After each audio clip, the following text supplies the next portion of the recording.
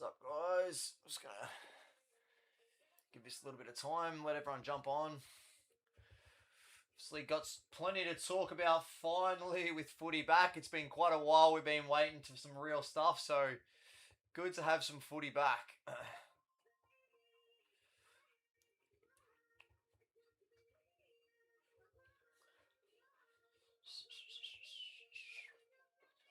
So we'll just give it a little bit, let everyone jump on.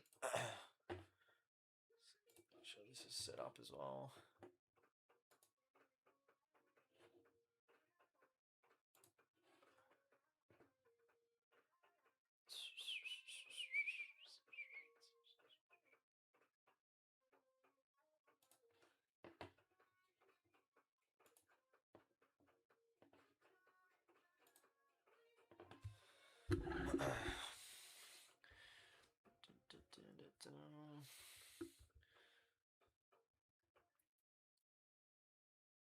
Let's give it another minute or so, guys, and we'll start getting stuck into some of these questions.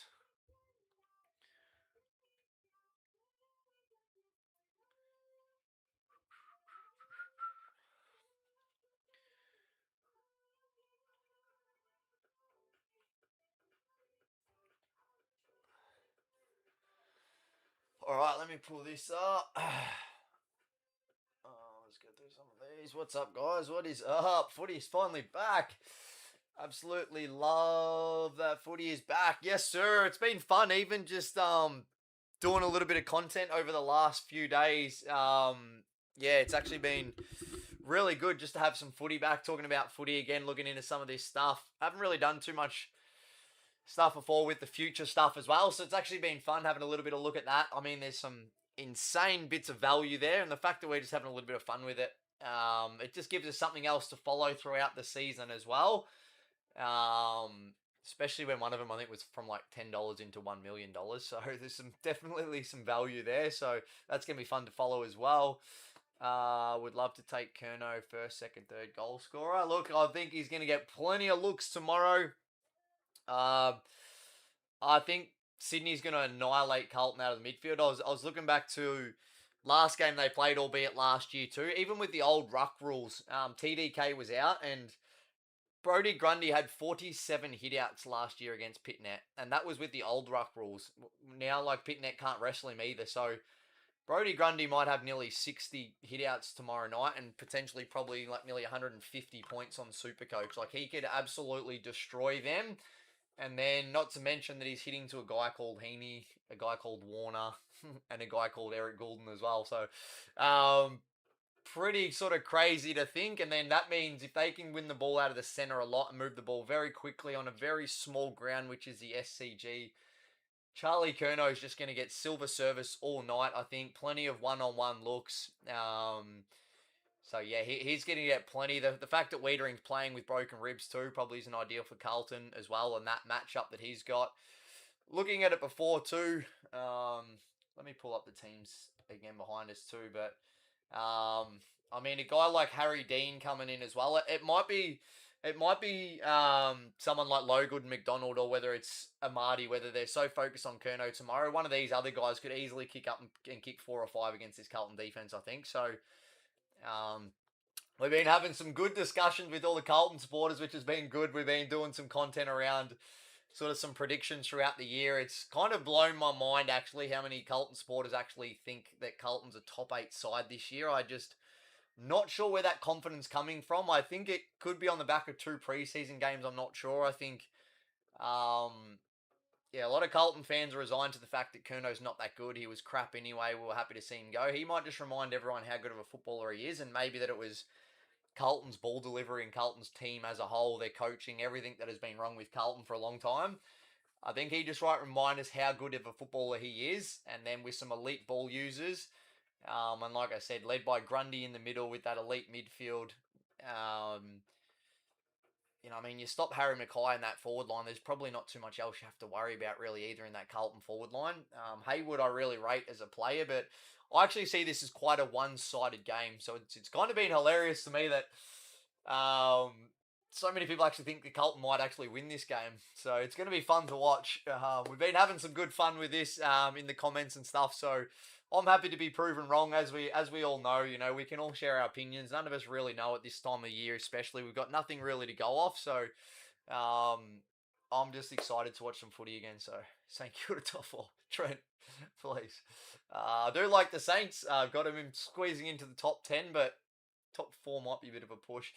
Thoughts on Swans? Do they tag Walsh? I think they will. I don't know if it's going to be a full blown tag, but I think at any given moment, James Jordan could definitely go to him. I think Sydney's pretty happy to play Chad Warner potentially as a sort of high half forward too, and James Jordan can go in and play the midfield. Rowbottom is that restrictive type defensive midfielder too. I think he'll probably have more the matchup with Cripps, more body for body, but I think at any given time, James Jordan can definitely go to Sam Walsh.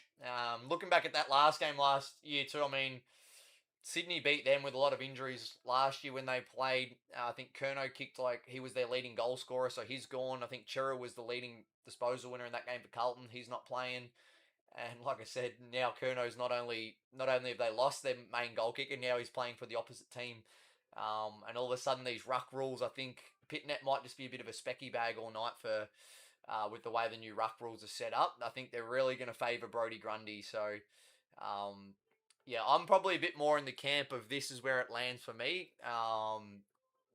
Sydney at least a good 5, 6, 7 goal win, something like that. So, but in saying that, I do have them as a potential sort of top four side, and I've got Carlton as a bottom six. So that's kind of where I see it. I think this is a real premiership contender versus a clear bottom six side. So this is why there's that probably discrepancy for me. So it's going to be interesting to see because it is round zero after all, and we've got nothing really to go off just yet. So Hewitt's safe for 21, we reckon. Probably should be, bro. I think you could obviously throw a couple more in there. I was running out a little bit of a room. As always, these are probably on the lower, safer end. You know what I mean? We saw Jagger Smith have 37. There's nothing to say he couldn't easily get 20, 21, 22. As we always discuss on here, I'm always trying to steer people down the path of being a little bit safer and a little bit smarter and actually trying to help people have some success doing this. So, um, if you think a guy's probably going to maybe have 21, 22, something like that, I'd be trying to find him at maybe 17, just in case he spends a little bit longer on the bench, gets stuck on the bench for 7 or 8 minutes or something in the last quarter and falls one short. So yeah, I don't always love taking the really high disposal winners. I'm trying to find the guys who can probably tick it off within 3 quarters. Whether it's like a Blakey who will take a lot of the kick-ins, maybe some of these guys like Hollands, the ball's probably going to spend a lot of time in Carlton's backline. He gets a lot of these easy kicks, whether it's McInerney, who sort of slips under the radar every week and runs around in the midfield. Some of these guys, I think Grundy had about 19 last year against him too. I think he's going to get plenty of disposals against Pitnet in the ruck too. A lot more agile. So yeah, I've just kind of gone through and picked a couple of names out from each sort of level, the prop levels, to discuss these things. So, but yeah, feel free to throw some at me if you guys have got some as well. Carlton's getting top 10. Highly doubt it, bro. Highly doubt it. I'm more than happy for you guys to give me some reasoning behind it. I'm opening to listening. I just don't think there is any world where Carlton is a top 10 side. I mean, I'm looking at their team right here. They were 11th on last year. I'm just not sure where Carlton fans get this confidence from that Carlton's going to be a better team than last year. Yet they lost Curnow, they lost TDK, and they lost Silvani. I mean, they bought in Will Haywood, who I think is a really good player. Is he as good as Curnow? No. Does he bring more value than Curnow to that forward line? No. I mean, Silvani, guys like Harry Dean, not that he played a lot, but I would argue that Silvani's way better than Lewis Young. Harry Dean, you could make a case that he's a better player than McGovern. So I think they've lost a really important player there. And then, like I said, with the new ruck rules, TDK could be an absolute premium this year for St Kilda.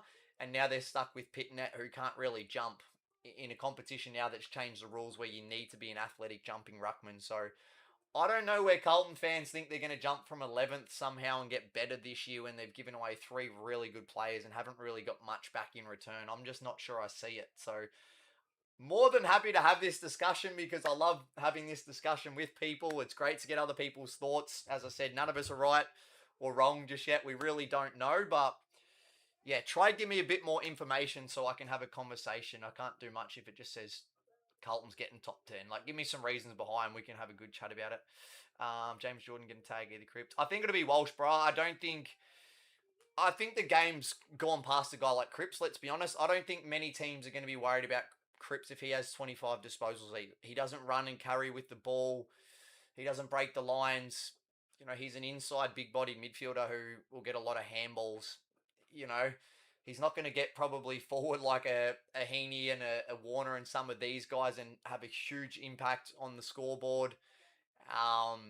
So yeah, I don't think Carlton would be too worried. Like I said, it might be a row bottom that gets that matchup, and I think they might probably let it go to quarter time. But if Walsh comes out and has maybe 8 or 9 disposals and is looking really good, I think at any given moment James Jordan can definitely sort of go to him and clamp him. So um, it could even be Jagger Smith. They might just go out and say, "Hey, let's destroy this confidence of this young kid in the first official game." There's a lot of hype around this kid. You know, he's had 37. If we can take him out of it early and just kill all that noise around him, James Jordan might just come out and make life really, really hard for Jagger Smith, you know what I mean, in the first half. So Sydney have got these levers to pull. Like I said, I'm just not sure Carlton's got many levers they can pull against Sydney at the SCG in round one, having lost 3 really good players. So it's going to be interesting to see. Yeah, that line, I think it seems a little bit unders for me. If we do actually think, for those who maybe do think Sydney is a potential top 4 side and Carlton is a bottom 6 side, I think, yeah, anywhere sort of over 24 plus to around the 40 mark is maybe where I see it landing. But we'll see how it goes. What's the reason behind the Swans 40 to 49? That's just, as we always touch on, that's why I've made this really clear here now as well. We want people actually taking value from these lives and not just screenshotting it and saying, "Oh, but you told me to throw all this in one." It's just never the case. Like I said, I'll try and go through and pick some guys at the different ends of scales, discuss some goal kickers. That's just purely where I see the game sort of falling. Like I said, if you were to give me what I've just done in the ladder predictors and top Sydney, predict Sydney to be a top 4 potential to top 6 team, and I think Carlton's a bottom 6 team. So what's the discrepancy between a top 6 and a bottom 6? Wouldn't surprise me if it's around about 40 points, 42 points, something like that. I think that's would make a lot of sense. And then come the end of the year, you go, yeah, well, Sydney's a really good team. Carlton's going to struggle. That's probably about right. 6 or 7 goal difference between the two teams in Sydney at their home ground. Yeah, that's just sort of where I roughly see it falling. So, and then, you know, like I said again, if I think it's probably going to be a 30 to 40 point win for Sydney, then all of a sudden, well, the line looks pretty good. All of a sudden, it looks like you're sort of playing it pretty safe because you've got that extra, you know, 8-9 points up your sleeve as well. So, reckon Wicks does a job on Hayward. That's another great point too, bro. Like I said, I think Sydney's got so many of these levers they can pull, whether it is Wicks, you're spot on, he's done that before. Rowbottom does it a lot, probably goes under the radar how defensive he is without being a full-blown tagger. Makes life really hard for the opposition's inside mids. As we know, James Jordan can just absolutely clamp players and take them out of the game. So yeah, Wicks could go to him. If they can limit Hayward, you can limit Walsh in the middle. Like I said, all you've probably got to do is stop Harry Mackay from kicking a bag, and I'm not sure where Carlton's goals are going to come from. I think it's going to be a pretty high-scoring game, which is sort of why I've thrown that in there as well. It's not something I'll probably do or really do, but like I said, this is kind of just for content purposes. So when people ask these questions, it's just to give you guys a little bit of a gauge on how I see things. That's all. So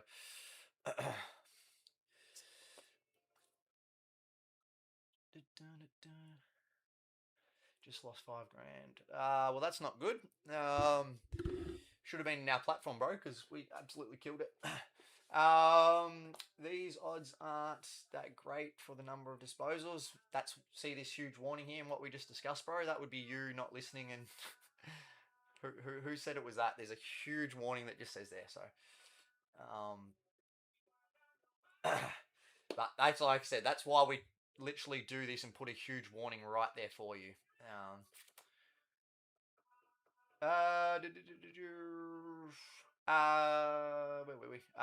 The Carlton confidence comes from the preseason and ends with the Literally, bro. I mean, I saw a few stats around that too, and they were literally showing the same time last year of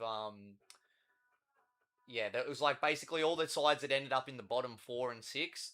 They all had the best pre-seasons, and all the team Geelong and these teams look very, very average. Um, and then the roles completely reversed. So there's a big difference from yeah Carlton playing a couple of preseason games to going up to Sydney to playing Sydney, who's just got Charlie Curnow. Like I said, a fully fit, healthy list. Brody Grundy with the new ruck rules. Like I said, it was pretty rare to see. Well, now that they've got Curnow, but also Logan McDonald and Joel Amartey, a fully fit Tom Papley. It was very rare to see Sydney with a fully strength side last year. They pretty much had Goulden, didn't have Goulden for the whole year. Like I said, you give me Brody Grundy against Pitnet, and then give me Heaney, Warner, Goulden. Like I said, Amartey, Curnow, and McDonald against what McGovern, Harry Dean, and Lewis Young, and then an injured Jacob Wiedering. It's doesn't even look close for me, to be honest. um,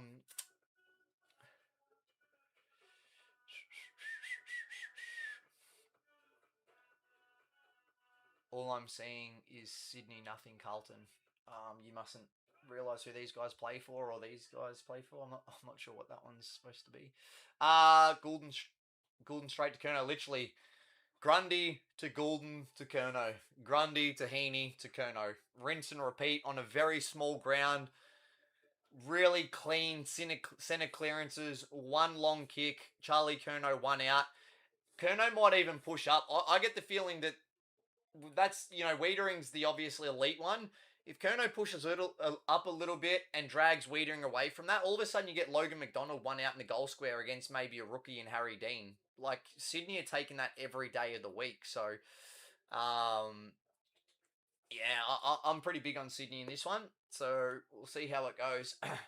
um, Grundy 20. I think he's a really good chance, to be honest, bro. I think this is a really good matchup for him. Like I said, they played last year this same matchup, and he had 49 hitouts and 19 disposals. So it wouldn't surprise me to see him put up nearly a 150 in Supercoach to start the season off as well with this matchup. Yeah, far superior around the ground, a lot more athletic. The new ruck rules are going to suit him to a T. Like I said, he's coming off 47 hitouts the last time. With the new ruck rules, it's going to make it even better. He could have 50 plus hitouts. Yeah, and then like you said, maybe if that's to go with 15 or 20 disposals, some marks, all of a sudden it doesn't seem that hard for him to get a 130, 140, 150 in Supercoach. Side for 10 touches. Does he take kick-ins? Yeah, but I was watching him closely. I think with a guy like Florent now, they seem to really want to use him. It seems to be that's why they've got him, another sort of distributor behind the ball. Whether that was just pre-season or not, but yeah, Sard didn't have too much of a role in the pre-season, but he would be one. If you've got kick-ins, at least a few kick-ins, and you only need 10 disposals.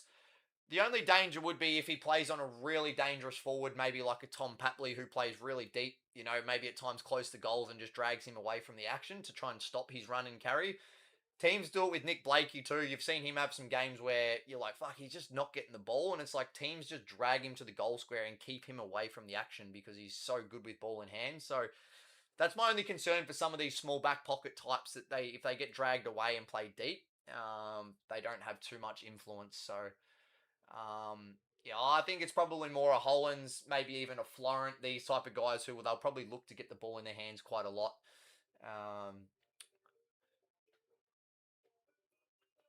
Kerno 1 goal boosted to $2. Bet365, really? That must have that. Is that like capped at a certain thing though? Is it or that seems almost too good to be true? But I'd be definitely getting on that. Cooper Lord gonna tag either Heaney or Goulden. Yeah, I don't think they'd be too worried about that if that was the case. Kerno had more ups than downs. Yeah, it's funny the narrative coming out of Carlton. They forgot how good he was when he was just kicking bags of goal year after year. Yeah, Yeah, I think we might realise this year that it was Carlton's team, the ball delivery, the players kicking the football. I mean, um, yeah, I think we're going to see a clear difference of how good Charlie Curnow is this year with a little bit more time and space and freedom, one-on-one matchups. Heaney, Warner, Goulden. You're talking about some of the best kicks in the competition.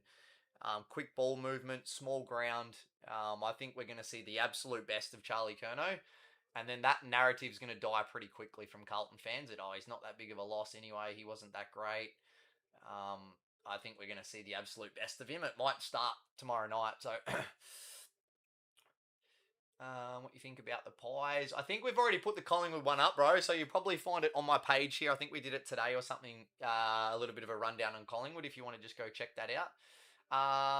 Jagger Smith could change a lot with Carlton. 37 disposals, one goal on his return. I agree. He's going to be an absolute superstar. Yet again, that was in a preseason game. It might be that he comes up against James Jordan, who just really follows him for the first quarter, and then he might be like, oh, okay, so this is actual AFL football, not a preseason where you run around like witches' hats. So I think he's an absolute star. But I think a lot of people will be shocked when they see the difference between a real, genuine AFL game for 4 points. Um, I remember as a Melbourne supporter when Jack Watts come in and all the hype was around him. Collingwood literally went out of their way and just bullied a young teenage kid on his first game and just said, if we can stop this kid and stop the hype, this is going to, put a dampener on the whole team.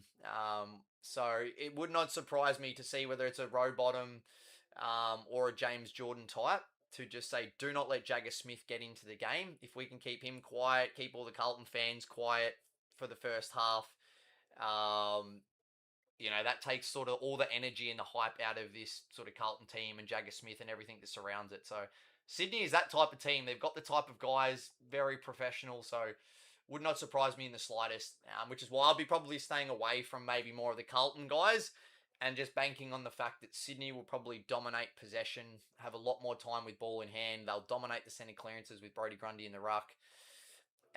I'll be banking more on that factor too, whether it's some of these other guys, whether it's maybe Mills who will just run around at half back, or Blakey taking the kick-ins, a McInerney who just sort of slips under the radar every week, playing off the wing through the midfield, half forward, sort of getting his 16 to 18 disposals every week. So yeah, I think there's going to be plenty of value in this one. Or if you really like Sydney, like I said, you might want to just take Sydney at the line and just think they can probably cover that line. And it looks like not a bad way to start. um, James Jordan 10 plus, Ainsworth 10 plus, and Nick Blakey. They wouldn't be my first choices, bro. I think you've got some absolute superstars of the competition. But there's a couple, probably those other ones that I mentioned, maybe more role specific. Blakey with the kick-ins, Hollands if he takes some kick-ins across half back, or just go for the inside mids, Cripps and Hewitt, maybe these type of guys that just never going to really get tagged. Um,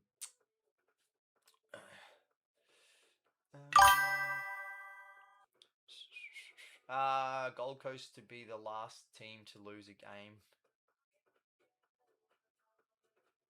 To be the last team to is that a market? Is it specifically you're referring to, or is that? um, did you see you can take players for fantasy? I did, bro. I think that's been there for quite some time, actually. Florent going to clean up, knows the Sydney ground well. Yeah, I think he will, actually. I think it'll be a good game for him. I think the ball's going to spend a lot of time in Carlton's backline. Um, like I said, he did take a few kickouts and stuff as well. I'm sure that's why they got him to the club. Looking at the back line on paper, I mean, Adam Sard, yes, very good with ball in hand, run and carry, but the rest of them, I mean, Wiedering, you don't want him kicking the ball. Young, McGovern, actually quite a good kick. Harry Dean, some of these guys. Um, and then Florence, the other one. So, yeah, he'll probably be doing a lot of distributing out of the back. So I would suggest it'll be a pretty good game for him as well.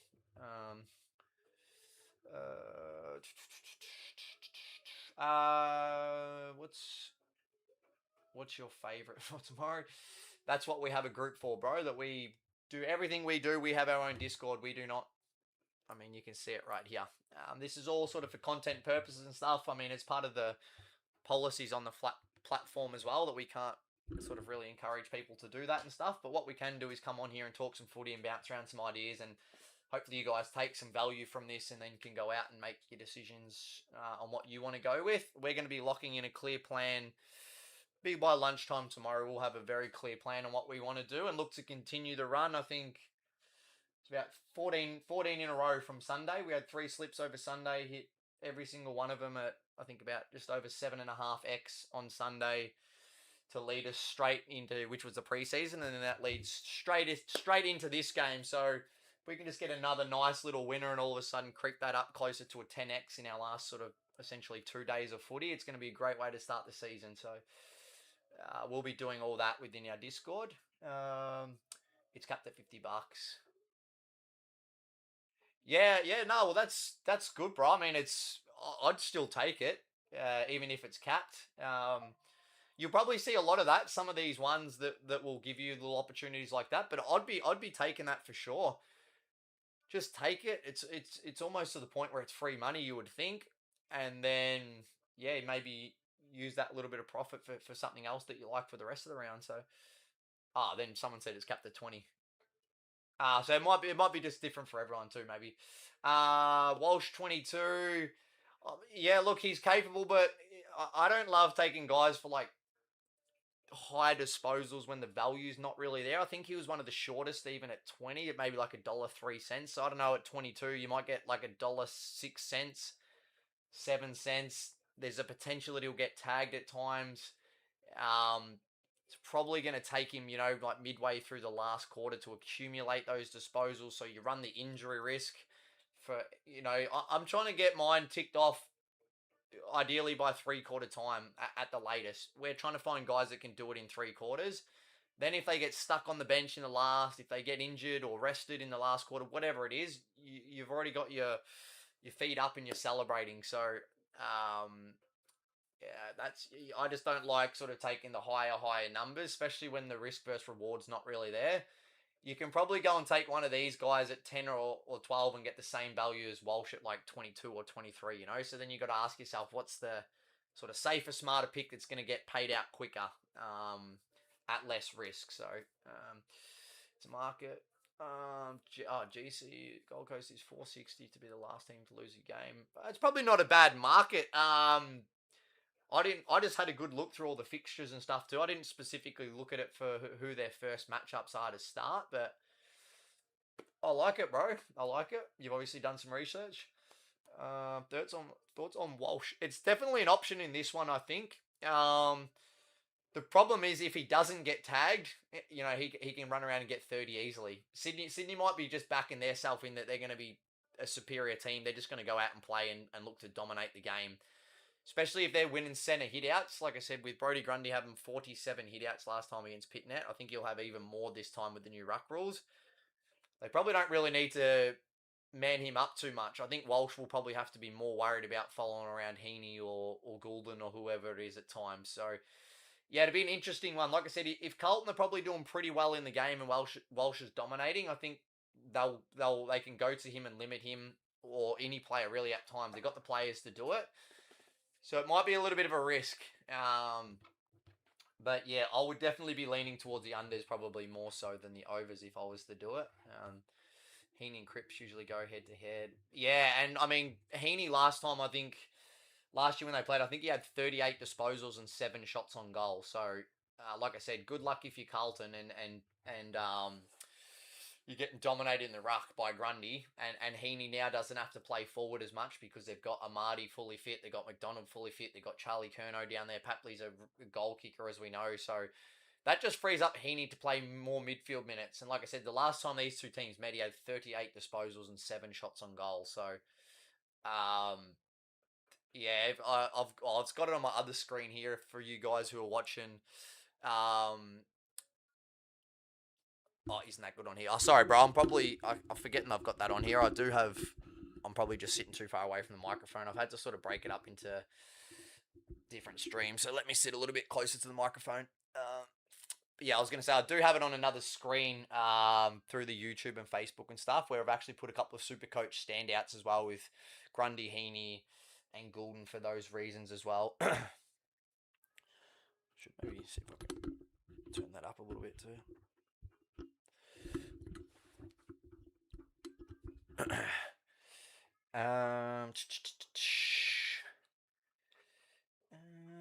Thoughts. Take someone for high disposals and then add 3 really safe legs. I'm not sure what you mean specifically, Bo. It would really depend on the players, right? Because I mean, it's very easy to say take 3 really safe legs, but it depends what those 3 legs are. You know, there's not always such thing as like, oh, we'll just take three things that are guaranteed that are really safe.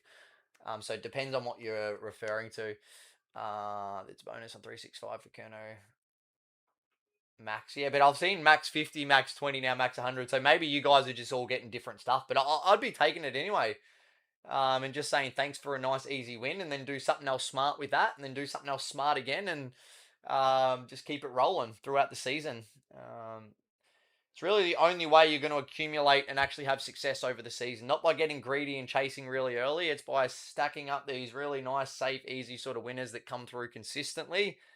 And then all of a sudden, after 3, 4, 5 rounds, you're like, shit, I've won way more than I ever have because I'm actually hitting consistent winners because I'm doing it a lot safer and smarter. Any taggers for tomorrow? Like I said, Sydney's filled with them if they decide to at any given point. Whether it's James Jordan's the obvious one, Rowbottom can play a negating role for sure as well. Like we said, Wicks has played that role before as well. Sydney's got plenty of levers they can pull in this one, and I don't think Carlton's really got too many weapons that's going to worry him, to be honest. I think we saw how good Jagger Smith can be with his run and carry and creativity. His ball use is elite.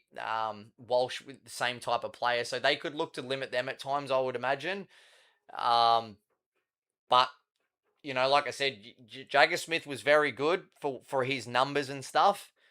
Is he big enough and strong enough to compete with an Isaac Heaney or a Goulden or some of these types? Is he at that caliber yet, or is he going to be in for a bit of a rude shock that it's not a preseason game anymore and he's coming up against some of the absolute best of the best? And you do have to defend and limit the opposition as well. It's not always about just running around getting 30 plus disposals. So, you know, if he's side by side with Heaney, you might just see Isaac Heaney drag him to the goal square and say, hey, young fella, let's see how you go in your first game playing fullback on Isaac Heaney. He might just absolutely torch him. So, like I said, I think Carlton fans might be in for a bit of a rude shock that this isn't a preseason game anymore. This is a genuine top contender at home, fully healthy list. And that's kind of why I see the result maybe going the way that I think it might. So,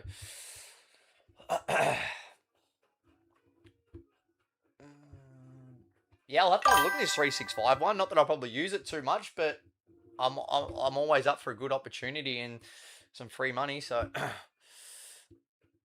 Kerno to pump his old club tomorrow. I'm with you, bro. I'm with you. I've been very big on that. If you've seen some of the other content and stuff that I've been doing, like I'm looking at the team sheet here on the other screen.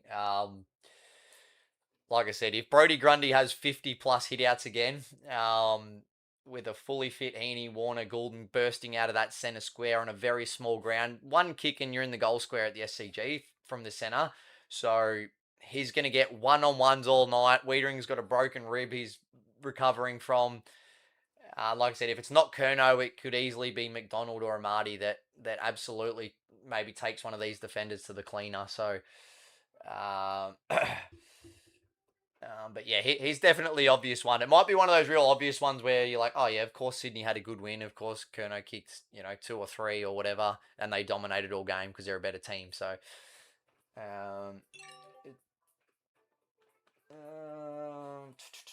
have you seen the points for Fulham before the third quarter? You can remove a leg. No, I haven't seen that, bro, but thank you for that heads up. I'll definitely have a look at it. I love when you guys share some value like that. Not only maybe for me, but for other people in the chat. Like I said, it just does bring value for sure. So, yeah, it'd be interesting to see of what maybe some of these apps do to maybe compete with the other ones this year. Depending on customer, yeah, I think they'll all be a bit different.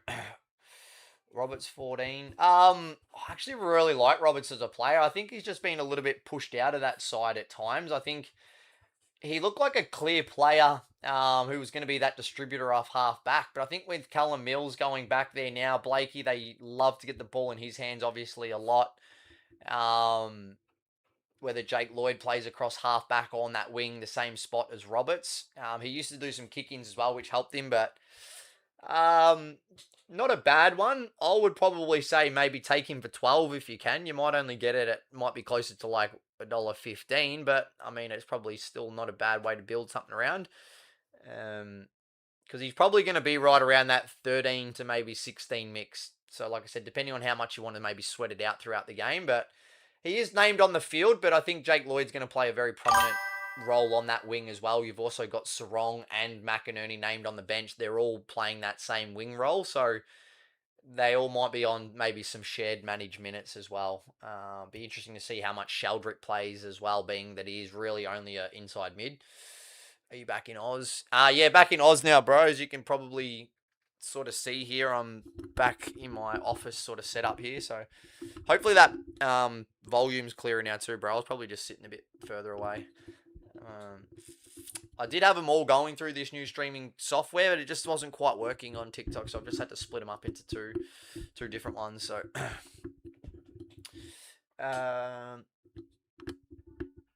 take 430 disposals, then $3 safe markets. Oh, gotcha. Yeah. Sorry, bro. I wasn't really familiar with that market, but yeah, I mean, it sounds like it could be a good move for sure. If it allows you to do that, if you can find a nice little loophole or something there, for sure, bro.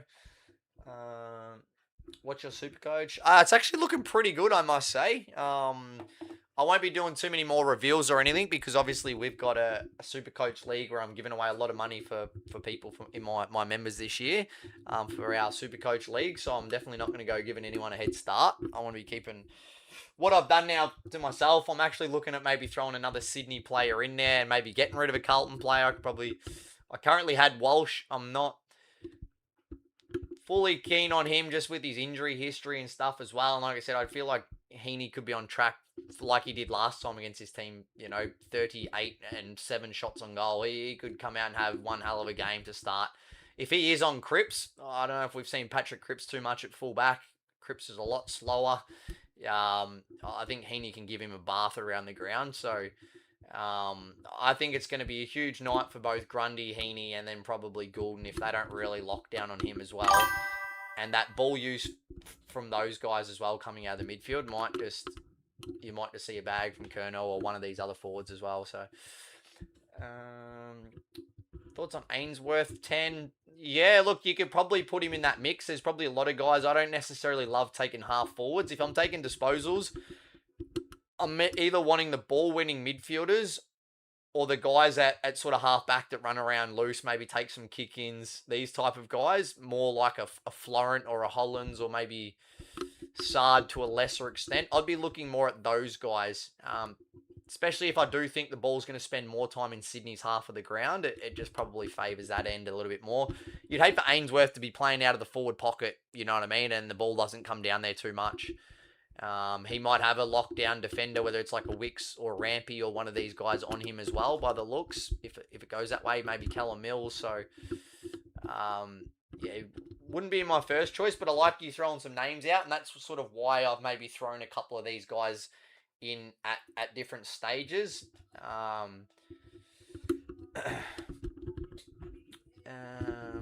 What's the odds on Voss lasting?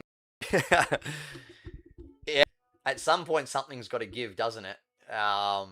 In a rebuild, you've got to go, okay, well, if we are a bottom 4 to 6 side again this year, it's going to take another... Well, if Tassie come in, there goes the rebuild too. You're going to be trying to rebuild when a new team's coming in, compromising the draft. So, yeah, that would have to go, is Voss going to be the coach for the next 8 years to take us through this rebuild to really contend for a premiership? And then I'm not sure that's going to be the case. So, yeah, you might be right. Might be $1.02, might be right on. Hey man, hope you're well. Thank you, bro. What's the Heaney disposal at the very bottom? Sorry, yeah, I'm trying to stay out of the way, but I'm also trying to stay close to this microphone, and then I've got that camera blocking it. So, it's 20, bro. I actually normally love taking Heaney around 18, just the fact that he does play forward a little bit. But I mean, he was absolutely. I think he had 20 in the first three quarters last week in that preseason game. I think he plays more midfield minutes than he probably ever has. I think he's a genuine smoky for the Brownlow this year in a really good team in Sydney. Brody Grundy, I think, might suit almost the ruck rules better than most ruckmen. Maybe English and some of these guys in the mix, but um, yeah, good year to be in the Sydney midfield, I reckon. Probably led by Isaac Heaney. The fact that he'll get forward and kick some goals too. So um, yeah, I probably won't be overcomplicating this one too much. Like I said, we might probably all sit back in the end of it and go, "Oh, that's probably right. Sydney's a better team. They won at home. Heaney and Goulden had some disposals, and maybe Curnow and um, maybe Logan McDonald kick some goals. You know, it might end up being pretty simple that we all thought, oh yeah, that actually makes perfect sense without overcomplicating it too much. So, what's your reasoning behind Josh Worrell All Australian? Because I think he's a very good player and he's going to get All Australian, bro. I think he was probably stiff to miss out last year. Watching him closely again in the preseason, I just think he's got another level to go to with Keane out. I think both the preseason games, albeit preseason, but he's a fullback that's capable of getting 25 disposals. He takes a lot of kick-ins. He's a really good intercept player. He doesn't get beaten very often, so I think he ticks every single box of what you're looking for. I think he's going to see many, many, many All-Australians. Josh Worrell. Always helps being in a good team too, where he can probably zone off a little bit as well when they're winning and rack up some disposals and make those numbers look nice and pretty as well. So Suns Cats game, we'll get to that when that game's closer, bro. I don't even know who's playing, to be honest, in that game, so I couldn't tell you until the teams come out. But I'd be saying Gold Coast at an early stage, just being the fact that it's up there. Warner, I don't really love Warner at all for disposals. I think he's talent for talent, he's right up there with the best in the competition. I just don't think his numbers ever really show it. I don't think he ever really does enough to justify the, I don't know, I don't want to say the credit, but maybe the salary that he gets paid. Yeah, like he just goes missing for me too much inside games. I think it's the way that he's been played too. Because he does have that skill set to play as a forward. And being in such a good midfield, yeah, he's just. I've seen him sort of struggle to get 12 or 13 disposals for a game, but then we've also seen him come out and have 12 in a quarter. So if you're looking for consistency in ball winners, I'm just not sure he's the guy. I think they will flip him around the field a lot where they need him, which is the only worry for me in that one. Any idea why I can't get Jagger? No idea, bro, because we found him on there. It's probably just a timing thing. They might be just changing the markets or something, I would imagine. Unless there's some sort of injury news that I haven't heard or seen around him, but I don't think so. Sorry, let me get to some of these other questions. How much do you think the Swans will win by? Oh, yeah, sorry, I don't have it on this screen, bro. I've got it on the other screen. I actually think they can cover the line of 22.5, and I probably think it falls in the, let's say, sort of 35 to 45 bracket, somewhere in there. I think we all probably sit back at the end of the game and go, yeah, Sydney's probably going to be a contender. Carlton's a bottom six. I think 6-7 goals is probably about right. Sydney at SCG, fully fit list. Charlie Curnow in there. Like I said, Brody Grundy with the new ruck rules against Pitnet, who doesn't really jump. He's definitely not going to suit these ruck rules. I just think they're going to get dominance out of the ruck, dominance through their midfielders, really good ball use to a dominant forward line. With the Carlton, with Wiedering a bit banged up, I mean, Harry Dean, Lewis Young, and McGovern are your other three key defenders. You know what I mean? So I just think Sydney's forward line's going to be far too good. Their midfield's going to be too good, and I don't think their defense is going to be under that much pressure where Carlton can really go up to the SCG and kick a big winning score against this team. So, yeah, I think that probably about sort of 6 to 7 goals for me is probably around the mark, I think. But, we never know. I'm happy to be proven wrong. We've all got our opinions right now.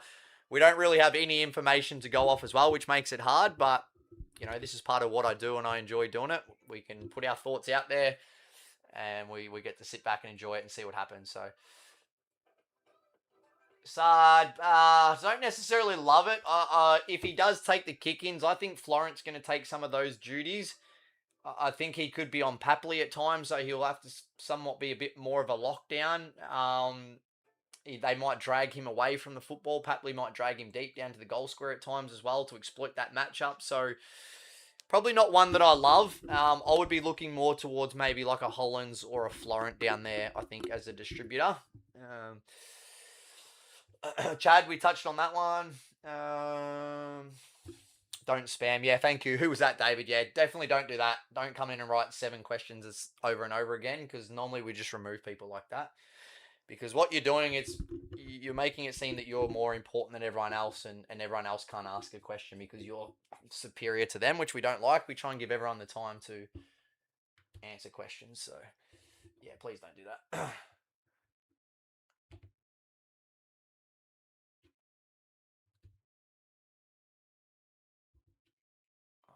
Um, I got him, yeah. I'm going to hop in your Discord. Is there only weekly? Just go straight to the Discord link, bro. It is in the bio, as you should know, I think, by now. We leave it in our bio on every single social. All you got to go is hit that link and go and have a look through. So, 6-7.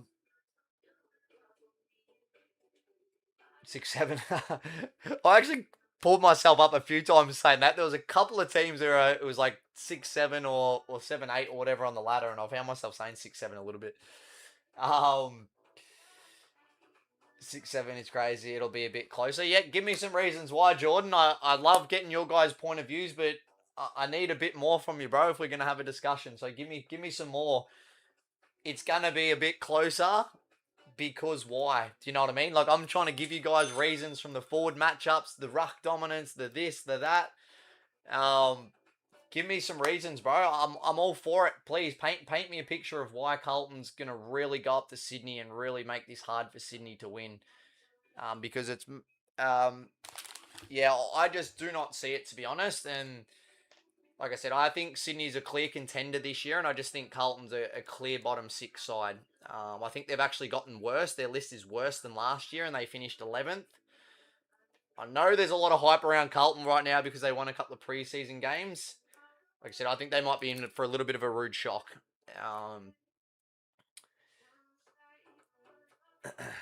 But yeah, throw some stuff at me, bro. More than happy. If you guys have got a different opinion, please prove me wrong. I'm open. That's what we do these lives for, and I try and give you guys that opportunity. So, Supercoach League, that's for our members, bro. I don't give away thousands of dollars in prize money just for everyone. That's for our members. But you're more than welcome to join. Like I said, the Discord link is in our bio across all our socials. There's no lock-ins. You can come anytime you want. You can leave anytime you want. It is completely up to you. So, Sard 12. I think that's more around it, bro. I think that's, yeah. I'd feel better with that. And then you'd have to weigh up whether the risk versus reward, depending on what the value you sort of get and stuff as well. So, what rucks do you like most? I could probably say, I was going to say, we're also running a Super Coach League where I'm giving away a lot of money and be competing with people. So I don't want to give away too many, but I think, as everyone's probably discussed already, you're just looking for the rucks that are going to be able to adapt to the ruck rules the best. I think there's a few. I mean, TDK, but I don't love the fact that he's splitting that duty with Marshall. I'd be definitely putting a line through Tristan Cherry, albeit pre-season, but his Supercoach scores have been like in the 80s. I think both weeks. He's great still around the ground. His hit-outs are just nowhere near as effective in the center of the ground when he can't stand there and wrestle the opposition. Yeah, he's not ultra athletic at ground level, I guess. So I would be looking more at your Brody Grundys. I think you could get nearly a 150 from Grundy in his first game. I think he's going to be around that mark. Seeing what he did last time against Pitnet with the old ruck rules. Like I said, 47 hit-outs, 19 disposals, and kicked the goal on Pitnet last time they played. I'd be expecting very much the similar, probably even more, probably 50 plus hit-outs in this one for Grundy. So Tim English is another one for me. I think you've got to have McAndrew. at some level from Adelaide just for the price that he is. I think Liam Reedy could be a good one on the bench too, who might end up replacing maybe Pitnet at some stage throughout the season. So they would just be a few. Like I said, Jackson, if you want to take the risk on him. For me, the worry with Jackson is that he's a midfielder that doesn't get midfielder numbers, and he's a ruckman who no longer gets ruckman numbers because he doesn't get enough ruck time to get the big amounts of hitouts.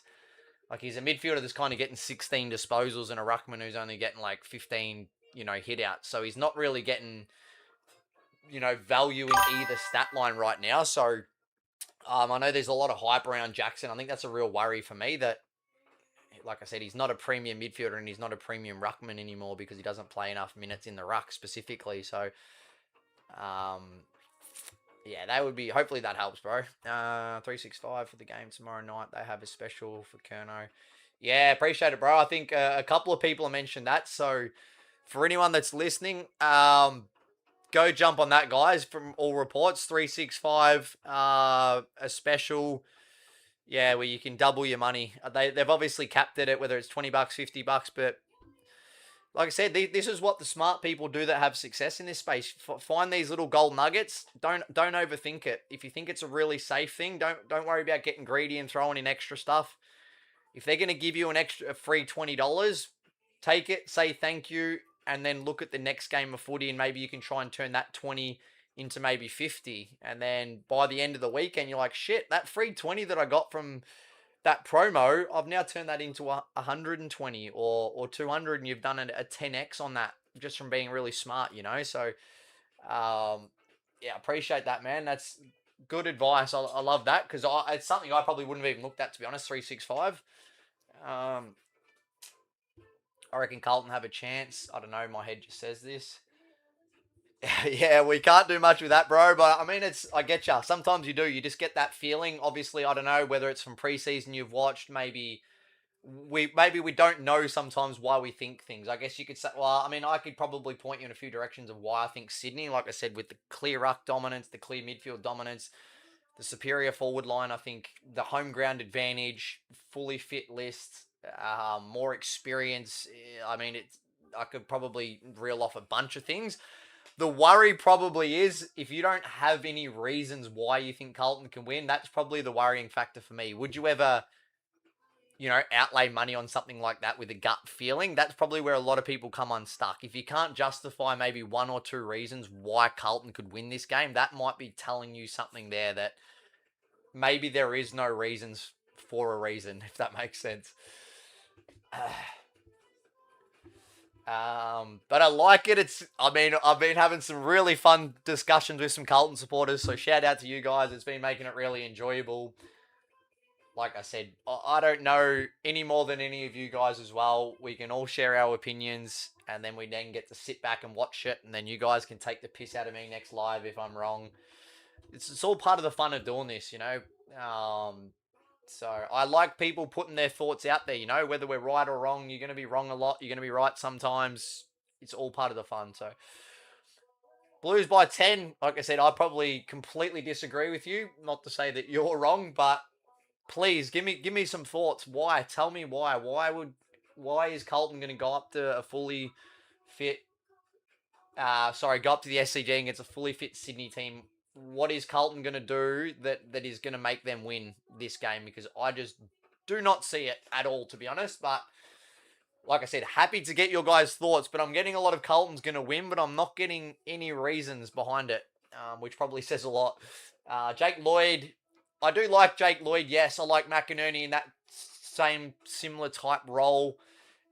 With Jai Sarong potentially playing on that midfield too, does that restrict their minutes? So I don't want to take too many risks in this with guys like that because I probably couldn't clearly tell you, yeah, Jake Lloyd's going to be a winger. He's going to be at halfback, maybe McInerney, Sarong.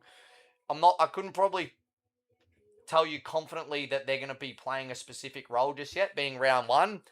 I can tell you what role Heaney's going to play, what role Goulden's going to play, what Brody Grundy, you know what I mean? So if you're not sure on something, like I said with guys at Carlton, if you're not sure why they're going to win, it's probably not a great bet to take that they're going to win. If you're not sure specifically on what role a player's going to play, well, okay, cool. We'll just watch this one and we'll take him next time. But Like I said, you only got to go back to look last time when Heaney had 38 and had 7 shots on goal against Carlton with that matchup against Cripps. So, yeah,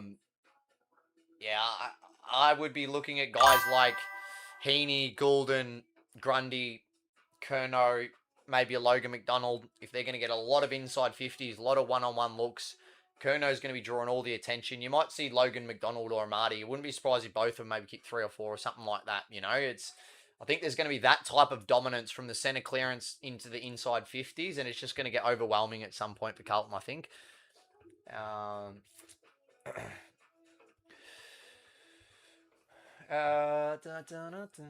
Thoughts on Jordan and Sarong? Jordan, I actually don't mind. Again, he gets thrown around a little bit.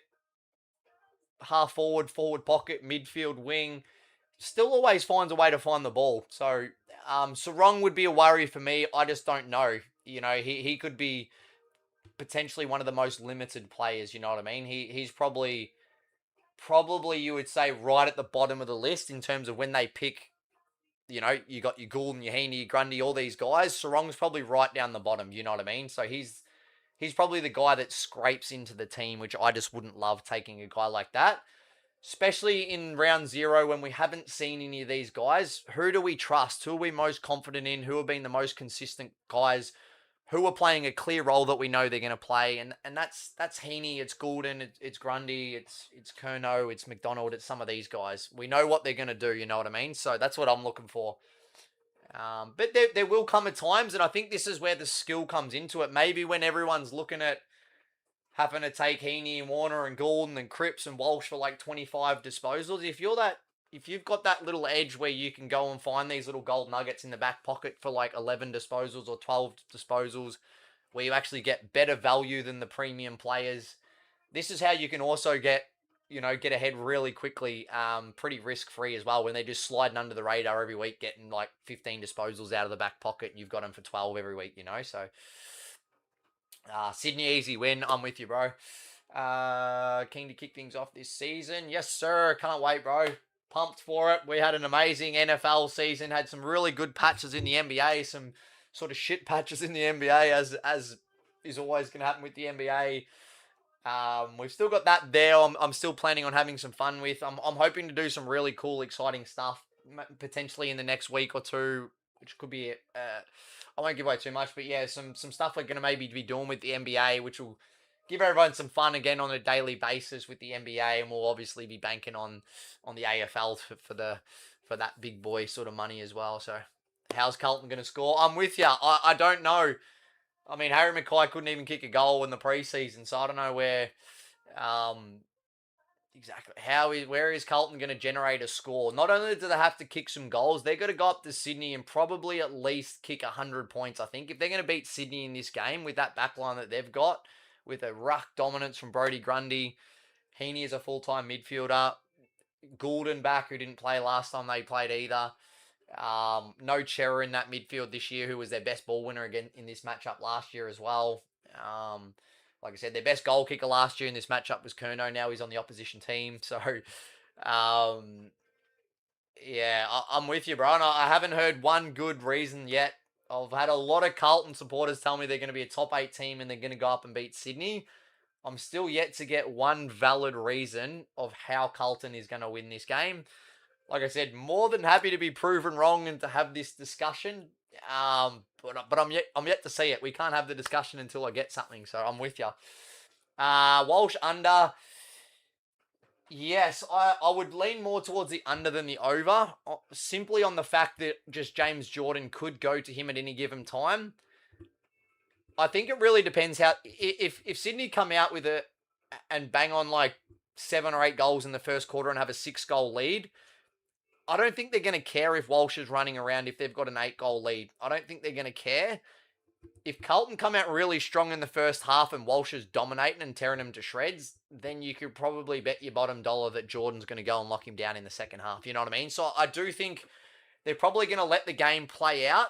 I sort of get the feeling that Sydney might make it a pretty hard time for young Jagger Smith too. I think you're not really doing your job as a professional or a coach if you don't go out and say, hey, this kid's the one that's giving him all the energy, all the hypes around him. We need to shut him down in this first quarter. Do not let this kid get into the game, because he's the one he's going to get the fans going. He's going to bring the energy for his teammates. You know what I mean? So if you look at quarter time and Jagger Smith's had like 2 disposals and just maybe can't get into the game, I just think that's a real win for Sydney overall. So they've got the players to do it, whether it's Jordan, whether it's Rowbottom, whether it's Sam Wicks. So that would be my concern in taking any guys. It could be a good way to maybe do it on the unders. But like I said, if Sydney are dominating, Walsh might run around and have 35 and Sydney might just not care. You know, I do think it's going to really be dictated to by the state of the game. So, sorry guys, I'm just going to bounce back to this other screen. How much do you think Swans win by? I think I touched on that one right around the sort of 7 goal mark. 6-7. Swans win. They have won 11 of 12 games at the SCG versus Carlton. Love it, bro. Love those stats. Love your work, Brett. Keen for this season. Thank you, bro. Appreciate that. It's an exciting time of year. Love it. We're going to be doing a lot of these too, as much as we sort of can. We've sort of put some future stuff out there as well. Like I said, there was one that went from $10 into literally 990,000, nearly $1 million. So we're going to be keeping a close eye on them all season long. Sort of found our best 5 or 6, which was still at 20-1 odds.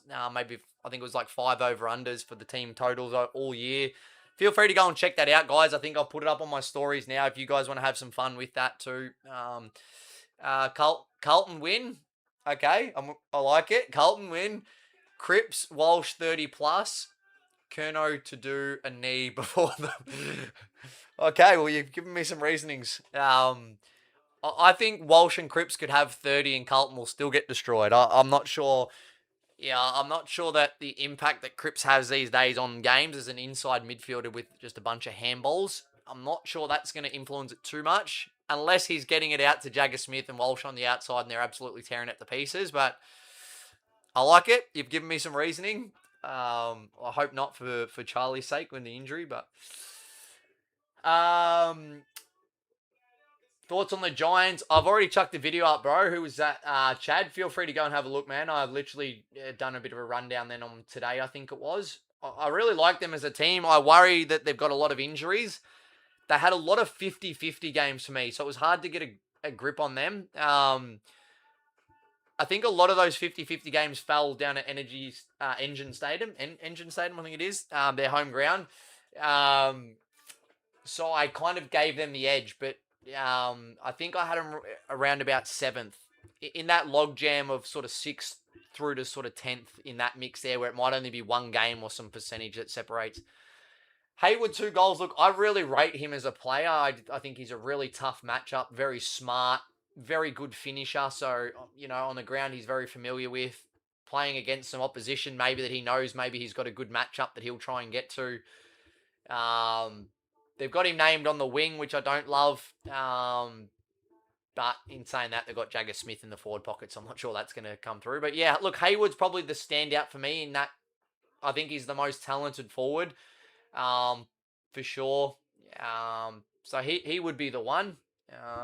Look, Sydney notoriously too. Look, not a great backline. Let's be honest. Their tall key defenders have not been great, but I just think, I mean, who have they got to really deal with as tall forwards? They got Harry Mackay and Brody Kemp. I mean, with Malikan, McCartan, and Rampy, and then the lizard Blakey down there as well. I mean, I don't think that Carlton forward line's scaring any opposition, let alone the tall defenders. So, and I'm just not sure they're going to get that free movement.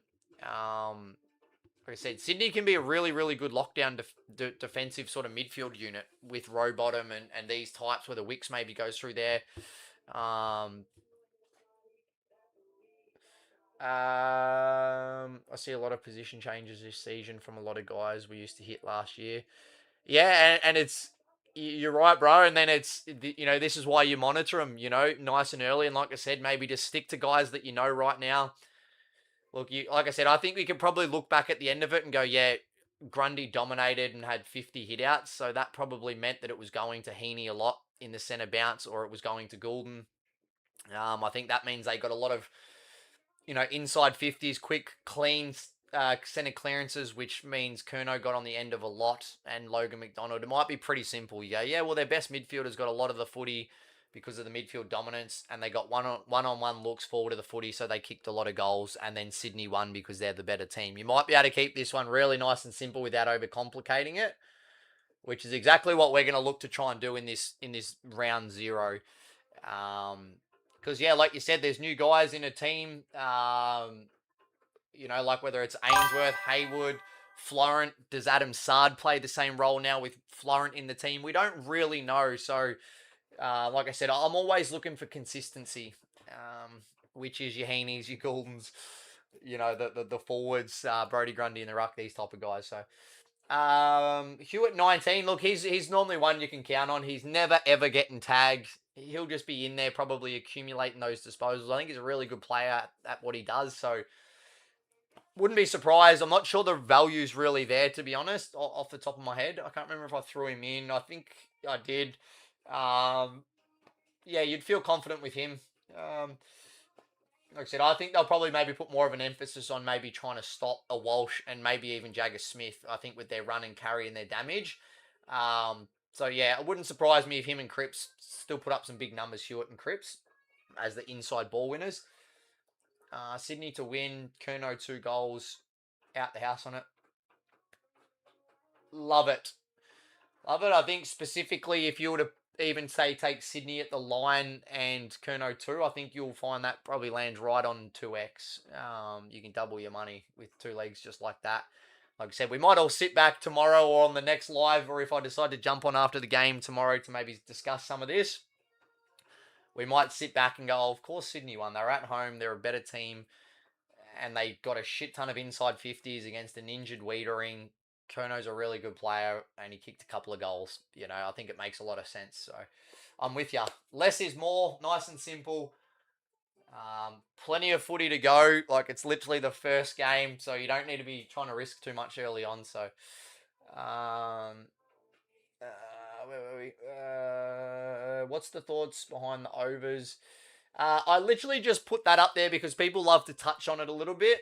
No real reasoning. I just think it's going to be a high scoring game, to be honest. I think Sydney's forward line could really, really hurt that Carlton back line. And I think Brody Grundy in the midfield is going to dominate the ruck work. I think they got some of the best talent in there in the centre bounce.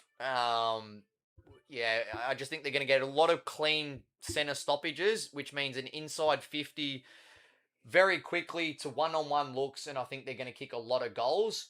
And Sydney's defense hasn't notoriously been great either, so it wouldn't surprise me if they maybe leak a few. But yeah, I can probably see Sydney maybe potentially kicking like 110 if it's good weather and all those sorts of things as well. They might put up 110, near on 120 of those points, and then you only really need Carlton to get maybe 60, so yeah, I think if Sydney can clear the 100 mark, I think Carlton might be good enough to maybe still get, 11, 12 goals, which gets them around that 70 plus mark. So yeah, I think it might be closer to maybe 200. Just the way that the footy's going now too, it seems to be speeding up a little bit with the new rules, more quicker ball movement, more free flowing, more one-on-ones. It's a small ground, so yeah, probably just a mixture of those things. What happened to the TikTok, bro?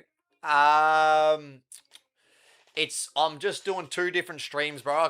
I would have loved to do it through this stream right now, which as you guys can see, it's a lot better and clearer and cleaner. I've got more room to minimize myself and fill up the green screen with some more stuff, but it was just really hard. The algorithm didn't love it on TikTok at all. It loves like a certain demographic of video that's like a phone or iPad. It doesn't love the big PC widescreen. It just didn't work. So I'm now just running them on both. So I'm just bouncing between screens.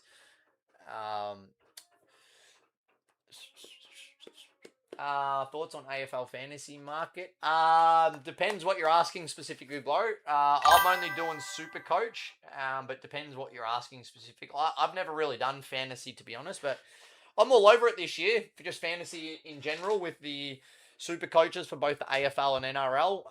I'm really enjoying it, to be honest. I think it's going to make some of these other games more interesting, especially in the NRL for me, which I'm not a huge follower of. So yeah, we're doing tipping competitions, super coach leagues. We're giving away a shit ton of money for the winner of those competitions. It's just going to keep it more engaging right throughout the season. We've now locked in some future plays as well, so we can count them down every week. You know, we might get to a point where we're doing really well on that, and maybe we can even cash some of them out early. Like I said, there was literally one from $10 to $1,000,000, so I was surprised they actually let it go through. But um, yeah, that'd be nice at like $9,000 odds or whatever.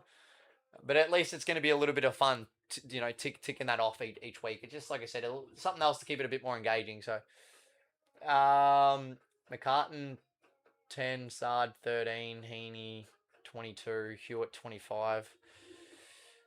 Yeah, there's a lot going on there though, bro. I don't know if you're saying you're going to mix them all in together, or is that just a bit of a gist of the guys that you like? McCartan, that's an interesting one. Yeah, I actually do like Charlie to get 10 plus. I just think they're going to get enough inside 50s. I think you get good value on Charlie at 10 plus. They're going to be looking for him a lot. Small ground, so thought process of Swans. I'm not sure. I think we've already touched on that, so I don't probably have to explain that too much, guys. But when you're talking about a margin, it's like I said, for me, this one's pretty simple. I have Sydney being a genuine premiership contender, potential top four, definitely sort of top six mix for me. And I think Carlton's a very average side and probably going to be bottom six. So if you got a top four side versus a bottom six side at home, fully healthy list, which they haven't had for a long time. I just think it's a bit of a mismatch for Sydney, and I just think that's right where it lands, probably 6 to 7 goals. So I think the line's actually a little bit under, which is where you can maybe get some of these advantages because the bookies don't really know yet either. Like Carlton's looked really good in the preseason. But like I said, I think this is going to be a different ball game. Round 0, more of assessors round. Yeah, exactly, bro. Just stick to what you know. Try and find the safest, smartest things you can. Focus on ticking them off, just like we did over the preseason. It took us a couple of days to really get a gauge on. Teams are actually just resting players. All the good players are getting pulled off after 2.5 quarters. This is very unpredictable. Let's pay close attention. Let's work out who's got the bye next week, and we sort of cracked that code. And then, like I said, did over 7.5x on Sunday on a perfect day, 3 of 3. End up making some really good money on the preseason and giving us a leap start into this. So we'll be looking to do very much the same. So full confidence for us. If you can come out and, like I said, have perfect days and go 3 of 3 on a preseason competition, just gives us full faith that we can hit the ground running on the back of what we did all NFL season as well, which has been nice. So Sydney is a small ground, great for touches. Everyone gets involved. 100%, bro, too, especially if you're dominating out of the center. Really good ground to play on as a full forward. Quick ball movement, one-on-one looks. Yeah, like I said, I actually think it could be maybe more like Logan McDonald at times too. I think all the focus is going to be on Curnow and the Wiedering battle. And you might just find a guy like McDonald maybe getting a one-on-one matchup deep in the goal square against the rookie and Harry Dean, who might maybe get exposed at times. Said he's also looked pretty good, but this is a real step up in the real stuff, and then going up against an elite team at their home ground on the big stage. I think. Yeah, I'd be a bit worried if I saw that Logan McDonald maybe deep one-on-one against a Harry Dean or a Lewis Young or one of these types, especially time and time again inside 50. So Liam Reedy to kick 14. Don't worry, Carlton's fans. There you go. There's some confidence. What makes you think it's going to be a blowout for Sydney? All those reasons I touched on. 365 is given. Yeah, that's a really good one. Appreciate that. We've had a bunch of people mention that one, so definitely go over and check that out, guys, on 365. What's your background on some of these picks? Yeah, throw some at me specifically, bro. What I normally try and do is just obviously start down really low and work our way up and try to find some guys I like at each prop level. I'm not very big on goal kickers as well. You'll rarely ever find me going anywhere near goal kickers. I think they're very, very inconsistent. The value is not really there a lot of the time. But when we come on these lives, people want to know, what do you think of the over-unders? What do you think the margin will be? Who do you like for goal kickers? So I just really try and paint a little bit of a picture here. We also make this very clear that don't go out and just think I'm telling you guys to put this in. It's not the case. We could do all this list. We might end up finding 2 disposal winners. Or we might have something mixed in and then it's 2 disposal winners, maybe 3 maximum. So out of all this information that I go through, I then peel it all back and we find our safest, smartest pick. And that's how we're going to go about it pretty much every single time. So do you have picks for the games already in your group? Not officially. I haven't locked it in just yet. I was actually just out before and haven't really sat down and had a look at the team. But also, yeah, not this early. A lot can change too. I mean, just even in terms of the weather and stuff too. You might see a forecast today and then all of a sudden you look tomorrow and it's like it's completely changed now. It's going to be a wet game, So, yeah, there's definitely no rush. I've already got some ideas that I really like. We do already have some picks up in terms of some of the top 8 or over-unders, I should say. I did actually just create one as well. I probably won't use it a hell of a lot, but for any of you guys that maybe want to have a look at those futures that I put in my story, I did actually just go and create a feed, which is my same name here, Drop Punting. You can go find it. If you search that in Sportsbet, you should be able to go find my thing, and there'll be 2 slips in there with just some really rough, really good value if you guys want to have a little bit of fun. That's really just for us to sort of have something to discuss each week and keep track of that and have a bit of fun with that as well. So,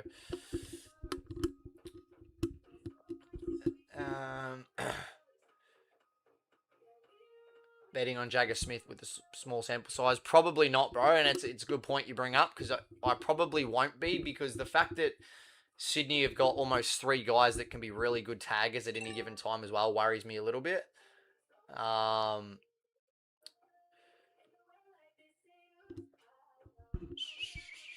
Jagger 25 potentially, or he could also get locked down, is a bit of a concern. But interesting, like I said, it's a different ball game now. You're not running around witches hats in the preseason. This is the big boy stuff now, so we haven't seen him play yet. So look, superstar. He's going to be getting 25 for a very, very long time.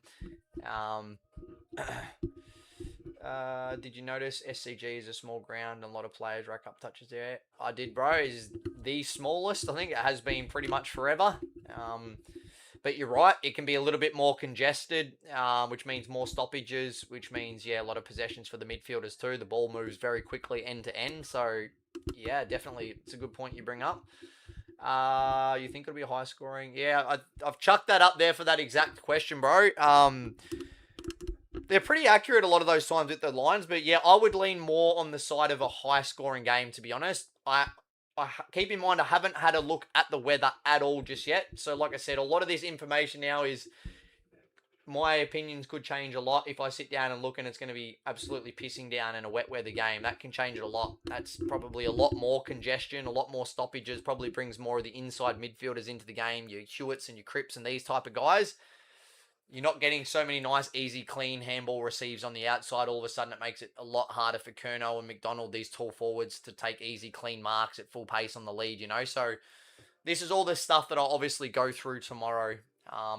Based off all this, and then I start scratching some of these guys names off the list, whether that is for weather, whether it's for the matchup, whether it's the value changes, whatever it is. So that's the sort of next step in this process, which will be tomorrow. Isn't it going to be very wet? I'm honestly not sure, bro. If you've had a look, you might be able to tell me more. I haven't had a look yet at all, to be honest. So, do you expect more free kicks with this year, the ruck? I actually did, but I'm not sure that's going to be the case. Yeah, you might see the odd couple more. But just from what I saw, I think Brodie Grundy's, he was already sort of faking players out, pretending to jump, so he was drawing free kicks. So I think he's just going to be one of the best suited to this, him and English.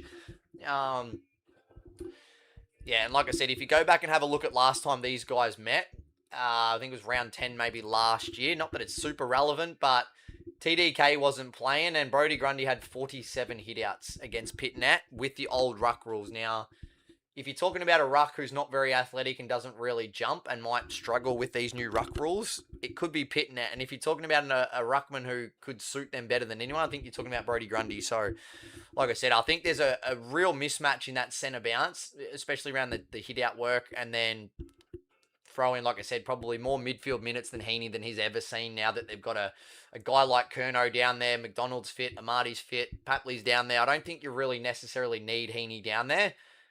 I'm sure he'll drop through at times because he's Isaac Heaney, but I'd expect to see some really big minutes like we saw in the preseason. I think he had 20 in the first three quarters. We're probably on track for nearly 30. So, and going on that last matchup, Isaac Heaney had 38 disposals and had 7 shots on goal against Carlton. So, yeah, like I said, there's a lot. It's not me just saying I think Sydney will smash them. This is, I've looked into this quite a bit. From everything that I've looked into, just points me in one way, that Sydney are far superior than Carlton. As we know, it doesn't always mean that they're going to win, right? Sydney could be a better team. They've got the home ground advantage. If they don't mentally show up and they're not switched on, anything can happen. But yeah, I'm expecting big things from Sydney this year, and I'm not expecting much from Carlton. So that's sort of where I land on a lot of the stuff that I've based on. So Pitnet for 10 is tempting. That's actually not a bad shout, bro. I actually don't mind that because, as we know, Ruckman just find a way of getting a lot of ball. They're obviously around more stoppages than anyone. And I don't think... They didn't name Reedy at all, did they? Or actually, did they? I can see new, so... Yeah, they must have. Maybe he was on the bench. I missed it. He is. So he is on the bench. So, yeah. There'll be split ruck duties as well, so that's maybe something to consider. Do you think Jagger Smith moves to mid? Yeah, I think he's a pure midfielder, bro. I don't know you can really play him anywhere else if I'm Carlton. They've got him named in the forward pocket. I don't see it. I think he's just in that rotation. He might not start the centre bounce. They might like the idea of, giving him 5 or 6 minutes in the forward line to warm into the game. It's not his probably strength right in and under in the contested when the ball's really hot. So they might just ease him into the midfield. But, yeah, I mean, who you got? Cripps, Hewitt, and Walsh to start. And then, he's probably right in that next mix. Yeah, I think he probably spends majority of time mid. So Sydney 1-39. Look, potentially, but I think I've just got... It might just be me being a little bit blindsided. I'm really big on what Sydney can do this year, and I'm not very big on what Carlton can do. Like I said, the fact with the list changes, the fact that it's at the SCG, I don't think we've ever seen Sydney this fit for a long time, this healthy with all their best players out there. Throw in Charlie Curnow. The new ruck rules, I think, which helps them. I just think there's a lot of things for me. So I would be concerned of limiting it to 39. I think it could be 40 plus for the Swans. If they show up and get the game going early, I think it could get ugly for Carlton at times. I took your All-Australian. Yeah, nice one, bro. I think I did. Yeah, there was one that I actually think, look, I think it's a really good chance. I think maybe it was 5 legs, but it was paying 20-1. So a little bit of fun, something to follow. And then the other one was literally $9,000 odds. $10 into $1 million. So let's hope you took that one, and let's hope that one pays out too. Always wondered, what does Sydney Swans minus 25? Okay, yeah, I get this one a lot. I actually struggled with this when I first got into this stuff too. So you're not the only one, bro. It's essentially, that means they start minus 22.5 points. So they basically have to win by 23 points. So if Sydney win, but only by 21 points, then you still lose that. And then it's just flipped. If they've got a plus next to it, it basically means they start with a head start. So they could still technically lose the game, but as long as they cover that sort of spread, I guess you would say a lot of people call it. So I won't go into specifics on that one, Dean, but if someone wants to chop them out, you guys will find... I don't want to name too many, but I think this one here where they're done, bro, Sportsbet, I think you'd be able to find them for 10 plus. I think he was in there by memory.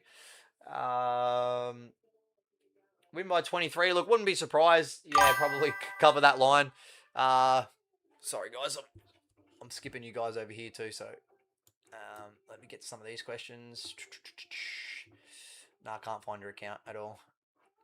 It's under Drop Punting New Official, I think it's called, bro. If you Just go to my link tree in my bio. Any socials, there's a link tree, and you'll find all my socials. And then just hit TikTok on there, and it'll pop up, bro, and you'll find it. So, Clayton Oliver should go really well in Supercoach. Yeah, he's one that's I was thinking about. It was sort of him and Walsh. I think I might end up bumping him up to Heaney and spending a little bit more. I'm pretty big on Isaac Heaney this year. What are your thoughts on the Brisbane versus Collingwood game in the finals last year? We'll probably touch on that one another time, bro. We've got a bunch of people in here willing to talk about the game that we've got on, so we'll just focus on this one. Uh, Bugger goal kickers. Yeah, I'm big on. You probably hear me talk about it a lot. We kind of almost had to through the preseason have a little bit of fun on it. And it was all the best goal kickers, like I said in the Carlton game. It was like Harry Mackay didn't kick a goal, but yet half-back flankers were kicking goals, but Harry Mackay couldn't kick one. Or in the Origin game, everyone kicked a goal except for Sam Darcy, the overwhelming favourite, you know. He had 2 shots and sprayed them both. Or Cozzy Pickett kicking 3 behinds, missing ones from the top of the goal square, you know. This is the world that you live in.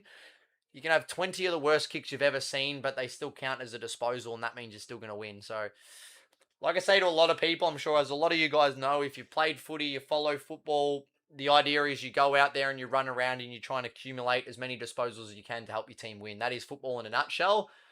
So it makes a lot of sense to me. Let me just go out and find 3 or 4 guys that I really trust to get some disposals, and let me just do that every single game all year round. And this is how you win tens and tens of the thousands without ever having to take too many risks. So it can be very, very simple. As we know, I'm sure a lot of you guys understand, whether it's yourself or people you know, it's when people start overcomplicating things. They throw in that extra leg, they throw in the extra goal kicker, they want to round it up to $2 or $3 or whatever it is, and that you always fall one short.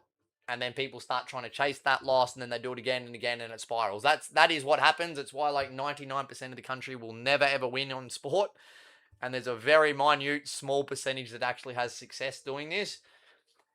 It's because, you know, people like myself, it's more, you're looking at it as like an investment, right? So whether you're trading commodities or crypto, or whether it's any sort of business and trading, if you go to a crypto guy or these guys on Wall Street or whatever and say, come back in 2 hours, I'll give you a 60% return on your investment.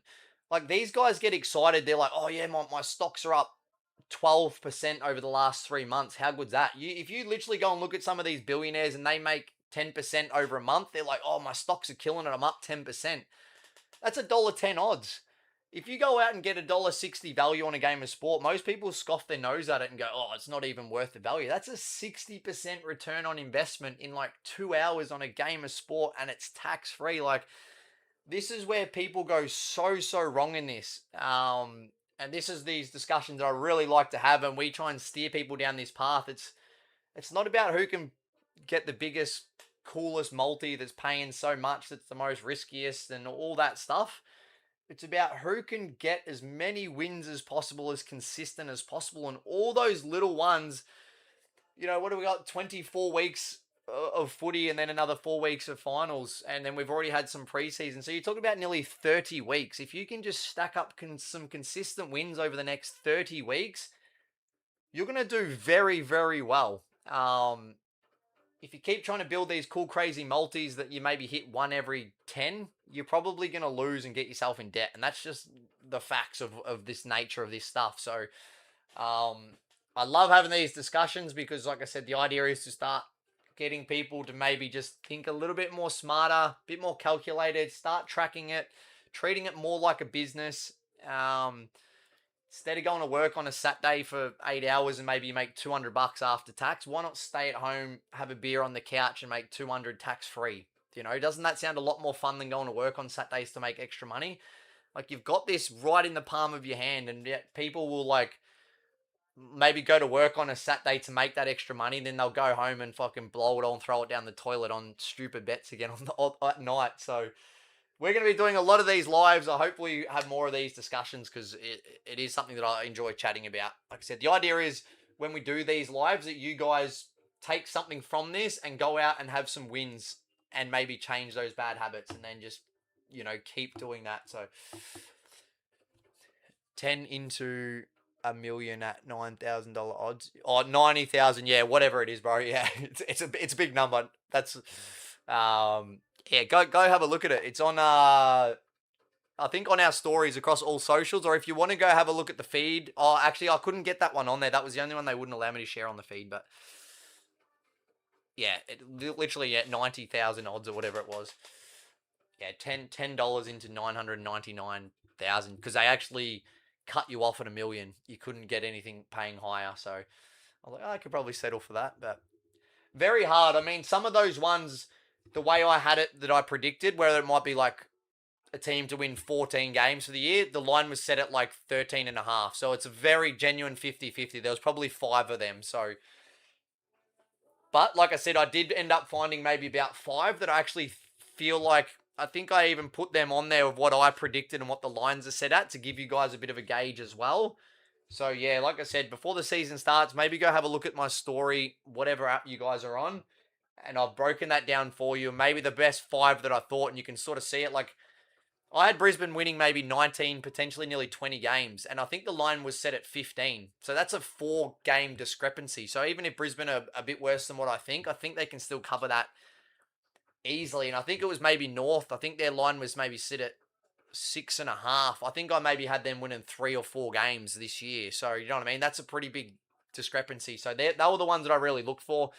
And I've put all that and chucked it in my story. So you like Errol? Look, I think so. I'm not sure that Carlton's really going to run any type of tag or anything.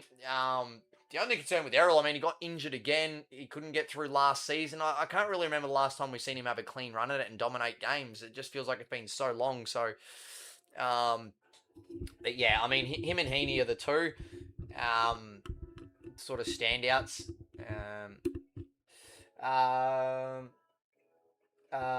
Do you do high units on an AFL? Like, yeah, bro, absolutely.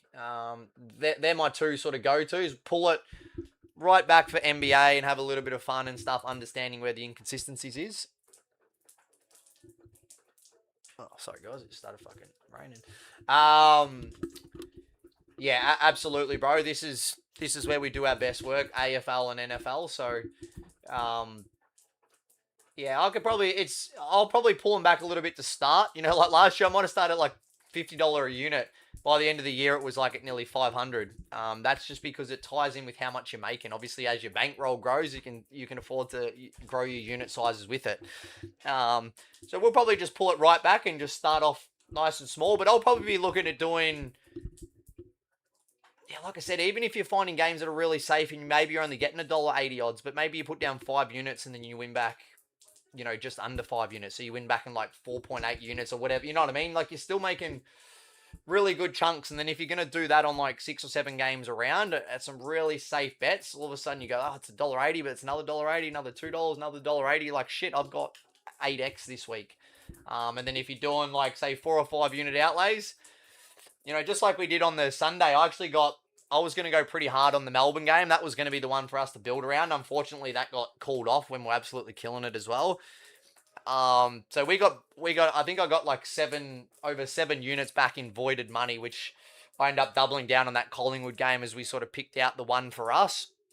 So doubled that. So that was like 7 there. And then we ended up getting over like another 5x on the West Coast game, 5.5x or something, which was 1, and then another one. So at 2, so that was nearly another, yeah, like 6 or something there. So end up probably making like 7 units or something just on the preseason. And we started, I think we lost our first 3 games or whatever when all the guys got pulled off. So, yeah, I'll probably be looking at just doing, I'll say 3 to 5 on each game, maybe this round, just to give you guys a bit of an insight. Obviously, there's always games you feel more confident with, but and that changes throughout too, you know what I mean? Because you might get really lucky and maybe your first 2 games, you get injuries in both of them and you're like, fuck, now I'm down 6 units. But, you know, this is why you budget too.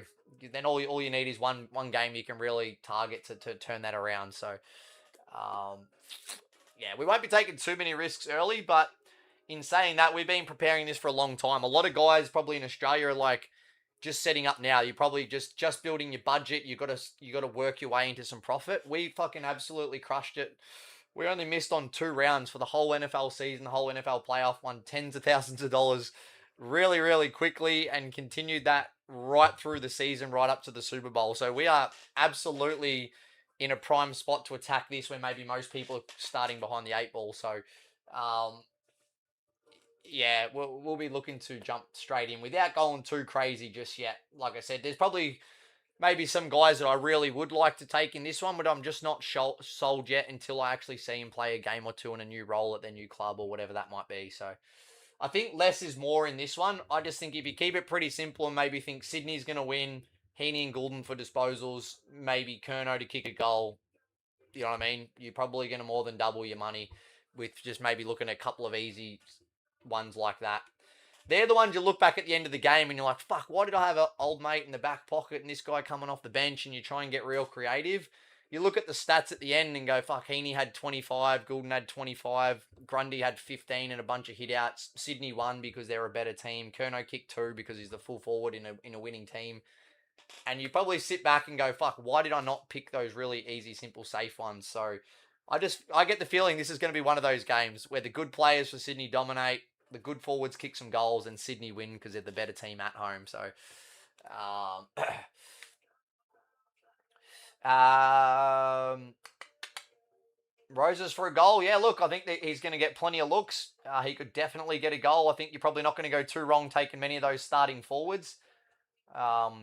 I sort of like the guys like a Warner and Heaney when they push forward out of the midfield, especially on these small grounds. It's not like you really need to be starting in the forward line. So, what is it? Yeah, sorry. I was planning on sort of sitting right here where I left the gap, but now I've got to sit closer to this microphone and we've got different cameras going everywhere. So, feed name is just drop punting, bro. Did I spell it one word? So maybe just take one of the P's out and combine it into one word. But the same information is also in my story, so whatever's easier. Who takes the kick-ins for Carlton? Blakey for Sydney, I think will take a lot of them. You might see Callum Mills at time if Blakey's not there. It's predominantly been Adam Sard, but I get the feeling Florent's going to take a chunk too. You might see Hollands as well taking some. So that's probably a bit more of a split one, I would say. But this is stuff you're looking for too, right? And then you'll get that information tomorrow night, and then you know for the rest of the year. So like I said, there's probably other teams where you've just got no doubt where the same guy takes it every time, you know. So weather is meant to be perfect. Yeah, that's what I thought. I thought someone said before it was pissing down, but I was under the impression that it was going to be really good. But I haven't looked at all. But that was the last I heard. It was supposed to be really nice and sunny. But that could definitely have a big impact on this game.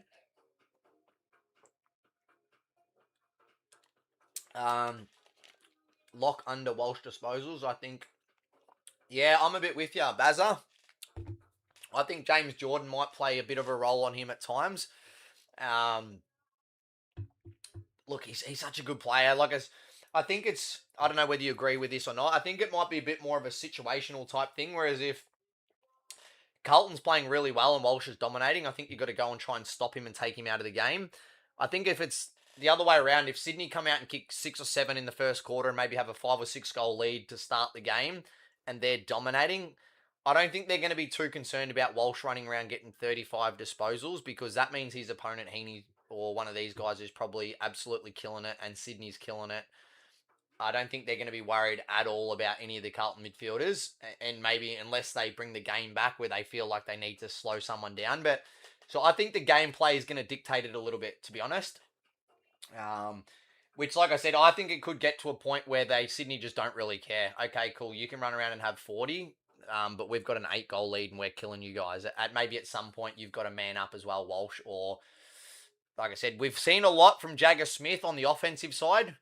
Is he capable? Is he big enough? Is he stronger enough to match up on an Isaac Heaney or Warner or Goulden or Rowbottom, James Jordan, a tagger type? Is he equipped to deal with that yet? He looks great when he's running around witches hats in the preseason. I think he's a superstar, but let's see him against some seasoned professionals, really big, strong bodies in that Sydney midfield, and it'll be interesting to see. So I'm pumped. I'm pumped just to see some footy again. So Really, Sydney to 40 to 49. That's just a little bit of a rough gauge, bro. When people ask where do I think the margin sits, like I feel pretty comfortable around the 24 plus mark. I think that line kind of pretty accurate there. I think maybe I wouldn't surprise me if that creeps up maybe to closer to maybe like 26 by the time the game starts. Um, and yeah, that's just where I see it sitting. I just think we've just gone through. You might have seen some of the content. I've just kind of gone through and broken down each team and where I sort of see them winning and how many games. I've got Sydney as a genuine top four contender, and I've got Carlton as a very average bottom six side. So if you've got a top four side at home, fully fit against the bottom six side, this is what my take on it. I think a 6-7 goal margin is probably about right for a top side versus a bottom side with the home ground advantage, with the fully fit list. Throwing Kerno with a matchup. Wiedering's got broken ribs. You know what I mean? All these little things that I think help Sydney in this matchup. Yeah, I mean, look, I think too, if you break it down, I think Sydney can kick 100 points against this Carlton team comfortably. If it's good weather, I think on a small ground, I think Brodie Grundy will probably have 50 plus hit outs. They'll probably dominate out of the centre. Small ground, I think they can kick easily over 100. So for Carlton to get within that, that means Carlton's got to kick 10 goals. I mean, who do you really trust from Carlton to, Carlton's probably going to have to kick 15, 16, 17 goals to keep it close against Sydney. I just don't know that they've got enough weapons at all, to be honest, to kick a score like that. So,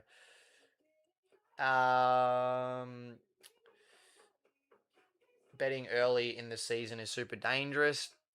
I don't believe in that at all, bro. We literally just got over 7x last Sunday and we've hit our last 14 picks in a row in preseason. So I'm not sure. I think, yeah, I don't know. It must be just a limited mindset, bro. But you just got to have, if you've got the confidence in yourself, like a game of footy is a game of footy. We just had to be a bit cautious. We got burned a few times in the first couple of games because really good players just got benched and we were like, well, fuck, they were killing it. If they didn't get benched, we would have won. Simple as that. But they got benched. So we learnt from that and we found specific teams to target, specific players to target, and then we absolutely killed it. So yeah, I'm not big on that. I don't put limiting beliefs on myself if something seems a little bit hard. I prefer to go the other way and take it on as a challenge. And like I said, there's probably not too many that had those sort of results like we did on Sunday in the preseason.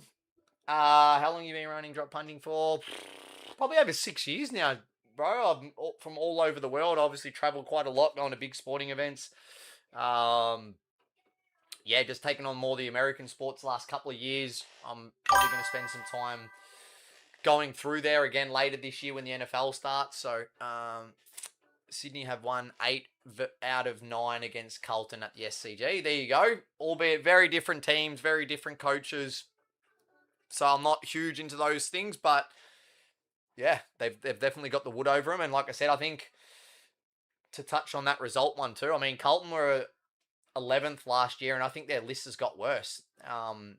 Not a great time to lose Tom De Koning in the ruck when they changed the ruck rules designed for fit, athletic, jumping type ruckman, and then you're stuck with Pitnet. I'm not sure I think that's a huge disadvantage for Carlton. Like I said, the last time these guys played, I think it was round 10 last year. Kerno kicked 3 goals, was Carlton's best scoring forward, and Chero had the most disposals. He's obviously not playing injured as well, and now Kerno's on the other team. And they didn't have Goulden as well. All these other things. So, yeah. I've got this as a very sort of one-sided match, to be honest, but you just never know. There's been plenty of one-sided matches before where there's been a huge upset. So, yeah, I just think it's going to be one of those, and a lot of people probably wake up the day after and really look at it and go, well, yeah, Sydney's going to be a lot better team this year. They were at home, fully fit, all these things, and then you start going, oh, it actually makes perfect sense that they had sort of a 5 or 6 goal win, so... Your free Discord server doesn't open. We haven't had any problems with it, bro. Not sure why it wouldn't open, but it should definitely be opening. Unless there's some sort of issue that I'm not aware of. But I thought Andrews, Nasiah, Nick Dacos, Smith, Bont, Locks. Not sure what that one's in reference to. Who's going to kick out for the Blues? I think it'll be a mixture of Sard. I think Florent's going to take quite a lot. I think that's a big reason why they got him there. I think Hollins is traditionally going to take some as well. They've got him named up on the wing. Or is that Ollie or Elijah? They got Elijah on the bench, so I think there'll be a bit of a spread. But I think Florent will do the duty. So, would you take Kerno first, second, or third goal scorer? If I was to do it, yes, he would be one of my first choices, and I would tell you why. Because I think Brodie Grundy is going to have a field day in the ruck, and I think he's going to silver service platter for Isaac Heaney, for Chad Warner, for Errol Goulden. Some of the best kicks in the competition on a very small ground. It probably goes straight to Heaney, the first tap out, and goes one long kick straight to the goal square where Charlie Curnow finds himself. So I would say him or Logan McDonald are a very good chance to get on the end of a really early, deep inside 50 ball and maybe take a mark or get a free kick close to goal. So I could definitely see that. Good thing with those is it brings everyone into it, right? Sometimes it's really low scoring and you might not even get 3 goals to start. So you might get someone off the bench or off half back kicking it at really good value. So, but yeah, if I was to do it, it would be for those obvious reasons of probably taking the deepest forward who plays closest to goals on the team, who's probably going to get the more inside 50s, who's going to dominate out of the centre circle. So for all those reasons.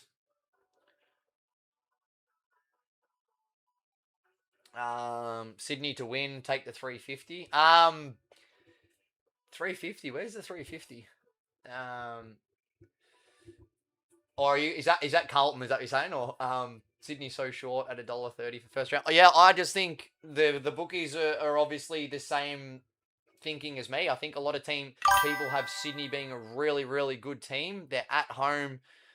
They've just got Charlie Curnow in their team. This is the healthiest their list has looked for a long time. And Carlton's list has essentially got worse. They've played 2 good games of preseason. Okay, cool. Jagger Smith's been really good. I think he's a superstar, so I don't want to put too much of a dampener on him, but let's just keep in mind he hasn't done anything ever in an actual AFL game coming up against the absolute best of the best. So let's see where Carlton are really at.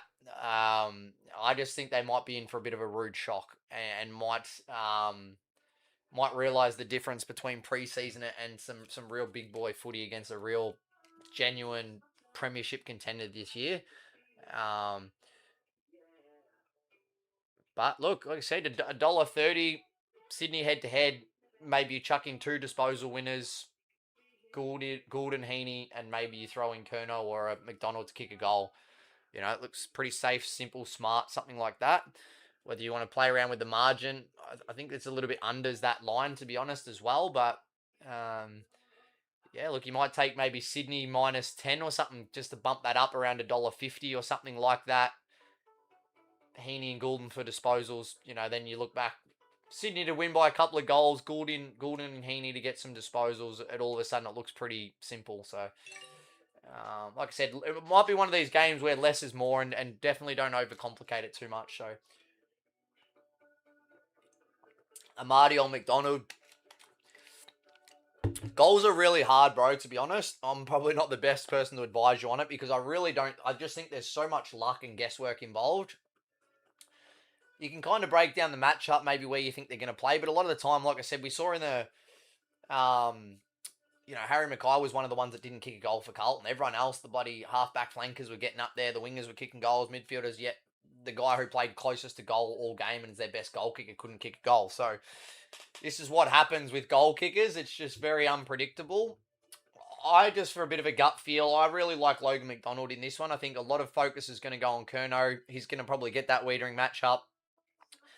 Amadi might get that Lewis Young matchup, and you might find Logan McDonald on young Harry Dean, which might be in for a bit of a rude shock in his first game too, with the amount of inside 50s and the quality ball use coming in that Sydney forward line.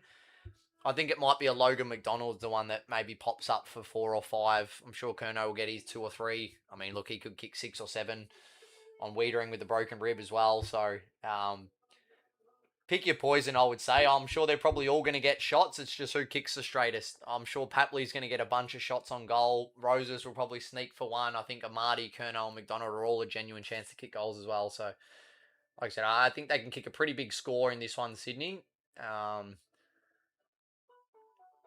Well, I've got them there too, isn't it? I've sort of somewhat put them in order too. So that would kind of be my confidence of order for Sydney, and then I've sort of just done Carlton too. Yeah, I actually really like Warner and Heaney. Just the fact that they're such good kicks and they don't waste too many opportunities. And I think playing as a midfielder or a high half forward on the SCG, you get a bunch of shots on goal. It's not like these big, wide open spaces, the MCG, where you're sort of having shots from 60 out. It's very common for midfielders to kick goals on the SCG, especially with the class of Warner and Heaney. James Jordan going to tag. I think he could go to Walsh. I don't know if it's going to be right away. Like I said, I think it's going to be a game circumstance thing. Whereas if Carlton are right in the game and Walsh is dominating and Sydney go, well, we need to stop Walsh because he's a real problem, I think they will. I think if Sydney jump out of the gates and have a 6-goal lead, they're going to go, yeah, well, Walsh is killing us, but we've also got a 7-goal lead, so who really cares? Like, how about we just make Sam Walsh worry about us? Like, I don't think if, you know what I mean, if Heaney's had, say, 15 at half time and Walsh has had the same and Sydney's got a 6-goal lead, I don't think they really care what Walsh is doing. They just said, well, let's just let our midfielders keep doing what we're doing because it's working, you know what I mean? So I think it's going to be a situational thing, and I think even if they do limit him a little bit, so on that next one, David, I think it was, I would lean towards the unders for that reason, but you could also see maybe if Sydney's got a big lead going into the third quarter, that Walsh could come out and have like 12 or 13 in the last quarter, sort of junk disposals, maybe when the game's already over, you know? So I just think he's such a good accumulator. He can get disposals really easily. I just wouldn't love taking him on the unders. But I also wouldn't trust him on the overs because of the factor of the potential tag at any given time, whether it's Wicks, whether it's Rowbottom, or whether it's James Jordan as a proper lockdown. So too much risk there for me, bro. Like I said, go out and maybe find 2 or 3 guys that aren't going to get tagged. They're playing a really good role that you like. Maybe it's Blakey just to run around off half back and take a bunch of kick-ins and get his 15, 17, 18 disposals running off some of these key forwards. Mills across half back I think is going to be really good this year. Goulden and Heaney are the obvious ones. So, do you ever go tackles marks? I don't really, bro. Not to say that it's a bad way to do it. I just think I've had so much success doing it the way that I do it now, and I just I've never really had any reason to change, to be honest. Welcome, guys. We just had another 13 people jump in our group, so welcome. Sydney better team by far, I think, bro, by far. Ollie Hollands for 17. I actually do like him as an option where he gets behind the football, runs around through the midfield wing, does get his hands on some kick-ins at times, is a bit of a natural ball winner. I don't mind him at all. Going to the game tomorrow, can't wait. Nice one, bro. You're Sydney, I'm guessing, with that one. Walsh scares me. Yeah, such a good player. He was in my super coach right now. I'm also thinking about taking him out for Isaac Heaney. I'm 50-50 on that one, to be honest. So, yeah, like I think it's really going to come down to how the game's being played.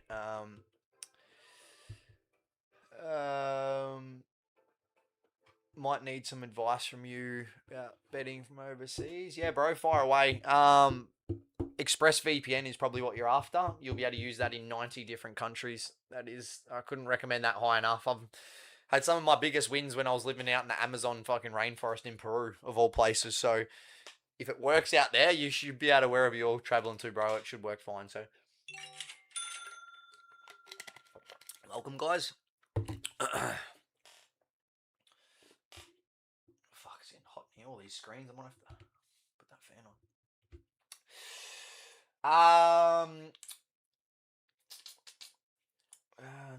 Sorry, guys. Let me catch up. I'm falling behind a little bit.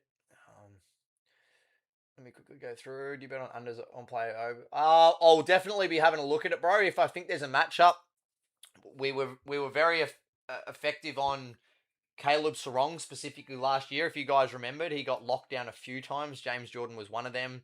Teams started figuring out he couldn't handle the tag. The bookies were a bit behind, asleep at the wheel. They kept setting his line up near 30. Um, we won some really easy money on that. So yeah, there'll be a time and a place. I'm more of the school of thought. If you think a guy's going to get 20, go out and take him for like 17, and he'll probably do it in 3 quarters, and it becomes a pretty easy winner. Um, this could be a balance, you know. I'm pretty big on Sydney winning, so it might be as simple as including the margin in there, which I don't necessarily always do. Um, but yeah, we'll just have a look. Like I said, we'll have our official plan locked in sort of by lunchtime tomorrow.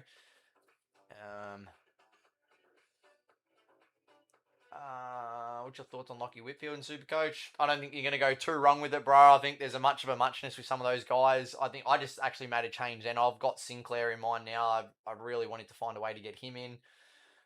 Um, yeah, there's probably a few guys in that mix that are probably going to score pretty similar. So it depends whether maybe you're trying to avoid a buy, whether you've maybe got too many guys from the same team. Yet maybe you want to get someone from the Giants because you haven't got anyone there yet. So that's what it might come down to, maybe more so than is he going to be good enough. I've got Harry Dean on the ground. Yeah, look, he looks like he's going to be a really good player. But like we said, we haven't seen him at the level just yet. So you don't want to be a young guy playing at fullback, even if it's against Logan McDonald on the SCG with an elite midfield with Brody Grundy just going to school on Pitnet in the ruck. So you must hate the Blues. It's starting to sound that way, isn't it? I'm just... Sorry, I think I skipped ahead there. Let me get to the next one. But I've just this is what I've been looking into the last couple of days, and I really don't see it. I don't see that Carlton's any better. I think their list is worse, far worse than last year. I think with the ruck rules that hampers them a lot. Um, they're going up to Sydney. I've just got Sydney as a top 4 contender, and I think Carlton's a bottom 6 side. That's all it really is.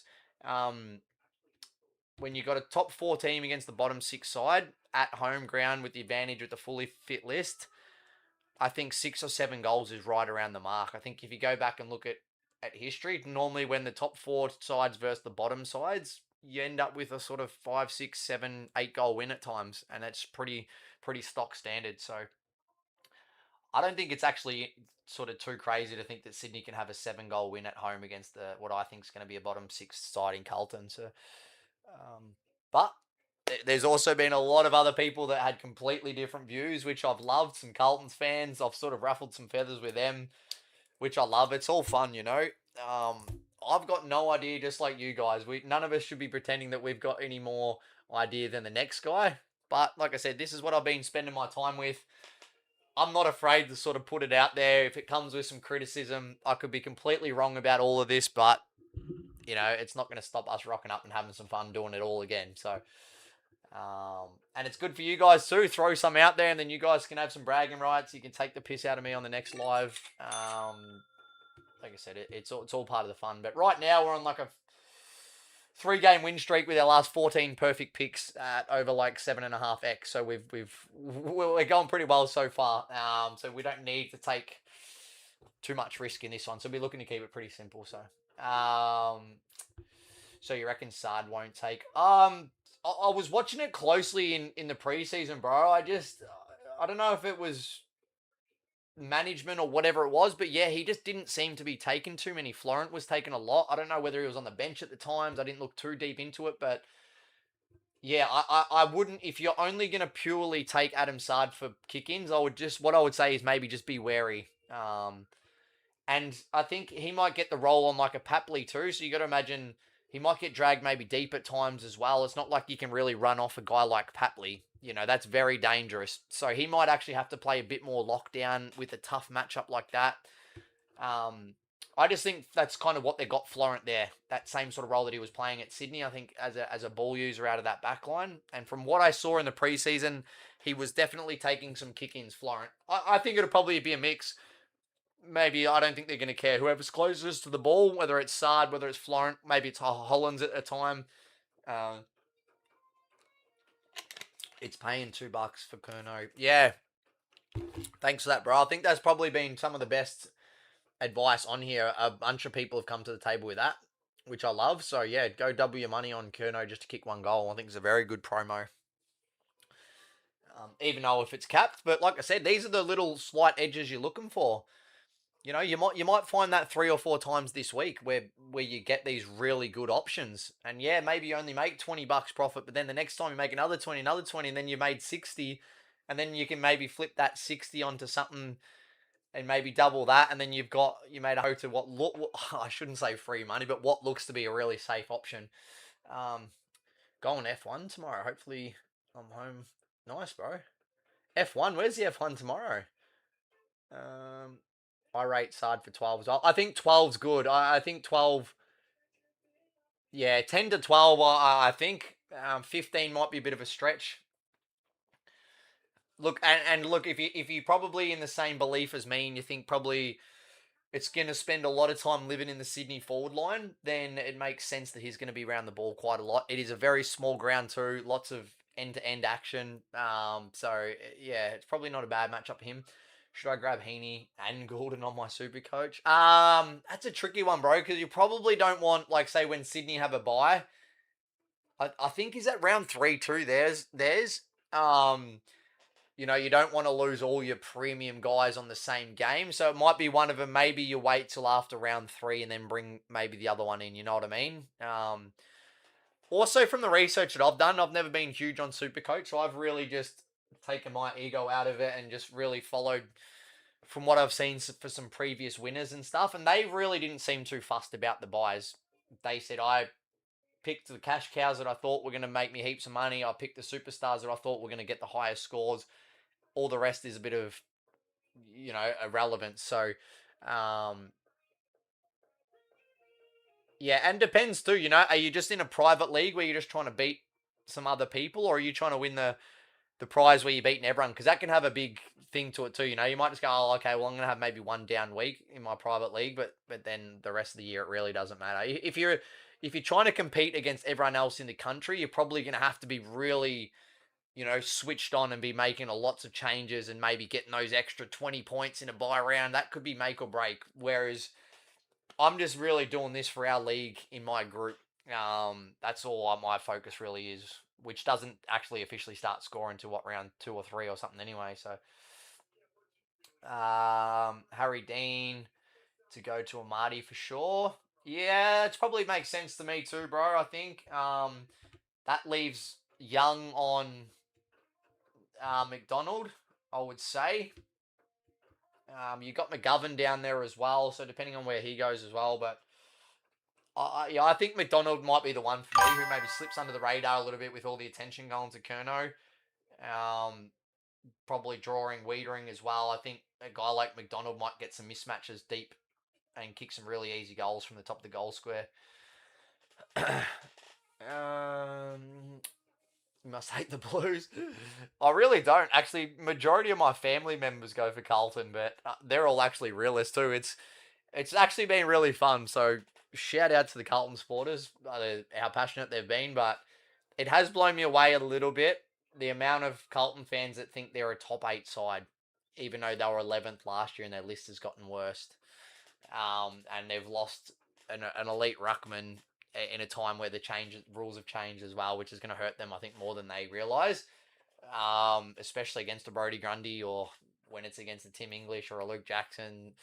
Even Geelong now, look, I think Geelong it's been a curse for them. They really lacked a ruckman. I think now there's probably no better time where you can get away with just having a running and jumping type athlete ruckman that doesn't have that much ruck craft.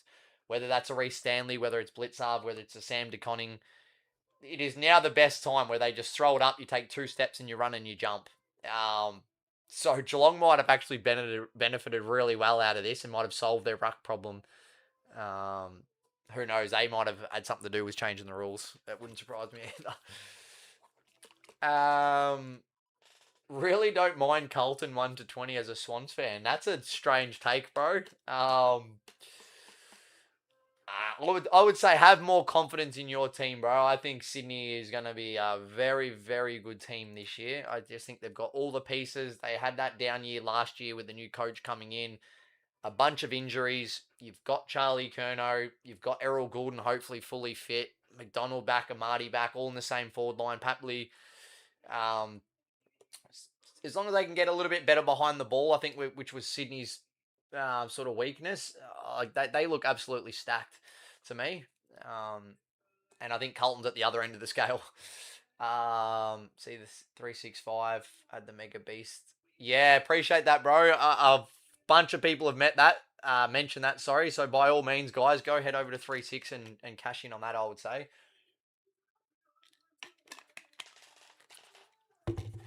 You notice they will do some stuff like this just to try and get new customers at the start of the year. It's a business decision for them. So,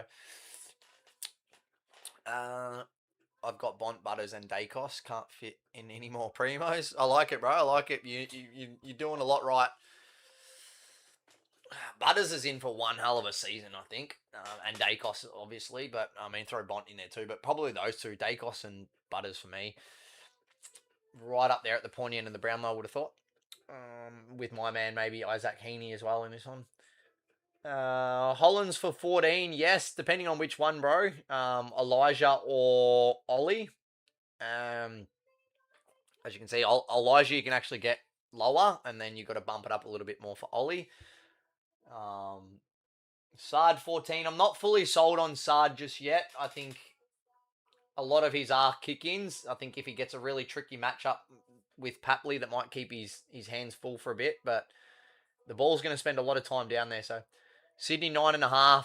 I love it, bro. I still think that's pretty safe. Yeah, I don't know. What does that get you? Around $1.50, does it? I would love to. Yeah, if you can get it maybe around $1.50 or something like that. Warner, I don't really trust the Chad, to be honest.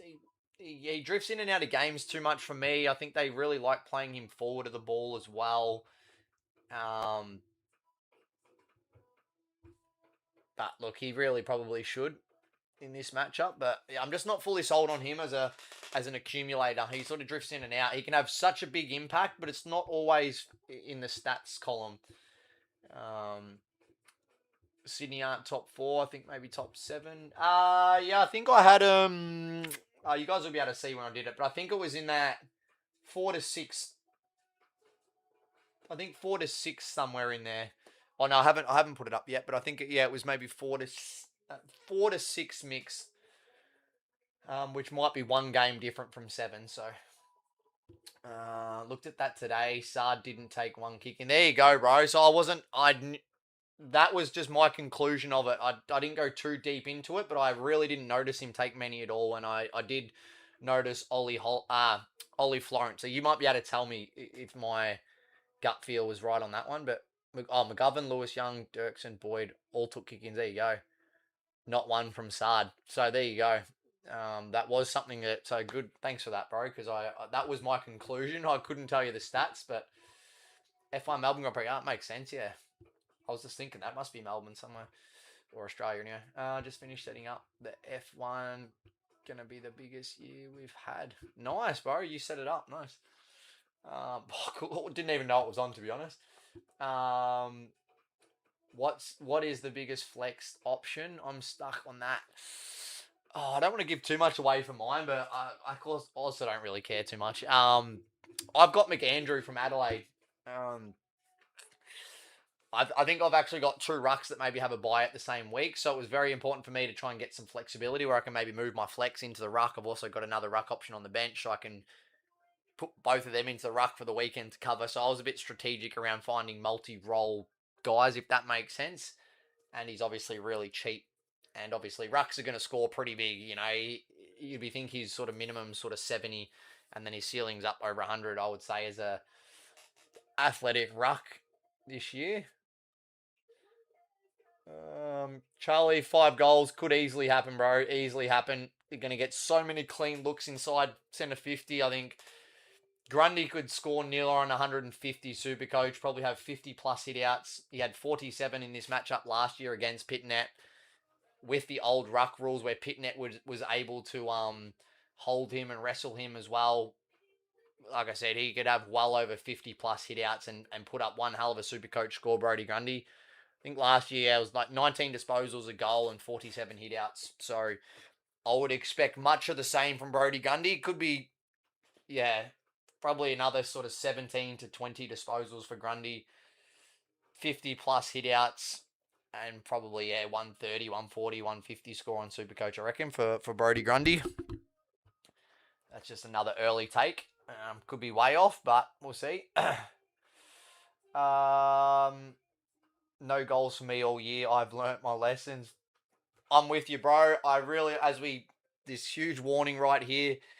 This is because a bunch of people always want to talk about goal kickers and ask some questions, so it's there for content purposes. I rarely ever touch goal kickers myself, unless it is a mismatch where they're going to put up a huge score where you can get some value in goal kicking midfielders like Heaney and Warner and these type of guys. So, who you got winning?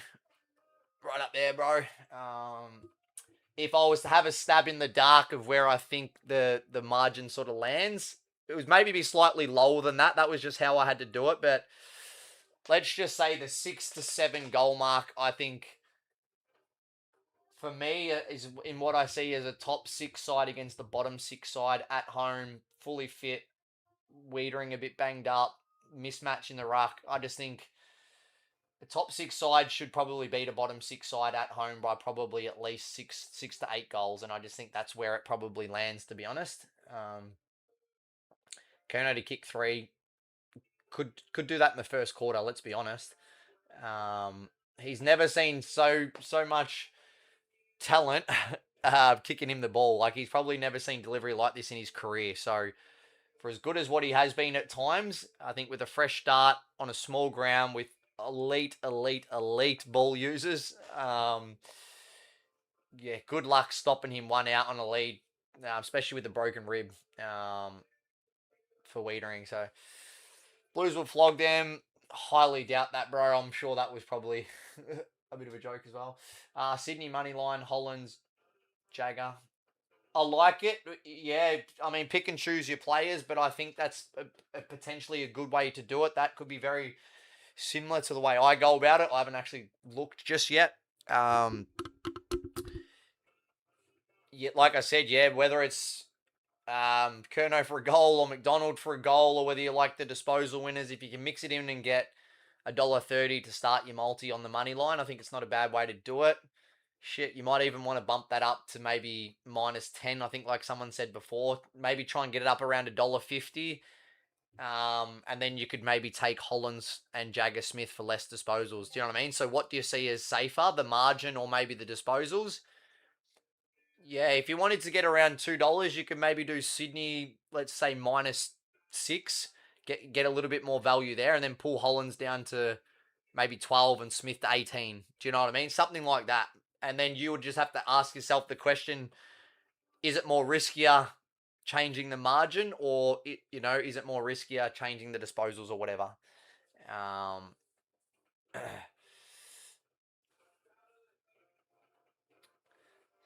Well, I don't know why people are just like this. Why would you come in here and just be so negative and rude, bro? Dommy, that's directed at you, bro. So you've said, obviously, you've got no fucking idea. Sydney are so overrated, especially Curnow. Like, do you understand how stupid your comment is? You've come in and told me that I've got no idea because we're talking about a season that hasn't started. How could you possibly say Sydney is overrated? They haven't even played a game yet, genius. So what are you basing on that Sydney's overrated? They haven't played a game yet. Kerno hasn't played a game yet for Sydney. So how can he possibly be overrated? And what does that even mean, that Sydney can't beat Carlton? Like, do you see how dumb your statement is? This is why we just don't accept people like you in here, bro. You're actually the one with no idea. I'm sure you didn't probably win your last 3 bets and have 14 perfect picks and more than 7x on your money, did ya? So, Dom with 19 followers, we just remove people like you, my friend, because you bring zero value to what we're trying to do on here, which is have fun and talk sport. And we don't have time for people like that. Sorry, guys, you always get the odd ones like this come through, but imagine just having that negative crap attitude. Some people just get triggered for some reason on here and just have these like little outbursts. So we just move those people along. And then he's even gone and tried to attack other people in the comments. So apologise for that, guys. But old Dom with no friends is obviously not very happy in his life, unfortunately. Lions versus Dogs, who wins? I'm getting Lions. I haven't looked at that one, to be all honest, bro. I would love to give you some more insight, but I won't even consider that game until we've got through this and then the other games. We don't even know who's playing yet. The teams haven't really been announced, I don't think, unless I'm wrong on that. So yeah, we'll focus on this game first, bro. We'll get through this one and then we'll shift our attention. So, Warner for 19, bit risky. Yeah, I really don't trust him. He is such a good, talented player. He just finds a way to drift in and out of games, and I can't really trust him. But yeah, look, I think with the dominance in the ruck through the midfield, I think he could still get plenty of footy. Like I said, he's just so good that you can put him forward of the ball and he can impact it in other ways as well. So Sydney seem to be pretty happy at times for him just to get 15 and maybe kick a couple of goals and whatever. So Grundy and Gordon are probably the two obvious ones for me.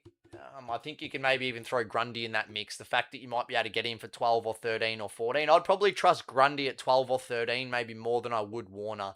I would think Grundy can get to, say, 12 before Warner can get to 19. In saying that, you're probably not going to get that same value, which is the sort of trade-off. So, but maybe Grundy at 14, I would maybe still take maybe before Warner at 19.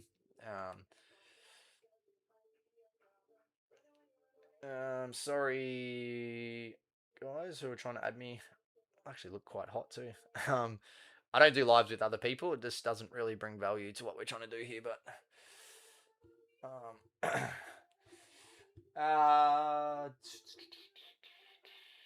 Heaney 19, Grundy 14, Hollins. Don't mind it. Yeah, look, I think that's pretty good, to be honest. I don't mind that. Just see 365s Kerno at $2. I did, bro. We've had that one a lot, so I appreciate you bringing it to the table. Go check it out, guys, for sure. A lot of people have touched on that. It sounds like it's one of the better promos to go find. So, Angus, again, bro, you're just someone else who just comes in. You've just made that presumption yourself based on nothing. You've missed the whole concept of this huge warning that we put here. So I would say read and follow along, bro, instead of just making up your own story to suit your narrative. We can't do much with those sort of comments either. There's certain type of people. I mean, you can see like people just come in and then just argue with other people in the chat. So this is why we try and remove those people, because we definitely don't want to be doing these all year long and having to deal with people like that. There's a lot of other toxic crap you guys will find on TikTok that probably suits you better if you come in with a crap attitude. We just move on, focus on those who want to have some fun and talk some sport. So, because a lot of time what you say doesn't even make sense and you just haven't read something properly. Any tag for James Jordan? I think it's going to be Walsh if it's going to be anyone. Wouldn't surprise me if they put some real heat on Jagger Smith. I mean, any smart probably coach or professional athlete understands the hype around Jagger Smith right now. He's the energy for Carlton. If he's up and about early, I'm sure Sydney will want to quiet him early, whether that's with a James Jordan, a Rowbottom, or a Wicks type. They've got three levers there they can pull at any given time. So they're that good, and I think they should win this game comfortably. So I would think they probably back themselves in, and at any given time, if Walsh gets off the leash, they can maybe look at shutting him down. But like I said, if they've got a 6-goal lead at quarter time, Sydney might not care who's getting disposals. As long as they've got a big lead, I don't think they're really going to care. So get out, Dom. Yeah, he's already gone. We just block people like that. You know what I mean? I think some of these people just don't understand, like, that we're all actually pretty smart adults with half a brain. If someone comes in really angry and triggered and yelling at other people, for me, it's very easy. Oh, wow, this guy's not very happy at all with his life. He's just projecting all his negative shit onto everyone else. Let's just move on from him so we can focus on having some fun. You know what I mean? It's like so bleedingly obvious to me. It's very repetitive. But unfortunately, it's part of what happens on social media, especially this platform. But yeah, like I said, we just move on and focus on the fun stuff on here. But yeah, you're right. I mean, we're all entitled to our opinions. I'm more than happy to take criticism for it because, like I said, I'm really just guessing, just like you guys are right now. You know, we're all in the same boat. We haven't seen any footy just yet. We've all got our own opinions. We could be completely wrong. Some of us might be right. The best thing is we can have a laugh about it and come back and discuss the next game and then the next game and whatever. So, um, but yeah, like I said to old mate, you can bet your bottom dollar that they haven't had any results yet this year, and yet they come in with all the advice saying how good they are and stuff. It's kind of crazy, but it's how it goes sometimes. Noel Anderson, 26 plus. Yeah, there was some really good value in some of those ones. The only risk was like him, like, say, getting benched because of the Origin games and that as well, which was just something we just didn't know. Like you saw with Brisbane, I think Heaney was one of them. He was killing it, then got benched for the whole last quarter. Oliver, there was Ashcroft, McCluggage, a bunch of guys that were killing it. And yeah, and then it was sort of funny, you know, guys like Lockie Neal played 4 minutes, but Ashcroft only played 2.5 quarters. So very unpredictable. So like I said, to be able to come through that and have some really positive results and ended on a a massive note, but also a perfect day. It just gives us good confidence and leaves us in a really good position coming into tomorrow night. Um, who's doing kick-ins, kick-outs? Carlton's going to be a bit tricky, to be honest, bro. I think someone actually had the stats before, so I appreciate that. But yeah, Sard didn't have any, and I definitely didn't notice that either. So it was something that I looked at. I think Ollie Florent could potentially be the one. Just looking at that back line, I think McGovern might actually take some at times. He's probably the best long kick, I would say. He's got a really nice kick, actually, to be fair to him. Um, so you might see some long kick outs from McGovern and maybe an Ollie Florent. If Sard's there in the vicinity, I'm sure he might take some. It could be Hollands at time when he's on the ground. So, um,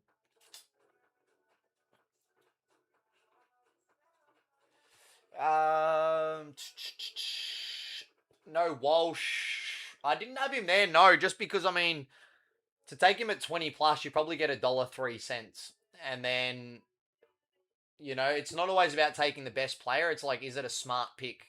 When you can go find someone at 10 plus or Brody Grundy better value at 12 plus instead of taking someone for 20 plus, and there's the potential that he will get tagged, I think, at times by James Jordan potentially. So, um, yeah, it's not always about taking the best players. They don't have to have the most on the ground. They've just got to make the most sense and be the best value for money, I guess, the risk versus reward. So, like I said, I'm always trying to pick guys that we can hypothetically tick off probably within 3 quarters. So we don't even have to worry or sweat about them getting stuck on the bench in the last quarter and all these sorts of crazy things that can happen late in games. We ideally want to be done or maybe one or two disposals coming into the last quarter. And you're not going to do that by taking guys at 25 or 30 plus. Where you're going to get that is taking guys, like you said, maybe in the back pocket that take kick-ins or whether it's a Blakey or maybe a Hollands at 10 plus or maybe Brody Grundy at 12 plus. I think Brody Grundy can probably come out and have his 13, 14, 15 disposals probably in 3 quarters. He probably ends up closer to 20, I reckon, with this matchup. Like he did last matchup against him. He had 19, I think it was, on 47 hitouts as well. So, I mean, Isaac Heaney had 38 and had 7 shots at goal last time they played Carlton. So, um, yeah, and I mean, even you can get better value on Isaac Heaney to get 18 better than you can for Walsh to get 20. You know what I mean? So it just doesn't quite make sense to me. Any unders? Walsh could be one of them. I think someone said his line was maybe set at 29 or something. So if he is going to get tagged, there's that potential. But um, I've notoriously never really done over unders on footy. It is something I'm going to have a look at because we did do it very effectively with James Jordan in particular when he went to Sarong. I think it was Nick Dacos at times. These guys have got lines up near 30 and they're going to get a tag. You know what I mean? So there is a time and a place for it. Um, but yeah, like I said, it's for me, it's just become pretty straightforward. We sort of back ourselves and we can maybe four or five disposal winners in each game that we really sort of trust consistently. So, like I said, we're coming off the back of 14 in a row on Sunday without missing. So, um, I like to think we can find 3 or 4 in one game if we got 14 over a whole stretch on Sunday over 3 different slips. um,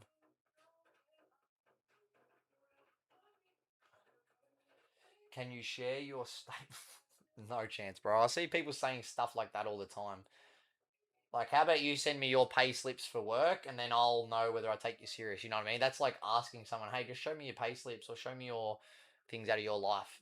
Nah, bro. If you want to come join us, pay $40 for a week. Come see what you think, and if you don't like it, you can leave. You know, if you're scared about spending a small amount of money, yeah, we don't do. I don't go bending over backwards, bro. We've got a bunch of other people to accommodate for. I'm not going to try. Like, you don't even have your real name on there. I would have to take time out of my day to try and find you, get your email address, get all this. Like, why would I do any of that? You know what I mean? It's actually insane that people think that that's a real question they should ask. So, yeah, it doesn't work like that, bro. Like I said, you could have joined us last week and got 7x on your money and you could have killed it. But instead, you're sort of sitting around asking for people to send you stuff. People that procrastinate and sit around and, oh, I need to do this or I need to get that. Just try something for a week. If you don't like, you can quit and say, oh, well, at least I gave it a go, you know? So, yeah, it's kind of baffles me that I still get people sending that. My DMs are actually filled with them. But yeah, it's just not how the world works, unfortunately. Sydney to win 20-39. I think so, bro. I think right in that mix. I've put there 40-49. It was just kind of how it played out, but let's say 6 to 8 goals or five to seven in that mix of where you've got it. I think that line's pretty accurate. I think on the lower side, um, yeah, I just break it down in terms of I've got Sydney. We've just gone through all this and where we sort of predict teams to finish up on the ladder, and I had Carlton firmly in the bottom 6, and I had Sydney firmly in the top 6. And then we get a gauge of what's the difference between the top 6 side when they versus a bottom 6 side. I think 6-7 goals is pretty accurate a lot of the time. The fact that it's at the SCG, they're fully healthy, they've just got Charlie Curnow, fully fit Errol Goulden. You know, some of these guys I haven't had fit for a long time playing in the same team together. Um, yeah, I think that's right where it sits. Walsh got hurt in like 3 minutes in the game. Yeah, and it was very innocuous too. It was like a side sort of strain, and I was like, oh, that's his back again. He's had some real issues with his back. It's why I'm leaning taking him out of my super coach side. I thought he was very underpriced for the player that he is, but he's also missed quite a bit of footy, so yeah, a bit of a concern. But yeah, that was the first thing I thought too, was like, oh no, he's done another like back injury, and it was not even really a knock. It was like from a stretch, like a strain type thing. So Sydney 25 plus. I personally think so. Yeah, I think 6 to 8 goals. I think somewhere in that sweet spot. But yeah, look, like if you want to be a little bit safer, like I said, if you think maybe they're going to win by 25 plus, maybe just take them 15 plus and give yourself that extra 10-point buffer. Maybe throw in Goulden and Heaney or something like that, you know. 15 plus, Goulden and Heaney, you probably double your money, and all of a sudden it looks pretty safe with 2 elite ball winners and the better team at home to win by 3 goals. You know, all of a sudden it makes pretty sense without overcomplicating it. So, any taggers you reckon?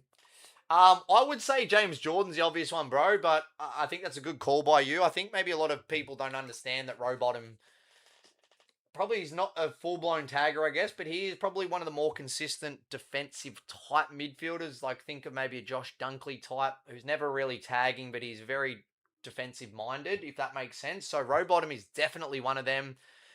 They could definitely say, hey, you play one-on-one with Walsh all game and try and nullify him. This is where I think maybe a Chad Warner slips out of the midfield mix at times and plays at half forward, which is why his disposals can be a bit limited, because they've got to free up a spot for Rowbottom or a James Jordan, or whether it's a Wicks or whoever it might be, which they've shown they're willing to do. So, yeah, I'm with you though. I think it's Walsh. I don't think gone are the days where you worry too much about Patrick Cripps, of him getting inside handballs and running very slowly with the ball. You know what I mean? I think gone are those days where you have to worry about Patrick Cripps like winning games. But right now you can see the importance with Walsh and with Jagger Smith. I mean, the run and carry they bring, the line breaking ability, the elite endurance, like that outside game, they're as good as they get. So you definitely want to limit that. So what's Heaney disposals? Sorry, bro, it's 20 down the bottom there, but yeah, I like the fact you can normally get Heaney at 18 because he plays forward a bit more too, but I just think he's primed for a lot more midfield minutes this year. And last time they met last year, he had 38 and had 7 shots on goal. So you can probably take Heaney for anything in this one, and he's probably going to get it, I reckon. And he was in really good form last week. I think he'd had 20 in the first 3 quarters last week. So, and like I said, actually better value than a Walsh. And I think there's more of a potential that Walsh could get tagged because Sydney has genuine 3 tagging options. So, what about Carlton plus 34.5? So with a head start, not for me, bro, as you can see, because I think Sydney can win by more than 40. So, yeah, I just think even for me personally, I just think even Carlton with a 35-point head start, I think that they could still be blown out by more than that, to be honest. It sounds like a big margin, but say Sydney get off to a good start and they've got maybe a 3-goal lead at halftime. They extend that by a couple of goals. All of a sudden, they're up by 5 goals at halftime. And then maybe it pushes out by another 1 or 2 goals. And then they run away in the last quarter and you're like, fuck, they end up winning by 9 goals, you know? Especially, like I said, I'm sort of very convinced on the fact that Carlton is a genuine bottom 6 side. I think their list is worse than last year where they finished 11th. I think some of these ruck rules and stuff are going to hurt them too. So yeah, I just think it's a genuine top 6 versus bottom 6 situation. They're also at home the better side, fully fit list. Yeah, so I would be concerned that it could blow out over that as well.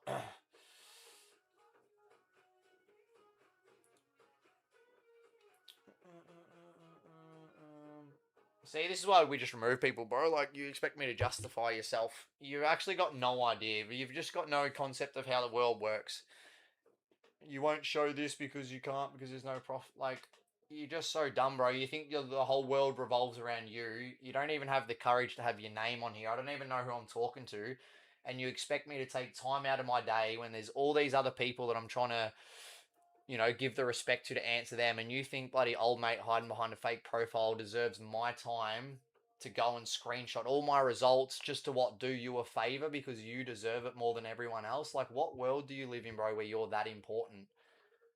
Like, this is how dumb these questions are when you ask them like that. Like, why would I drop everything to help you? Like, you've pictures of pub style picture of chips, a frozen bag of chips, and you got 0 followers, and yet you expect me to go jump through hoops to do anything for you. Like, you're just delusional, bro. I just don't get people like you. Sorry, guys, that gives you a bit of a snapshot of what my DMs look like every day. Hey, bro, can you, like, do all these things for me? I'm like, yeah, I don't know if you noticed, bro, but I'm actually pretty busy. It's kind of crazy. Delusion, some of these people. Delusion.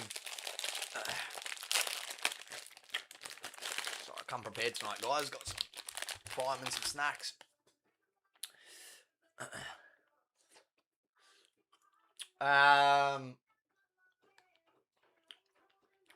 Melbourne, yeah, Melbourne, bro, Melbourne.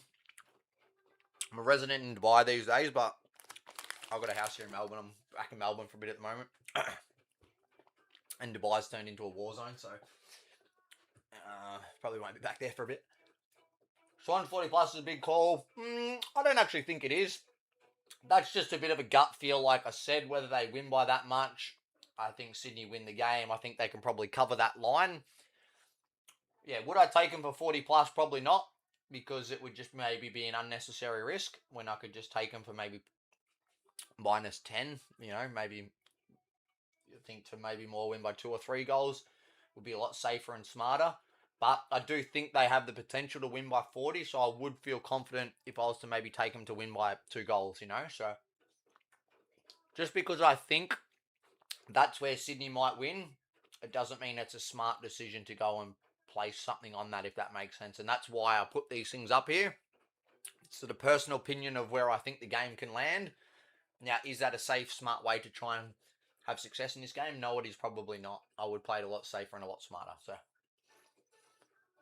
I don't really think it's that big of a call. If you got to ask yourself, where do you rate Carlton over the season this year? How good they're going to be and how good Sydney's going to be? And I think there's probably a 6 or 7 goal gap between both of these teams, especially when it's played in Sydney at the SCG.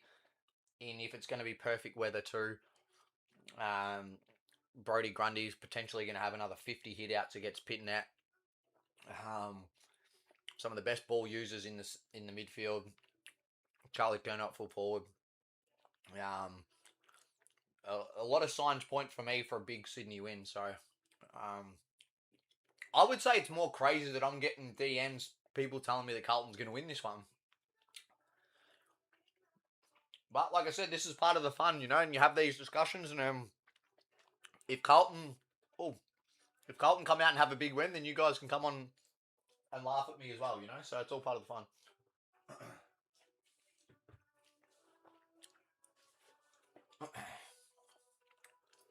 Those guys aren't really big enough for Cripper. Yeah, you're probably right, bro, but I'm not sure it really matters, does it?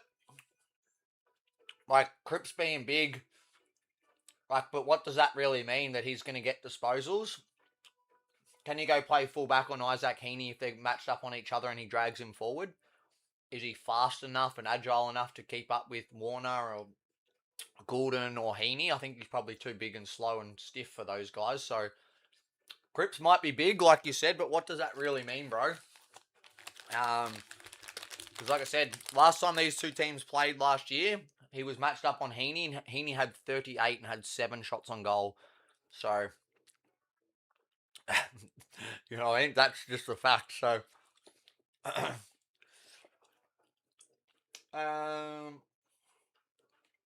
opinion on Sheldrick? It's a bit of a wait and see for me, bro, because, he's been so good. I just don't know how he's going to get time in this midfield. But they obviously find a role for him. And I think it's with James Jordan probably coming out more on a wing or half forward. So he's just that rotation off the bench. But you've also got McInerney, who I really rate as a player too. He'll probably go through the wings and centre bounces. But yeah, look, he's probably just going to go on the radar a lot. You've also got Rowbottom, who's going to go through there. And obviously the big stars in Heaney, Goulden, Warner. Which will see them rest forward a little bit as well. So he's been playing really good though.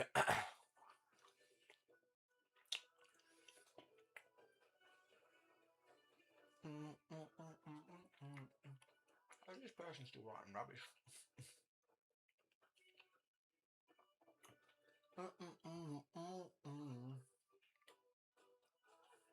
Is that a Harley Davidson tattoo? It is. Multiple, actually. Any potential in an upset, you reckon? Not me personally, bro. Like I said, we've had this discussion a lot. A lot of people have made statements like Carlton will win, Carlton's top 8, they're this, they're that. I said, okay, cool, well, let's have a discussion. Tell me how Carlton is going to win this game. How are they going to go up there and kick 100 points to win in Sydney against Sydney? Like, I'm just waiting for how. I don't see it. I don't see a world that they're a better team, that they can go up to Sydney and beat Sydney. Unless Sydney are just off, they're not switched on, which we know. Anything can happen in sport. I just think if you're looking at it logically, I think Sydney is a far better team. Matchups all across the field. They'll dominate the ruck. Like I said, a young Harry Dean in Carlton's backline against whether it's McDonald or Marty, Curnow. He could get shown up massively with a lot of inside 50s coming in. I just don't see any world where really Carlton can win this one. But like I said, I'm open to have the chat. I'm just not one person's brought anything to the table yet where they can give me a reason why, which probably says enough itself, So I would love it if someone could give me like 5 or 6 bullet points and say, yep, this is where I think Carlton have the strength over Sydney and this is why they're going to win. I'm just not sure. Not a chance. I'm with you, bro. Just mate's a Blues fan and wanted the guy's opinion. Yeah, look, I'm not. This is just my opinion. I've got no skin in the game in terms of Carlton being good or Sydney. It's just This is what I believe because I've just looked into these, gone through the fixture where I see Carlton sort of finishing. I've had a look at the list they had last year. They gave away De Conning, they gave away Curnow, gave away Silvani, and got Ollie Florent and Will Haywood and Ainsworth. Like, that's their list got worse. And in a season where the ruck rules are changed now, where TDK is a premium, now you're stuck with Pitnet, who can't jump in the ruck. So I just think their list has got worse, and they were 11th last year. I think they get worse, and I think Sydney is going to be a lot better this year if they can get all their best players back fully fit, throw Curnow into that mix at home at the SCG. I just don't see how it's going to happen. But, sometimes sport can be crazy. You can have the better team at home, everything's pointing to them to have a win, and there's just a big upset because they're still humans. Some guys just aren't switched on. They have a bad day. Carlton actually rock up to play more than Sydney do, but I just can't see that happening with the build up to round 0. They're going to be getting Curnow the ball a lot. I think the crowd's going to get involved early if he can get a couple of goals. Yeah, I'm more of the belief that I think there's more chance that it's closer to like a 40-plus win for Sydney than it is Carlton winning. That's just me personally. But look, Carlton's look pretty good too. So maybe I'm just underestimating how good Carlton's going to be because I haven't actually seen them play yet officially, So this is part of the battle with round 0. We really don't know just yet. But like I said, it's what makes these conversations fun as well. So,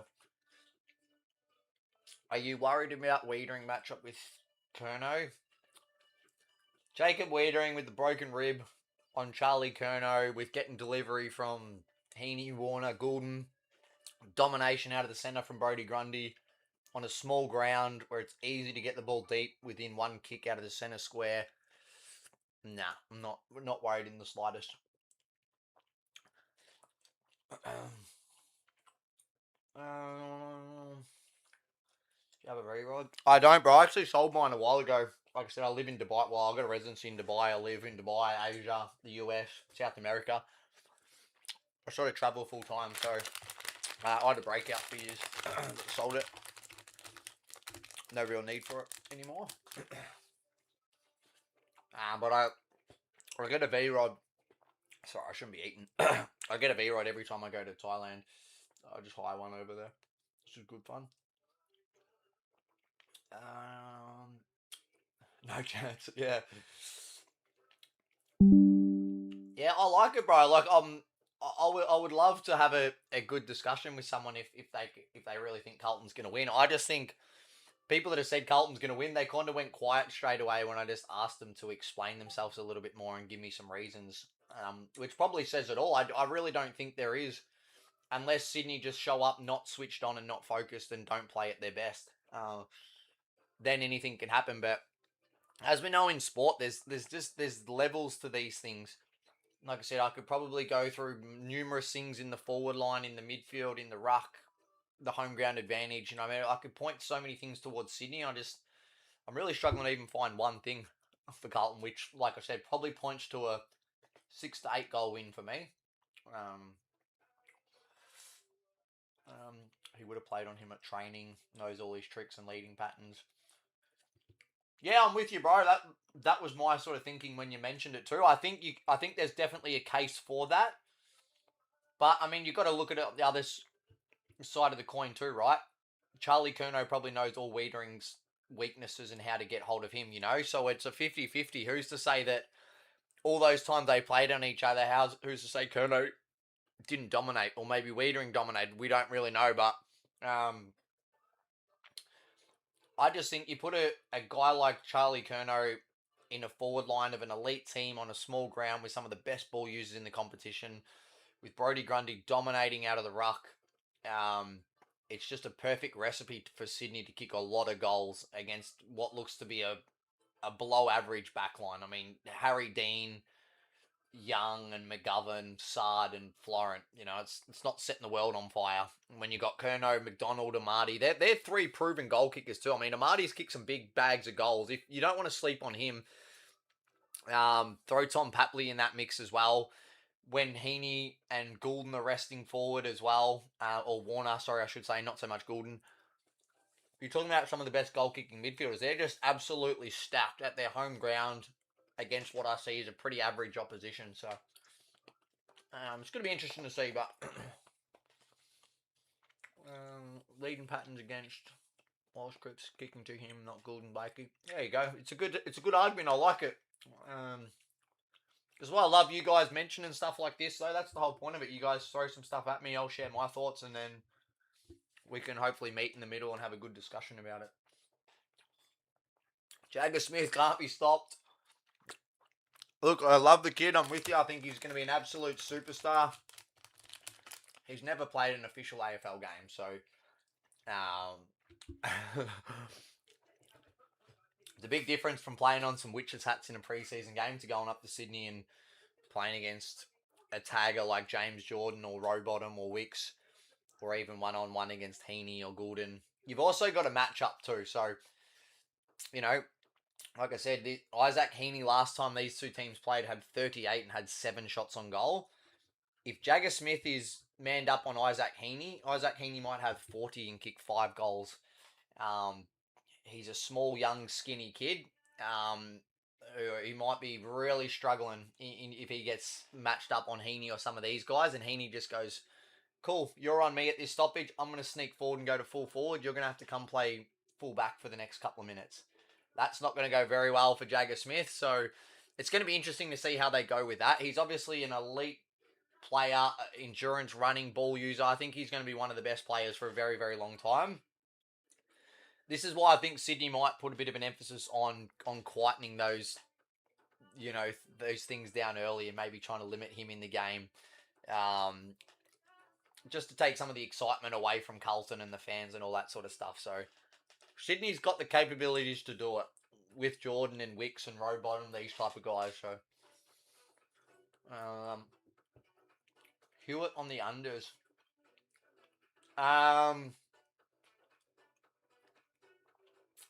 It's a bit of a tricky one. This is why I don't really like over-unders. It can be real 50-50s, but I like your thinking, though, that it's going to get spread around more with Jagger Smith, which makes sense to me as well. I just think he just gets so many possessions, Hewitt. Not that they all do that much, but you're just like, shit, he's up to bloody 12 in the first quarter, and you don't even notice him. Does all these little inside handballs.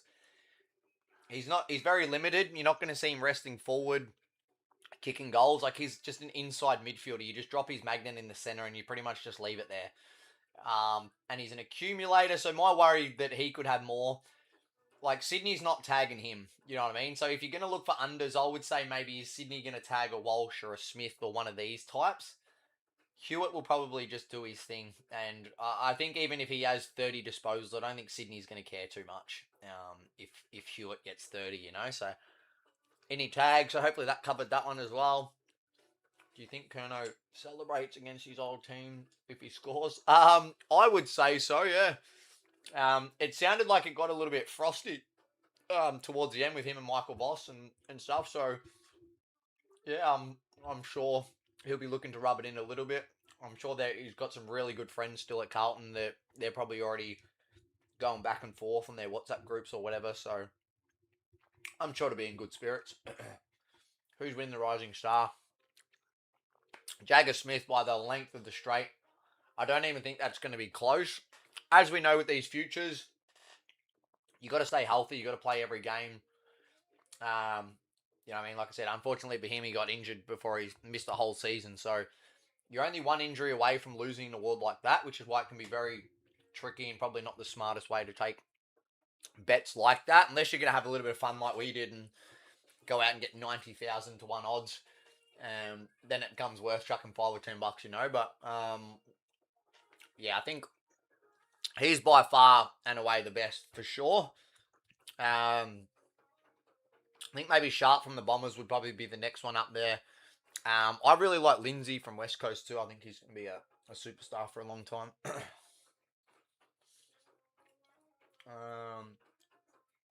Eliza Holland's capable of kicking a goal. Capable, yes. Off a wing. I think did he kick 2 last week? Was that him or was that his brother? I think he kicked 2 last week. So Taru Smoke. That's a good one, actually. I didn't even think that he was eligible. He must have been under that threshold for games, was he? Or that's a good take, actually, bro. I didn't really bother looking too much into it because it was just like a Jagger Smith sort of wins that kind of thing for me. But Sam Grill. Next, Lockie Ash, he looks really good too. Yeah, him coming at Richmond looked really good. I think the Bombers have probably got a few. Is it Farrow as well? That Sullivan Roby, I don't know how far he's off playing, but they got some really good talent coming through there. Um, it's gonna end up being a pretty good draft, I reckon, by the end of it all. Probably look back in a few years going, shit, that was a strong draft.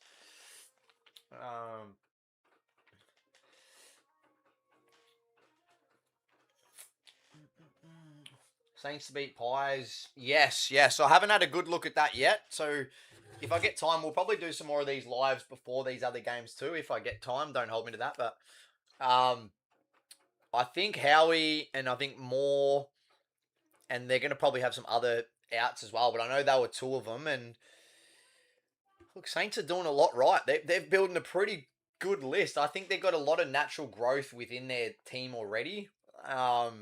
Like you said, Taru, some of these guys, I think, whether it was Hall, Cooper Sharman, like some of these guys down forward are coming along naturally every year. I think Marcus Windhager is an absolute star. I think he was pretty close to coming to Melbourne by the sounds. I was really hoping. I think he could be such a good player. He's kind of been pushed out of that midfield onto a wing at times with Flanders and these guys coming in. But yeah, if Silvani's fit for St Kilda, I think he's going to be a really good pickup. He was playing some really good football, unfortunately, with his injuries and stuff. But yeah, I think they got stronger behind the ball. Yeah, some depth through that midfield. So they're looking the goods, the Saints, especially if Nazaya plays out of full forward at times as well. That sort of solves a big issue for them with King basically never playing. So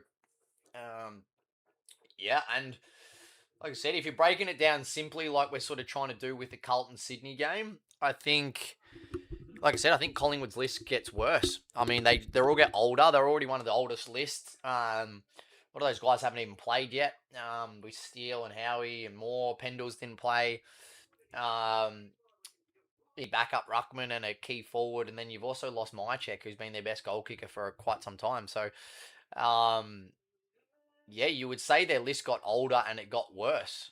Tom Mitchell moved on. Not that he was killing it by the end, but I mean, you're still talking about a Brownlow medalist who was one of the best ball winners in the last decade. So I think their list, if you're looking at simply, Collingwood's list got worse and St Kilda's got a lot better. And I think they got more talent out of some of those young kids. So yeah, I think I saw someone else talking about this. I think they were sort of pretty big on like a bit like I am with this one, that St Kilda might even really take it to Collingwood and make a mess of Collingwood, which I think's a possibility. We just don't know from Collingwood yet because we haven't really seen any of these guys because of preseason. They held them all back.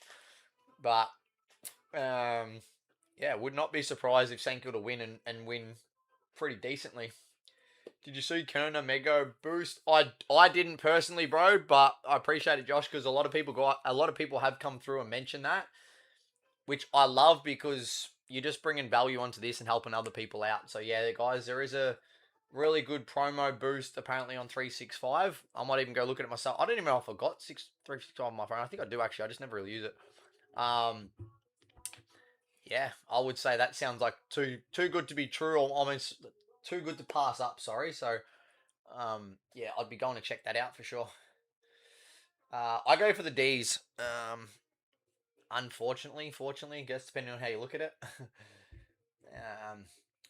I'm sort of happy that we've bit the bullet, moved on our coach, got rid of that boring crap game plan. It's going to be more fun to watch. We've got Mychek. We've got some more stability forward to the football. I think we move it a lot classier, a lot faster, a lot quicker. More actual speed and skill around the football rather than guys that just bomb the football to nobody.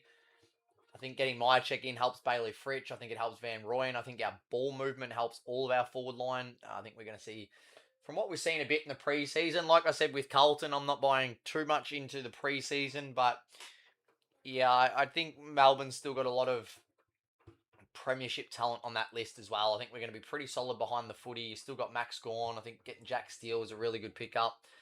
Langford looks like a star. Windsor looks primed to go the next level. Rivers looks like he's ready to go the next level.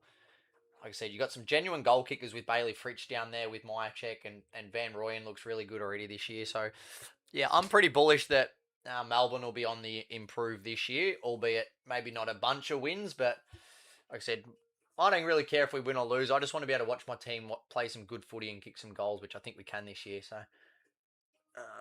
I think I actually just put Melbourne up. I think that was the last one that I did.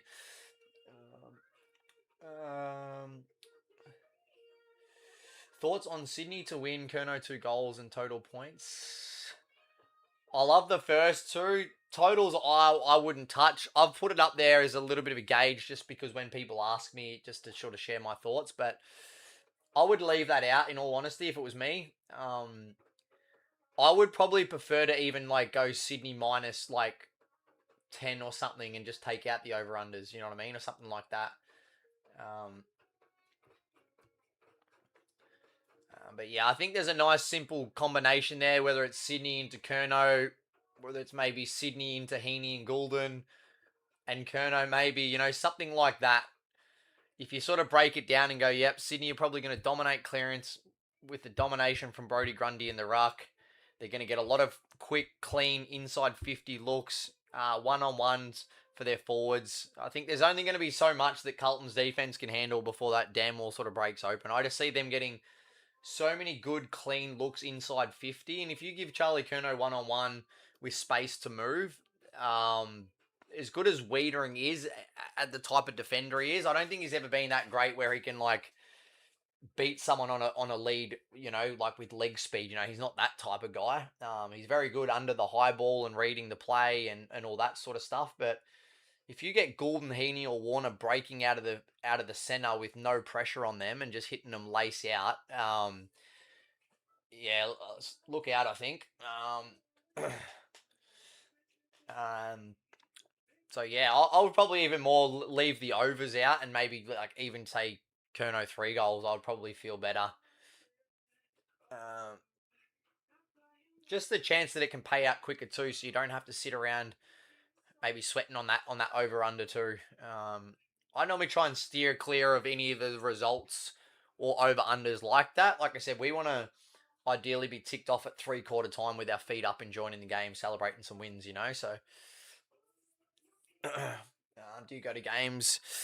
I used to a lot. I don't really live in Australia anymore. I haven't done for probably 5 years. So, it's pretty rare because normally it's like in the middle of winter. Normally I'm overseas somewhere on the beach enjoying summer. So not so much. I'm probably actually going to go to Gather Round. That's probably going to be one that I will go to this year. If anyone's going to be in Adelaide for Gather Round, I'll probably see you there. Probably going to go to a couple of games actually. I know quite a few of the boys that play for Collingwood, so we're probably going to go to the Collingwood game. Actually got like a really cool fucking DJ setup thing there. So if it's not like your team, you can go. There's like a little party marquee thing you can get tickets for within the venue or something. So going to go check a few of them out. Maybe the Port game as well, just for the experience of going to a Port Adelaide game in Adelaide. It's yeah. So I might see some of you guys there. Ainsworth for some touches, odds high, and he's playing higher up the field. I like it, bro. I like it. That makes a lot of sense to me. I want to see it first. I think you're probably right. I just I don't want to I want to try and avoid too much guesswork. That makes sense. I feel better if I'm just going for Goulden, Heaney. Maybe it's Kernell, maybe it's Sydney. You know what I mean? Like the real obvious sort of the ones that we know what to expect from. But yeah, maybe you watch the preseason closely enough as well and you feel confident with the role that he's going to play. I think you're right too. So, not a bad way to do it. Would you trust him maybe more than just going for Goulden, Heaney, Kerno, these types? And then that would be how you'd make the decision, I guess. So, where do you have the Blues finishing? I just put it up, bro. So you have to have a look on my platform. But I think it was... was it 13th to 15th or somewhere in that mix. I think their line's set too high too on the over-unders. I think their total wins was about 9.5, which I think I had them winning about maybe 6 or 7 games. So I think that line's a little bit too high for the Blues as well. That's all in my story too, guys. If you want to have a bit of fun around some future stuff, I did try and give you guys some numbers to look at to give you some advice, I guess, if you want to have a look at that. I even just set up just a feed that I probably won't use much, but I think you can go on there and just copy the two that I've put on there too. One's still at about 20 to 1. I think it was just five over unders I think we picked out. I think Carlton might have been one of them, maybe North was one of them. I think the Doggies and Brisbane lines were set too low. I think we took them on the overs. But yeah, to get 20 to 1 like that, and it just gives us something now to follow in the background each round. We can keep an eye on that and how we're trending. We might even get to the point halfway through the year where it's looking really good and we can maybe get a payout, an early payout or something. So it'll be a big year for Xavier Lindsay. I like it, bro. I don't know if you're a D supporter, but I think you've nailed that one too. He is definitely one that is going to be in the back of my mind. I think the bookies might sleep on him a little bit. He's going to take a lot of kick-ins with Jake Bowie out of the team as well. We've seen that already. I think Melbourne, I mean, it normally always does, makes me a lot of money. But yeah, I think even more so this year, they've just got so much depth where they spread it around from the wingers to the halfbacks, forwards, the rotating midfielders. I think Sparrow is going to get quite a lot of the ball this year. He was a really good value in the preseason game, even just to get like 15 or 16. He's going to get that every week. Langford going in there, Windsor, Langdon. I think Melbourne's going to be stacked with guys who get 15 plus every week at solid value. He'd be right at the top of that list too, so good call by you for sure, bro. Do you do AFL fantasy? Not so much fantasy as in terms of the app or website or whatever, but Supercoach. So it's still fantasy, I guess, in that realm. But Supercoach, yeah, I've just set them up in my Discord. I'm giving away a ton of free money to members this year for our competitions, tipping competitions, Supercoach leagues, AFL and NRL. I don't really do much NRL myself. I think we've only got maybe a handful of people in there right now. So, yeah, if you rate your knowledge of NRL and think you can come in and win the tipping comp and the Supercoach, you're probably going to put thousands of dollars in your pocket by the end of the year. So,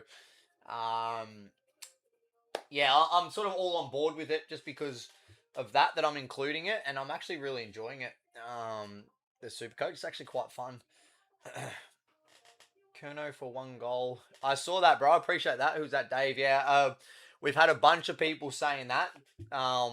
So I keep trying to advise people to maybe go check that out because that just sounds like a really good deal, to be honest. Even if it's limited at $20, $50, it's free money. I like this line of thinking where people are looking for safe, smart options to give themselves some good chances at winning. I think the more you guys do that, you're going to be doing really well.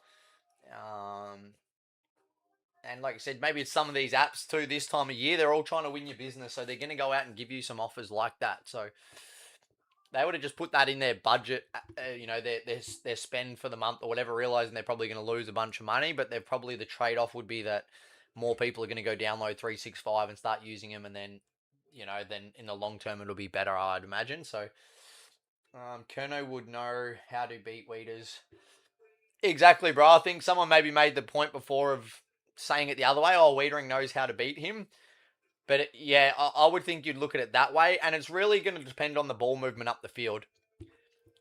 I think Kerno trying to beat Wiedering at Carlton's training when they're butchering the football in, maybe a little bit harder. And then all of a sudden he's on the SCG with Goulden, Heaney, Warner, Brodie Grundy coming out of the midfield, dominate the taps, you know what I mean? On a small ground, one kick. It's just a completely different ball game. So, and Wiedering's got a broken rib, which really can't help his cause at all. So, having done that before, it is not fun. I mean, you can jam it and numb the pain and stuff, but in terms of even breathing when you sneeze or cough or laugh, it's painful. So, trying to play a game of football with it as well, I can't imagine it's going to be a fun time for Wiedering out there. Like I said, notoriously he's great under the high ball. He's such a good player and defender, but you can't really do much if it's coming streaming out of the middle. Errol Goulden's got the ball and he puts it on a silver platter, straight out in front on a lead. You can't really do much as a defender. It's not like Wiedering's really quick, or he's definitely not as athletic and agile as Kerno. So on the lead, I think he burns Wiedering, to be honest. So it might end up being a really, really favourable matchup for Charlie. Um, would not surprise me to see him kick a handful and Sydney to have a really good win, to be honest. Um, you reckon Walsh is getting tagged? It's a concern for me for sure, bro. And just, I think even if you take him at like 20, you get like $1.03 or 4 cents, you know what I mean? So it's just not worth the risk. Hence why I didn't put him there. But yeah, I think if you're going to tag anyone, I think Walsh is probably the one that he's the connector all across the field. He links the play from the back line to the mid, from the mid to the forward. He's really that connector. He breaks the lines. He's an accumulator. Jagger Smith is that same type of player too. Probably even a bit more polished, I would say. His ball use is unbelievable, Jagger Smith. It could be him at times too. They might see the value in just shutting down the hype of Jagger Smith. Hey, we cannot let this kid just come in and dominate his first quarter of football. We need to stamp this out right from the start. Like, he is not coming up to Sydney and just dominating us in his first game. We're going to make sure that does not happen.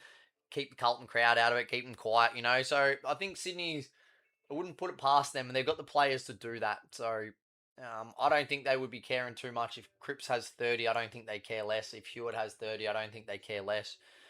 But yeah, and I think, like I said a few times, it might be sort of situational. If Sydney's got a 7-goal lead, you probably don't need to tag anyone, right? You make Walsh man up. Okay, cool. You can have 40, but you're 7 goals down and Heaney's had 25 on you, So at some point, Walsh and these guys also have to defend.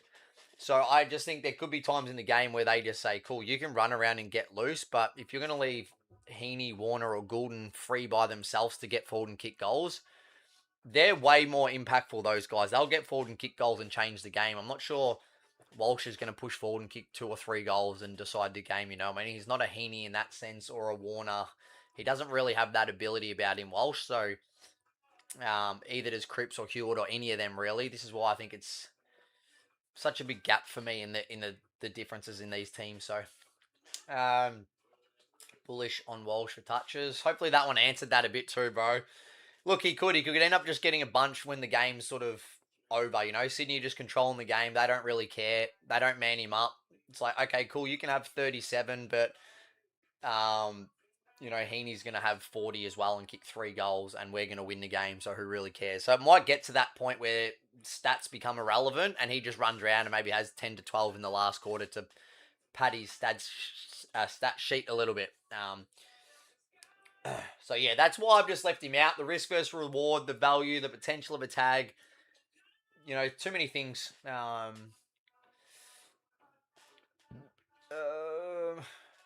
Who's Jordan tagging? It would be Walsh for me, bro. I just think Walsh or Smith, probably whoever gets off the chain. If Sydney's dominating the game, I don't think they probably bother tagging anyone. You just keep doing what's working and win the game. So I would be a bit more worried as Carlton. It's like, yeah, Jagger Smith and Walsh, they're so good at what they do. What if one of them get trapped on Heaney or Warner and have to go play full back and they drag him to the goal square? I think that's an all-time mismatch. If you got Sam Walsh at full back trying to stop Heaney, at times throughout the game, or if Jagger Smith has to defend and gets dragged deep in the goal square against a Chad Warner or Isaac Heaney, they're going to have an absolute field day on a young, skinny kid in his first game, you know what I mean? So it's great looking at the stat sheet on the offensive side of what these guys can do, but they've also got to defend some of the best midfielders in the competition with an absolute advantage in the ruck with Brodie Grundy. Like I said, the last time they played, he had 47 hitouts, 19 disposals and a goal against Pitnet. And that was with the old ruck rules where Pitnet was still allowed to bear hug him and tackle him. He's pretty much going to be a specky bag, I reckon, all night. Brodie Grundy is just going to run and jump on him and pretty much win every single centre bounce hit out there is. And probably have 50 plus hit outs and probably put up 150 on Supercoach. I'm pretty big on Brodie Grundy in this game. And like I said, it's not an ideal ground when you're on a small ground like the SCG to be dominated out of the centre. Some of the best ball users in the competition, and now you've got Charlie Curnow at full forward. I think the ingredients are there for a really good Sydney win in this one. You think there's a chance with all Sydney's tagger, they tag a half backer from the Blues, Holland side? Yeah, I don't get the feeling they will, bro, because I don't think they really have to. I just think they're going to have the game in control at most parts. But yeah, it's a good point you raise. Like I said, maybe if it's someone gets off the chain, absolutely. They just yeah. Jordan plays half forward. He does a lot when he plays against Lockie Whitfield or Lockie Ash. He plays at half forward and tags the halfback flankers. Yeah, even if it's for 5 or 10 minutes, because he's playing there anyway, they might just say, "Hey, go lock down on Hollands. He's killing us. Go. We need to stop Sard for the next 5 minutes." He'll just go and cool him for a little bit. So I would say yes, there would be definitely a time where they can do that. Um, Ollie Hollands apparently set up for a great. Yeah, he's looking really good. Yeah, he's looking really, really good. What do you reckon? 22 plus for Goulden Swans to win. I like it, bro. It's very simple. It makes so much sense. The better team to win and one of the best disposal accumulators to get disposals makes a lot of sense for me.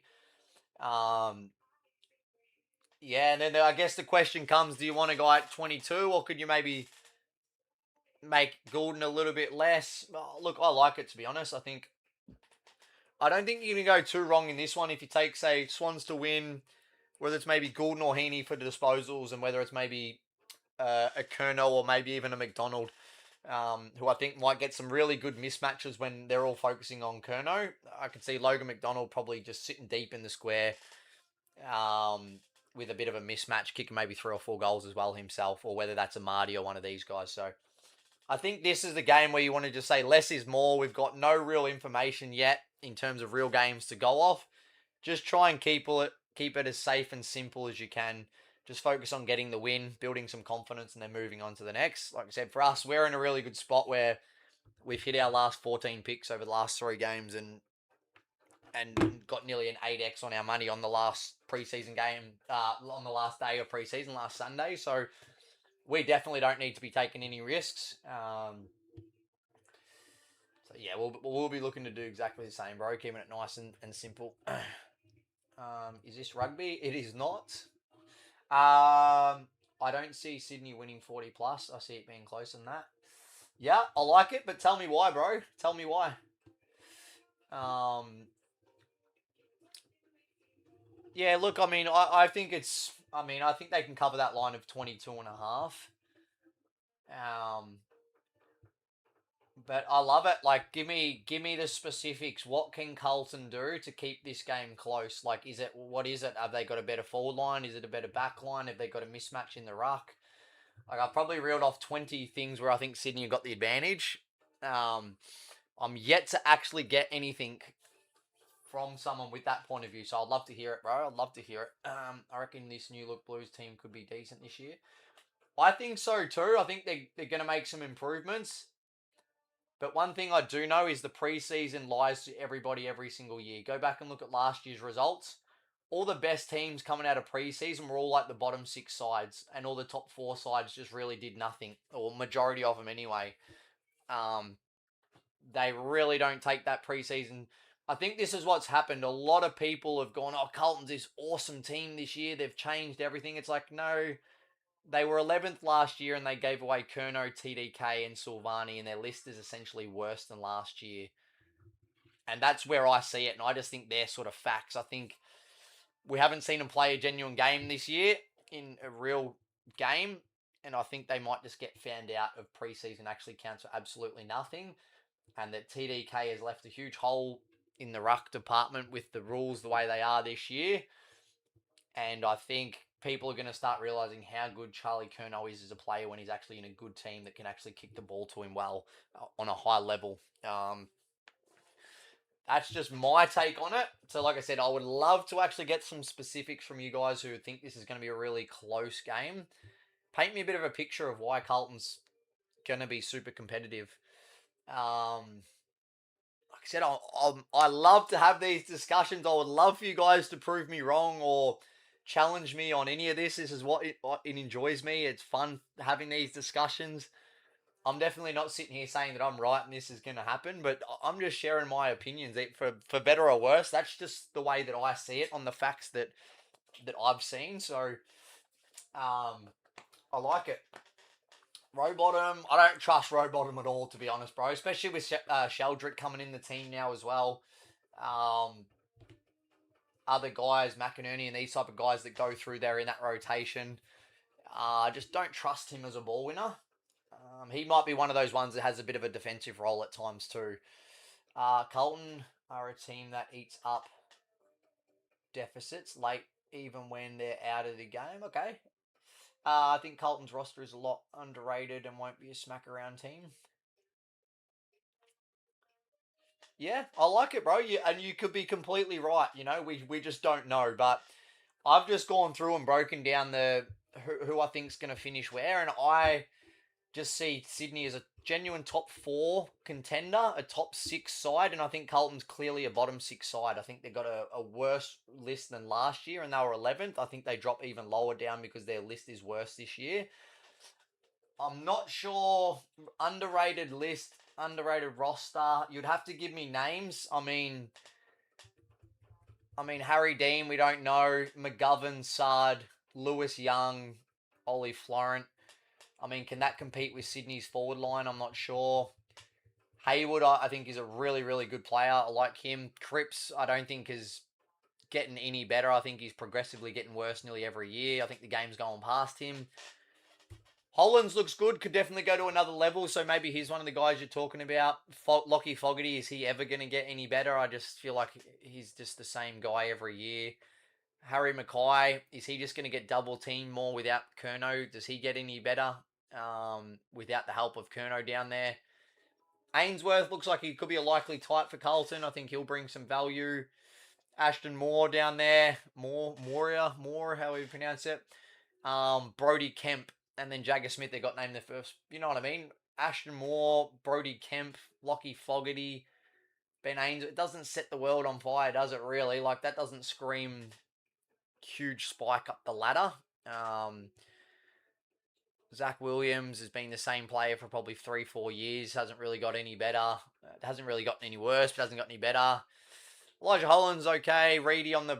We don't know yet either. Campbell Chesser, if you're not good enough to really get consistent games at West Coast, probably not a good sign. And Cooper Lord, we haven't really seen much. So, yeah, I'm not sure exactly who you're saying is underrated on that list, but yeah, there's a couple there I would agree with. You speak a lot of facts. Thank you, bro. It's just sharing my opinion, to be honest. It's on the rebound before you can get to your Gouldens and Heenies. Yeah. Anyone for 25 plus? Yeah, look, I think there's going to be a ton of them. The only worry when you're playing teams like Sydney that they can tag a lot. So I would be a bit hesitant on taking a guy like Walsh or maybe Jagger Smith. Look, I think Hewitt can be that consistent in there, churn out 25 to 30 disposals pretty consistently a lot this year. Patrick Cripps, like I said, I don't think gone to the days where you're worried about Patrick Cripps and tagging him. I think he can just accumulate disposals as well. They've got Rowbottom and these defensive type mids in there, which might make it a bit hard. Last matchup, Isaac Heaney had 38 and 7 shots on goal. So he could have bloody 25 in the first half, Isaac Heaney, especially with the ruck dominance. Grundy had 47 hitouts last time they met.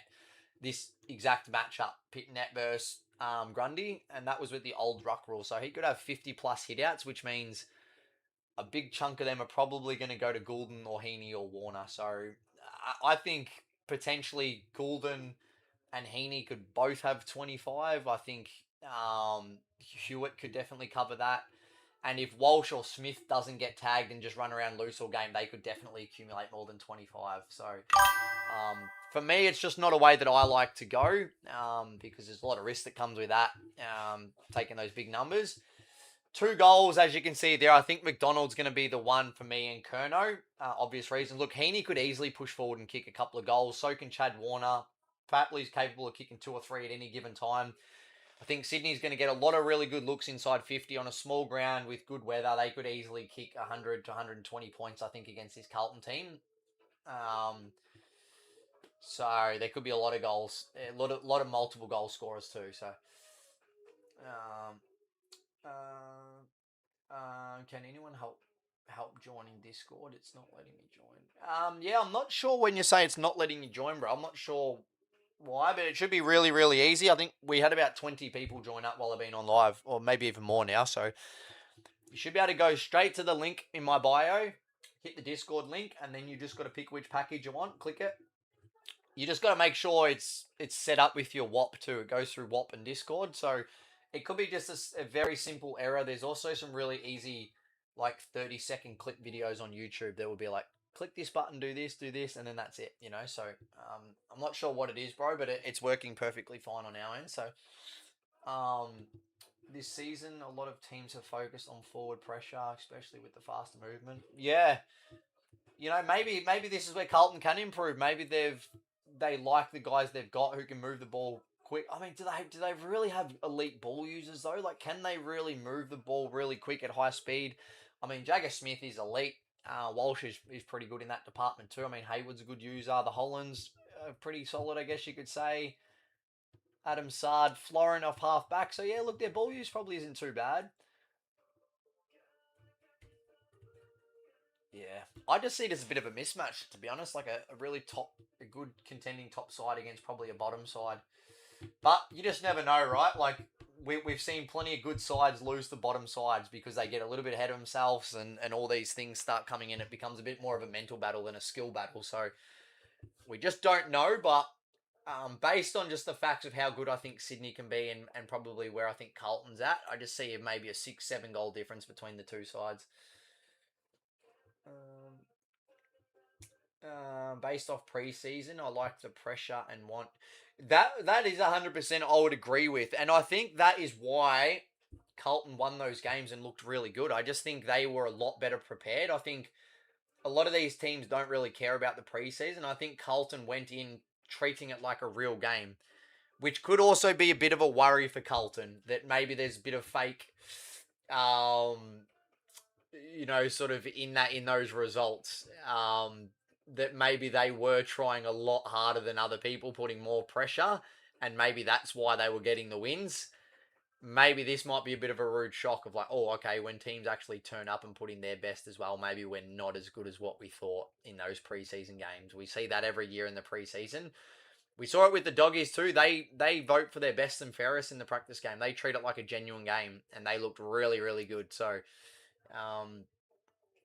yeah, I'm not sold just yet. Look, if Carlton can go up there and make it a really competitive game and push Sydney, then I'll be definitely more of a believer in Carlton that maybe they are on the rise. I just think at this moment their list is worse than last year, and I just don't see there any improvement. But Carlton's forward line has more depth than they have in 10 years. That's a good point. I think you're right with the depth. But does that equal goals? I mean, does depth, guys like Ashton Moore and Brody Kemp, I mean, does that equal winning scores? Lockie Fogarty, are they match winning goal kicking? It's one thing having depth, but you actually need talent, like goal kicking talent as well. So I'm with you, but what does depth really mean? And is that a good thing or is that a bad thing? Like, have they just got more depth of guys who can't kick big goals, big bags of goals, or do you know what I mean? What is depth, and is depth important in a forward line? Do you know what I mean? I would probably still take Mackay and Curnow than the depth they've got at the moment.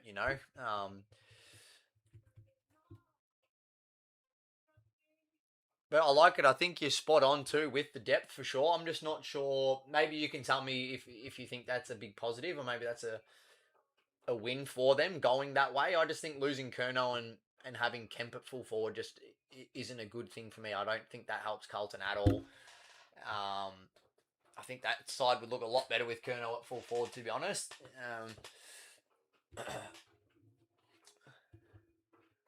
But I mean, I think Hayward's actually a really, really good pickup. I really rate him as a player with his defense. He would be a lot better defensively and stuff, I would say, maybe than a Curnow. So Ainsworth looks like a likely type, but it's an interesting one.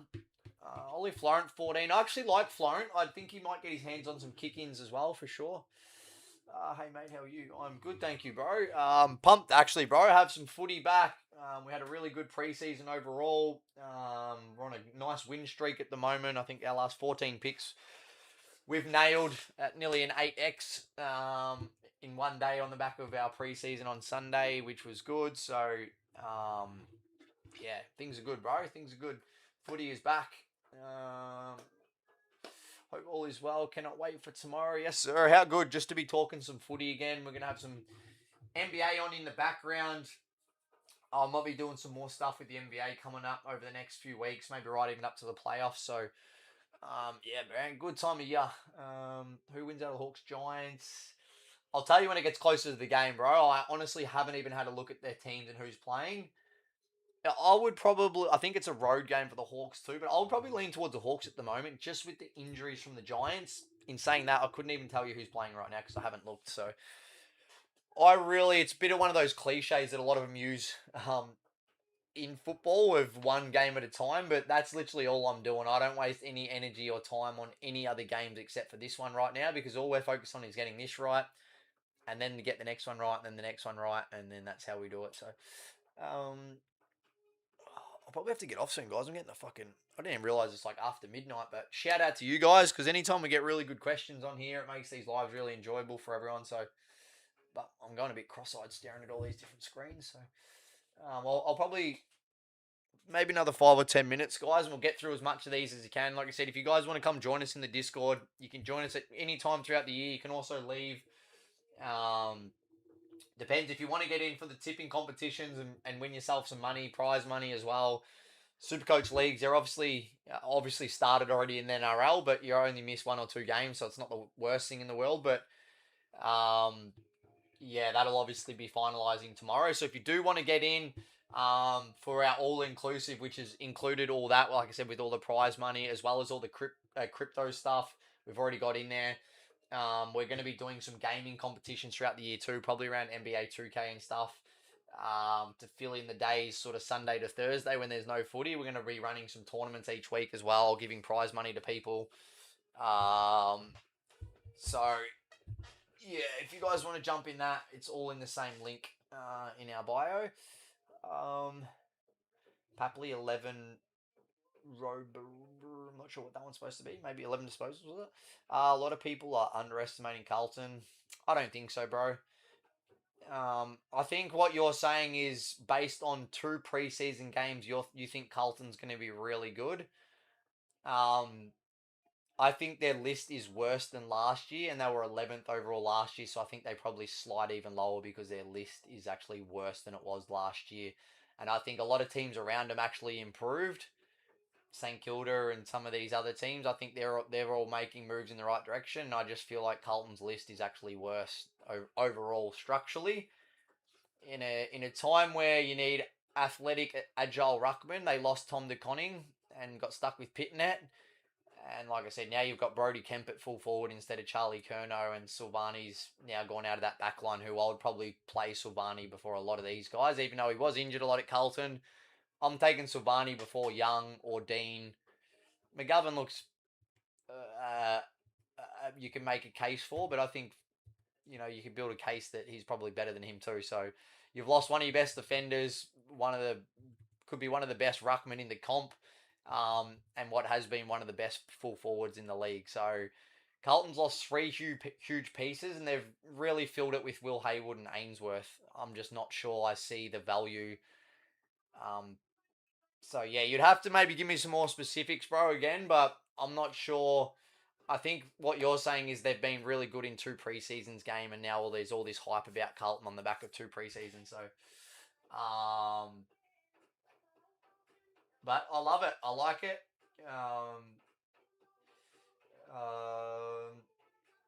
Curnow absolutely not kicking 2 on Wiedering, I'll tell you, bros.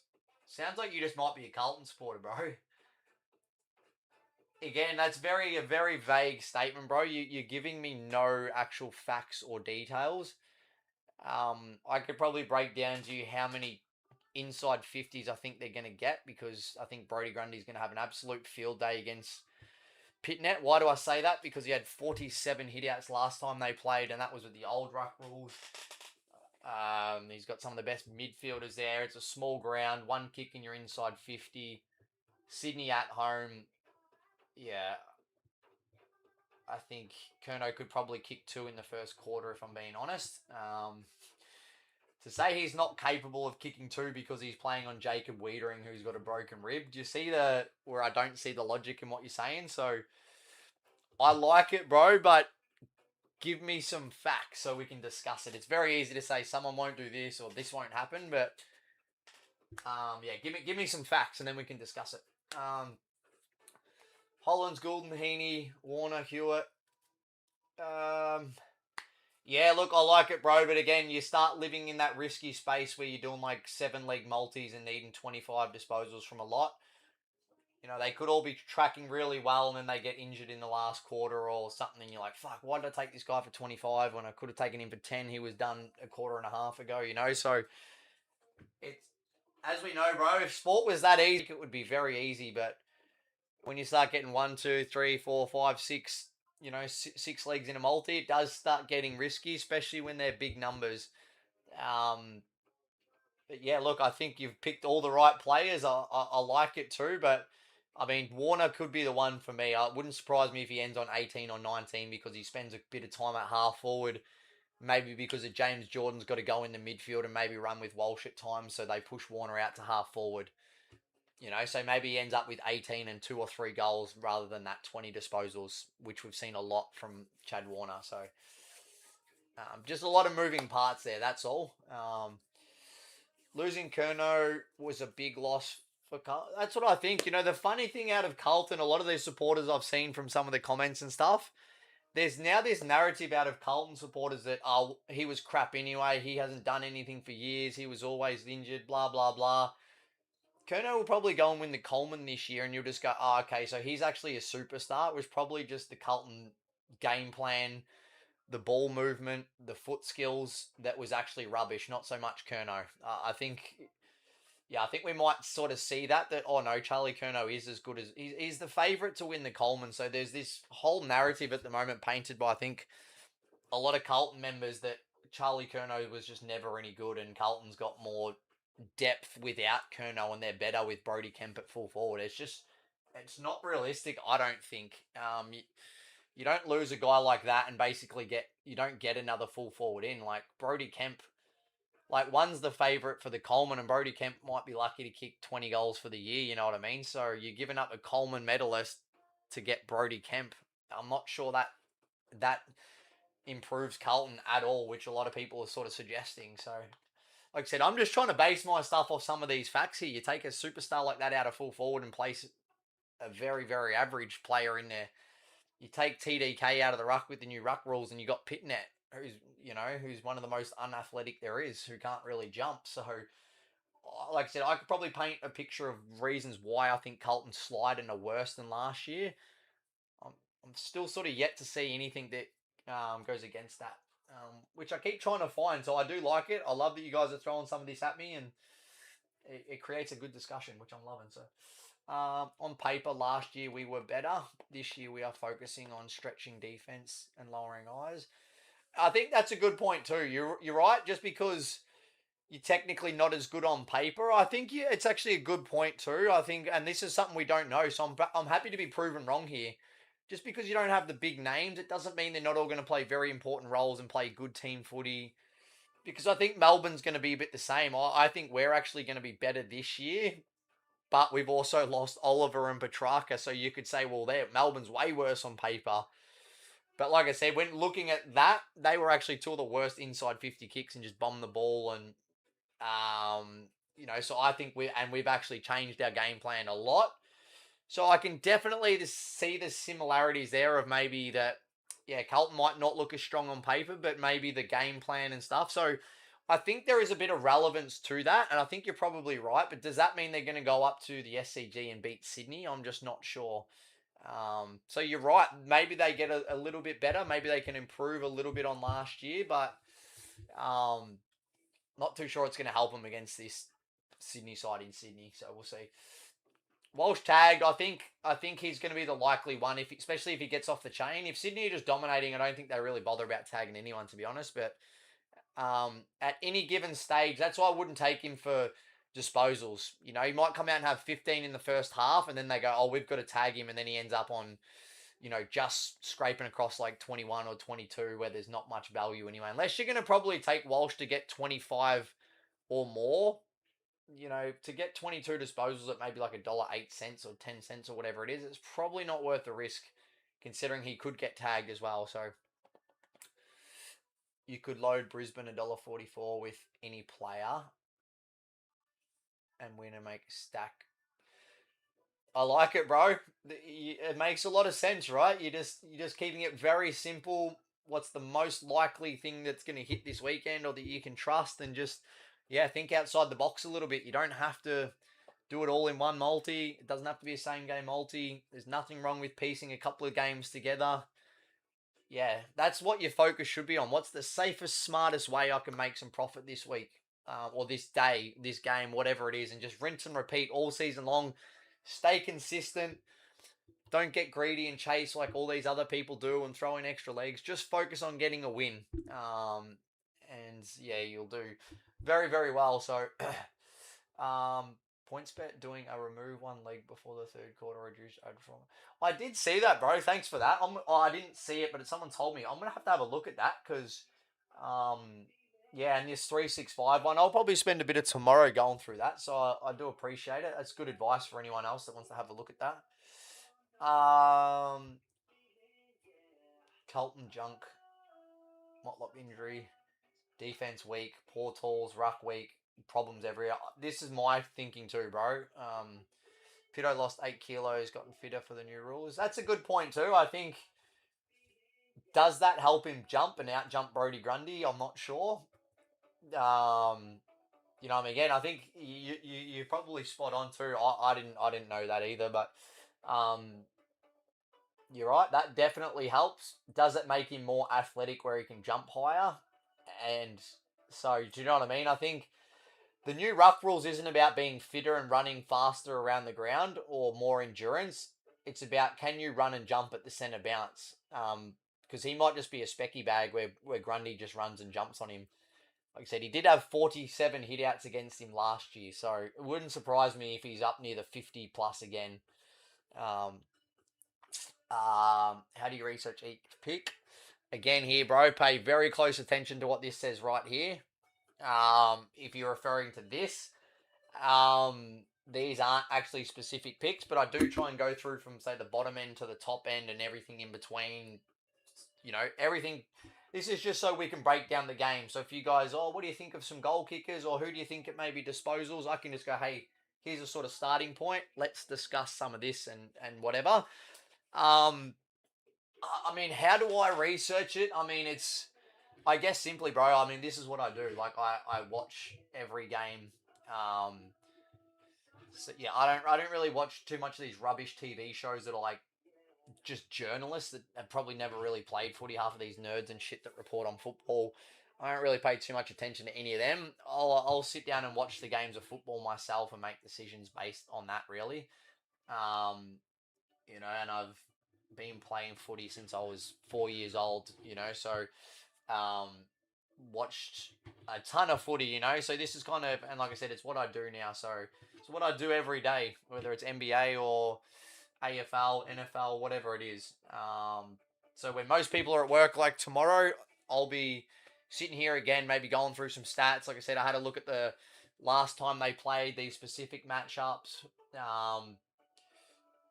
Yeah, so it's a mixture of all of that, bro. But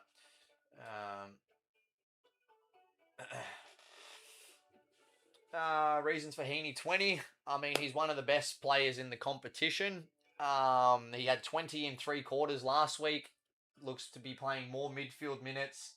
I would actually love to take him at 18. I think you will be able to as well, probably. You always get a little bit better value for him because he's being predominantly a mid/forward. But I think with Curnow this year, McDonald is fully fit. You've also got Amadi down there. I don't think they need Heaney. He will definitely rest forward still.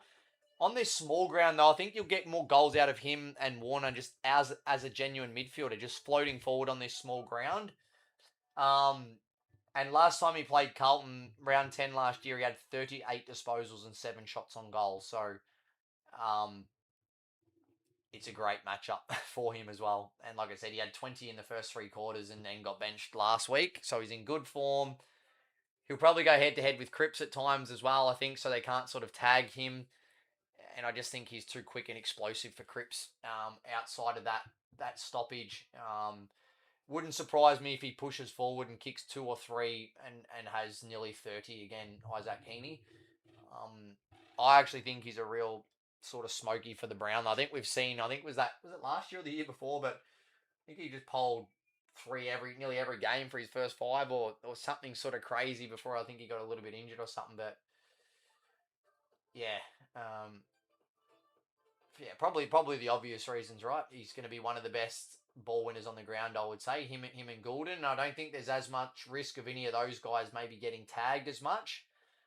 Especially with Heaney, because I think if you try and tag Heaney, whether it's like a small midfielder, whether like someone said like a Cooper Lord or something, if Cooper Lord tries to run with Isaac Heaney, he'll just drag him to full back and probably kick fucking 8 goals on him. So you can't really tag Heaney. I think it would be more of a Goulden type that you could maybe limit, as he's a lot stronger on the outside, a bit like a Walsh or a Smith. So Heaney for that one too. You get best sort of value for money with Heaney, and like I said, even playing as a forward, he always still finds the way to sort of get his 18 to 20, even as a high half forward midfield type. So all of the above, bro. All of that. Curnow for 3. Look, could easily do that. Could kick him in the first quarter. Let's be honest.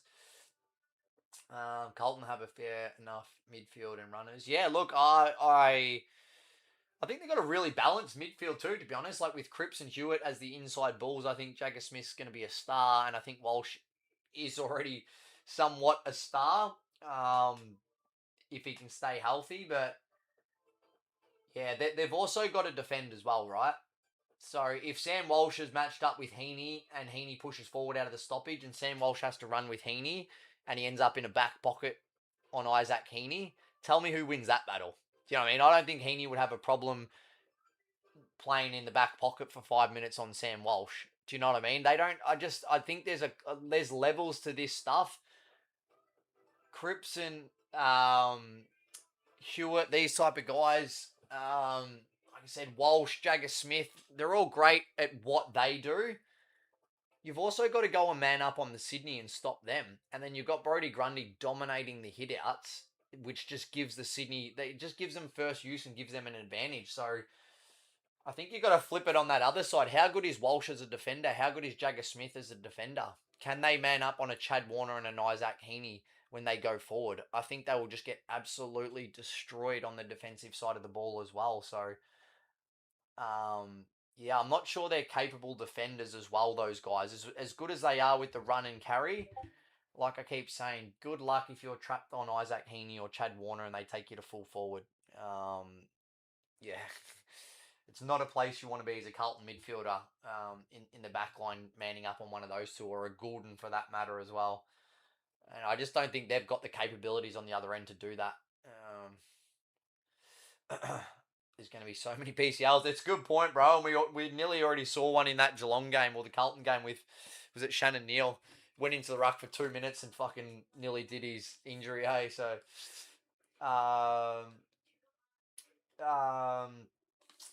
you ever do side bets, bro? I'm not sure what you mean specifically, but like, yeah, as doing these, like, I mean, I might even do live ones this year, so it is very hard for my platform. It kind of goes against the way I like to do it. Ideally, you'd be sitting there probably 5 minutes before the game, watching the broadcast, taking in the news, any late injury news, what's the weather look like, and then you'd make your decisions.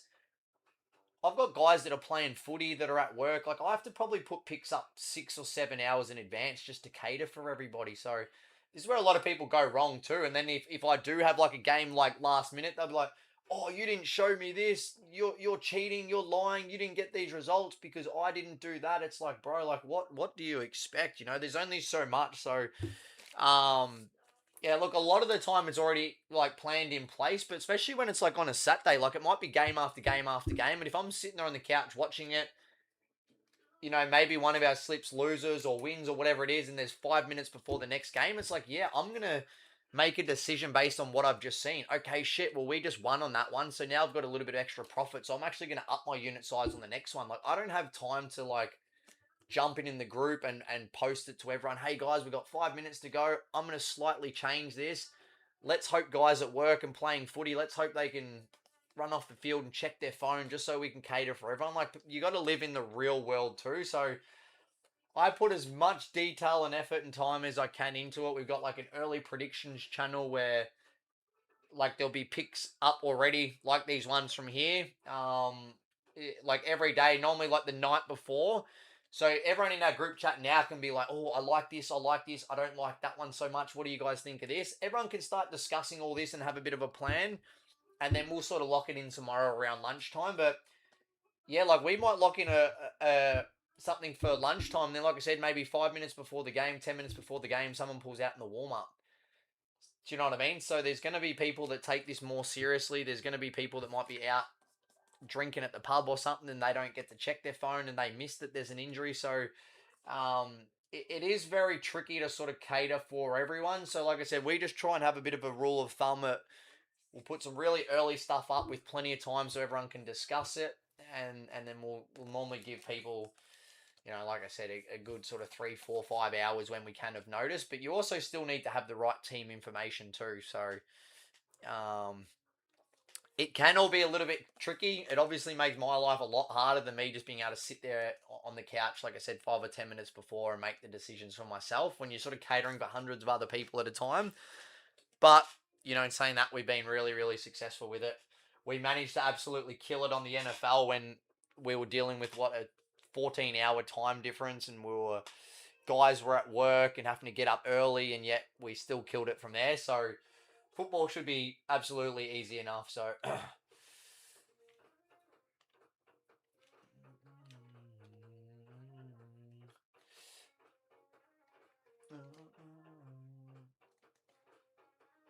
win, win.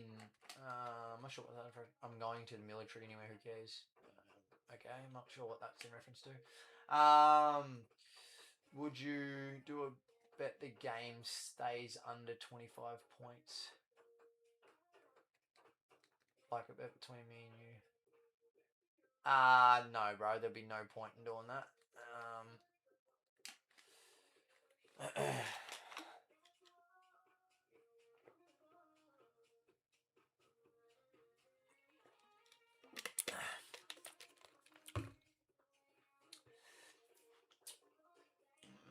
Because I could just get better odds doing something different. You know, it's a pointless waste of time, really. Do you win every weekend? Well, footy's just starting, bro. Yes, we have wins every weekend. You're also going to have some losses along the way too. So, but you know, like I said, with NFL, we lost.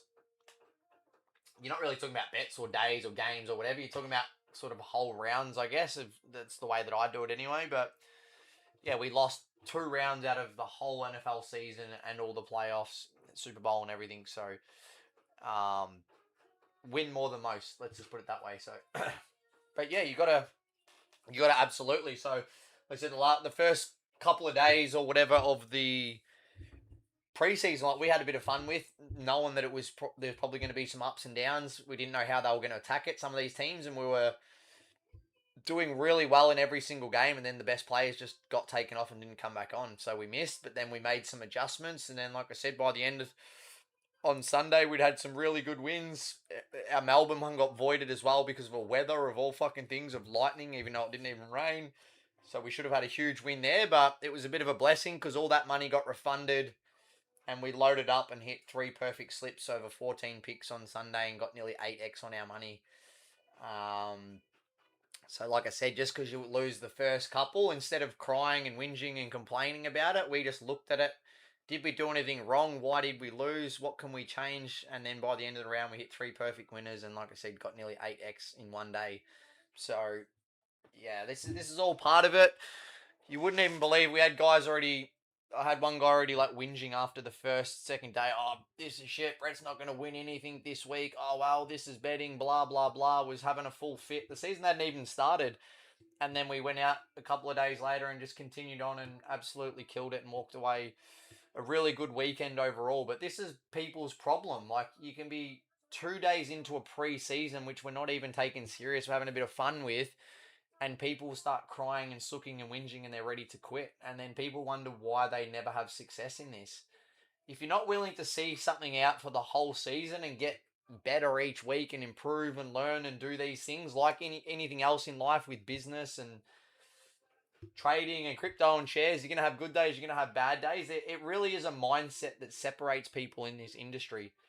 Some people do not have the mental strength, they got no discipline, and they will just never ever win. This is why probably 99% of the country will never win on this, because they can't see things through. They get too emotional, and it's a huge problem. And it's what we try and reiterate to people, push people into taking it more seriously.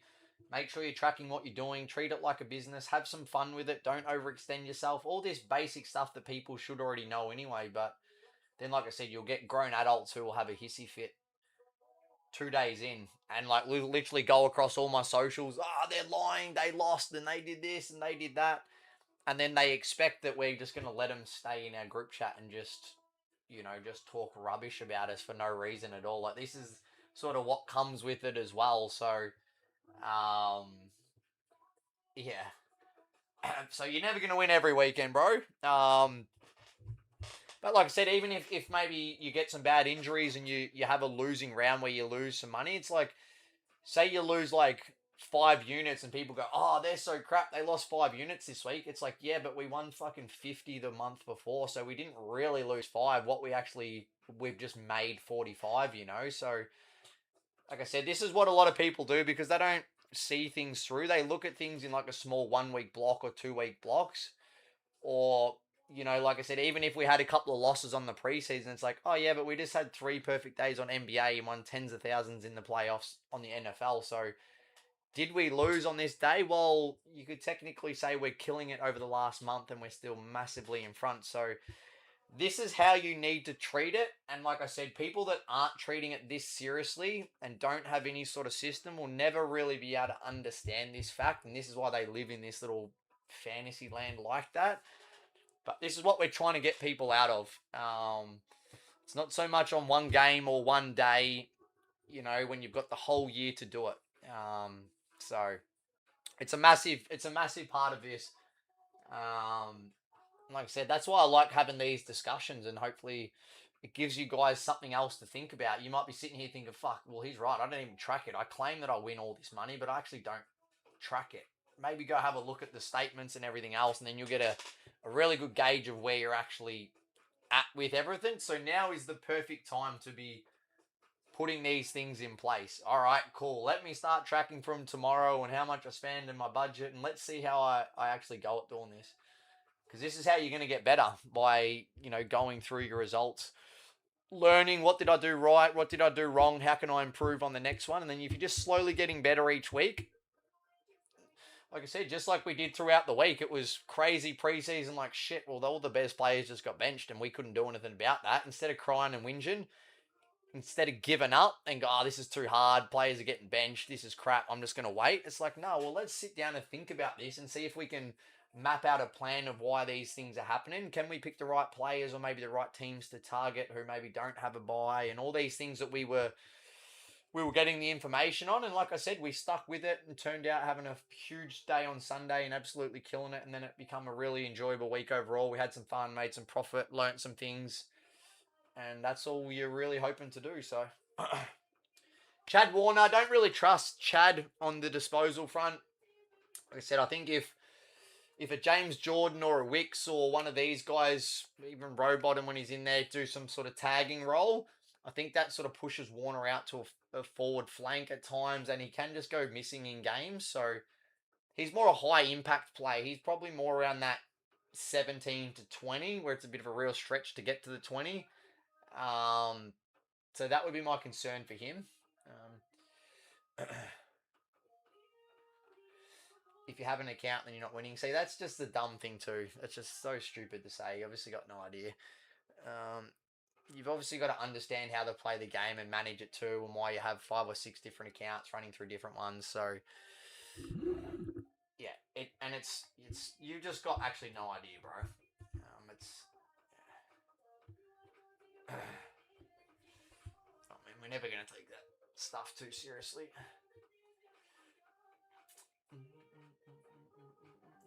So you just think like they just ban people that have success, like, yeah, it's Butterfly, cool name though, bro. Cool fake profile, no photo, hide behind a fake account, say smart stuff behind the keyboard. It's very predictable, bro. Very predictable. Um, that's the kind of losing mentality of that comment right there, bro. So, but yet here you are watching me. So we appreciate all our fans, regardless. Crips for a tackle, kick, and handball each quarter. That's a creative way to do it. Yeah, look, something I probably wouldn't do because it just gets a little bit too complicated for me. Um, Especially the tackle. When he gets injured, and misses a quarter, then that whole thing falls apart. So it's good. It's creative. Can you just make it a lot more simple? Whether that's a team to win, maybe a disposal and a goal kicker. You know what I mean? Yeah, look, go for it, bro. Let me know how you go. I don't mind it. It's just, like I said, I think this is where a lot of people go wrong. They get too creative, get fancy, try and do all these fancy things, and it's like, oh shit, well, I probably thought Sydney would win, and maybe Kerno would kick a couple and Heaney would have 18. It's like, why didn't I just take that? I think probably the whole country probably sat there and realised that was always going to happen. You know what I mean? So less is more a lot of the time in this. What's with the 40 to 49 margin? That's unlike you. Never seen you do a super long odd. You've obviously missed this warning here too, bro. These are not my picks, but when people ask, hey, who do you think's going to win and how many points do you think they're going to win by, I give my honest answer, and that's what I think. I think probably around 6 or 7 goals, around at mid 30s to low 40s points. I think 6 or 7 goals. And as it says exactly there, that's all. So if someone goes, who do you think is going to be over or under? I say, well, I'm not going to bet on it. It's something that I don't like to do, but because you've asked the question, there's your answer. So this is content. This is a content thing only. I don't know why people just come in and presume that these are all picks and that I'm just going to do a 15 leg multi and hope for the best. Like I said, we try and get people away from that line of thinking and actually thinking a bit smarter and safer and trying to actually help people come here, maybe learn something and then go out and implement it to maybe tomorrow, and then hopefully you guys have some wins and then you come back and enjoy the next live, and then you get more and more wins, and then you change those bad habits and all of a sudden you're winning more than ever now on the back of these lives. That's what we do it for. So, and that's why we also put these huge warnings there as well, because that's a lot of people do go wrong. Literally had a guy like last week saying, "Oh, you didn't win on Sunday because I screenshotted your thing here and I've been tracking what you're doing. You're lying." I'm like, "Oh, you mean this content stuff that said these are not picks and we are not doing that?" And he goes, "Oh yeah, I was only on for about 30 seconds, but." It's like, oh, okay, so you're just another guy who's got no idea what you're talking about. This is the sort of stuff we deal with. So, um, yeah, I do enjoy having these discussions, but I like people sort of asking the questions. So you don't want to just come through and like screenshot and then go, oh, but you had this on the screen, so that must mean you were giving me advice to go and do that. So we're trying to make it like as clear as possible now. Unless you're in our group, you're gonna have no idea what we're doing, which is how it should be. Because also even on this platform, we can't even really do that. It'll get flagged and stuff too, So. Um, But yeah, bro, as you know, if you said it's unlike me, you probably followed me before and you should know that I don't. Why would I create a business, people pay me for it, and then I just come on here and give away exactly everything we're going to do? It just makes no sense. But that's what people think. I don't know why they think that. It's just not very dumb. I mean, it's not very good business. It's very unfair on people that actually pay. Like, why would people pay for a service that you're just going to give out to free for anyone? It just actually makes no sense to me. But for some reason, this is what people think. So we just have to keep trying to make it clear as well. So,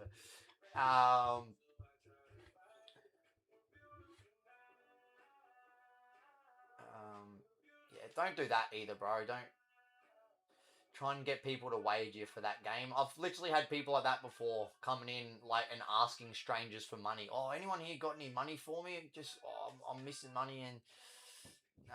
Please don't do that, bro. Because I'll just remove you. To be honest, you shouldn't be coming in here asking people to bet with you on the side.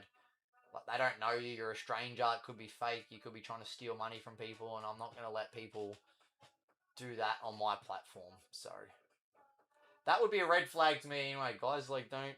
This is why I do these lives as well, right? If you're gonna run a platform like every fucking person's trying to do these days that don't show their face, they have sit behind AI and they show these slips that they're probably screenshotted from someone else with no evidence whatsoever that it's even theirs. This is why I do these lives and have these discussions. You guys can test my knowledge. You can ask me questions. How do you like to go about things? How did you go in the preseason? Like, I can sit here and be honest with it and talk about it. You shouldn't be trusting, like, fake accounts like that. With random people that you can't even see their face or know who they are that are asking for, like, money or to do things like that. So, it's not going to happen in here, bro. Don't be that guy.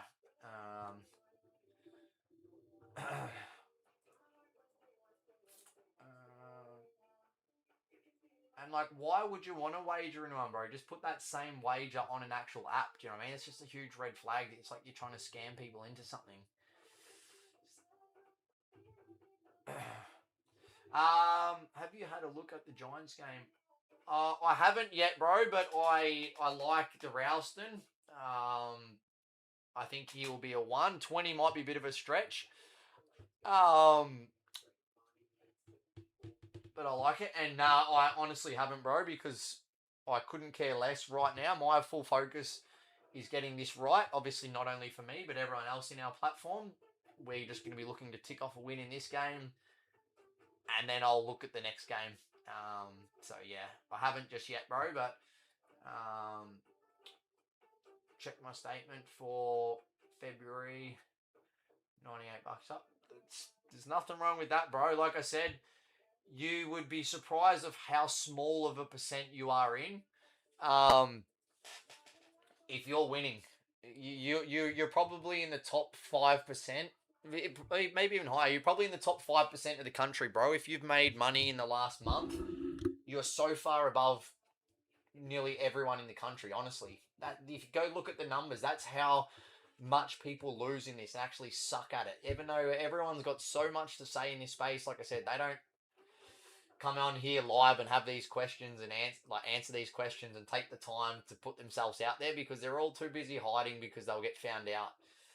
So the fact that you're winning, you're in a very small percent, bro. So just now just focus on maybe turning that $98 into maybe like by 200 or something, by the end of after this first round or something.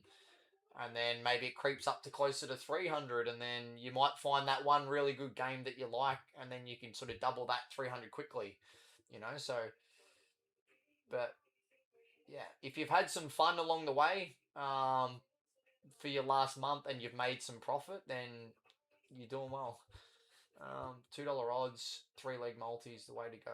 That's 100%, bro. Even $1.80 if you have to. You don't even want to try and scrape it to get to that. Like I said, for anyone that actually understands how to make money and run businesses and return on investments, or whether it's any type of trading, like I said, you could go to these billionaires who own hedge funds, or whether they're doing crypto or whatever it is, they'll be bragging to their friends about getting like a 13% increase on their investment, over like a month. But yet people go, oh, $1.70 odds, that's so crap, it's not worth my time. People tell me it's not worth my time, it's stupid to do that. It's like a 70% return investment in 2 hours you think is stupid. This is how dumb people are, and you're just like, oh, so you actually don't know anything about money and you're probably broke as hell because you think making smart investments is stupid. They're like, oh yeah, I'd rather do a 5x multi and lose it than to win at $1.70. It's like, yeah, that's how stupid you are. So there's this big misconception right now, and like I said, it's why most people lose. And people deny it a lot, but it's just fact. So nothing is safe. Absolutely, bro. And I think anyone that ever says it is not true. But in saying that, in relative terms, at some point you got to say something safer than others. So, um, nothing is a safe bet. But like I said, there's this misconception around betting too. So that's just the whole. You're just kind of stating a fact that's in life too, bro. Like, is it safe to walk out of your door because maybe one person's been hit by a bus walking out on their front lawn? So is that safe to walk out of your door every day? Is it safe to get in your car every day and sit in traffic because people die every day on the road? So is it safe to get in your car? Do you know what I mean? It's like, at what extent is something safe and not? You got to take risks. Everything you do in life is a risk, and like I said, it's how much time and effort and research I guess you put into this and how serious you treat it.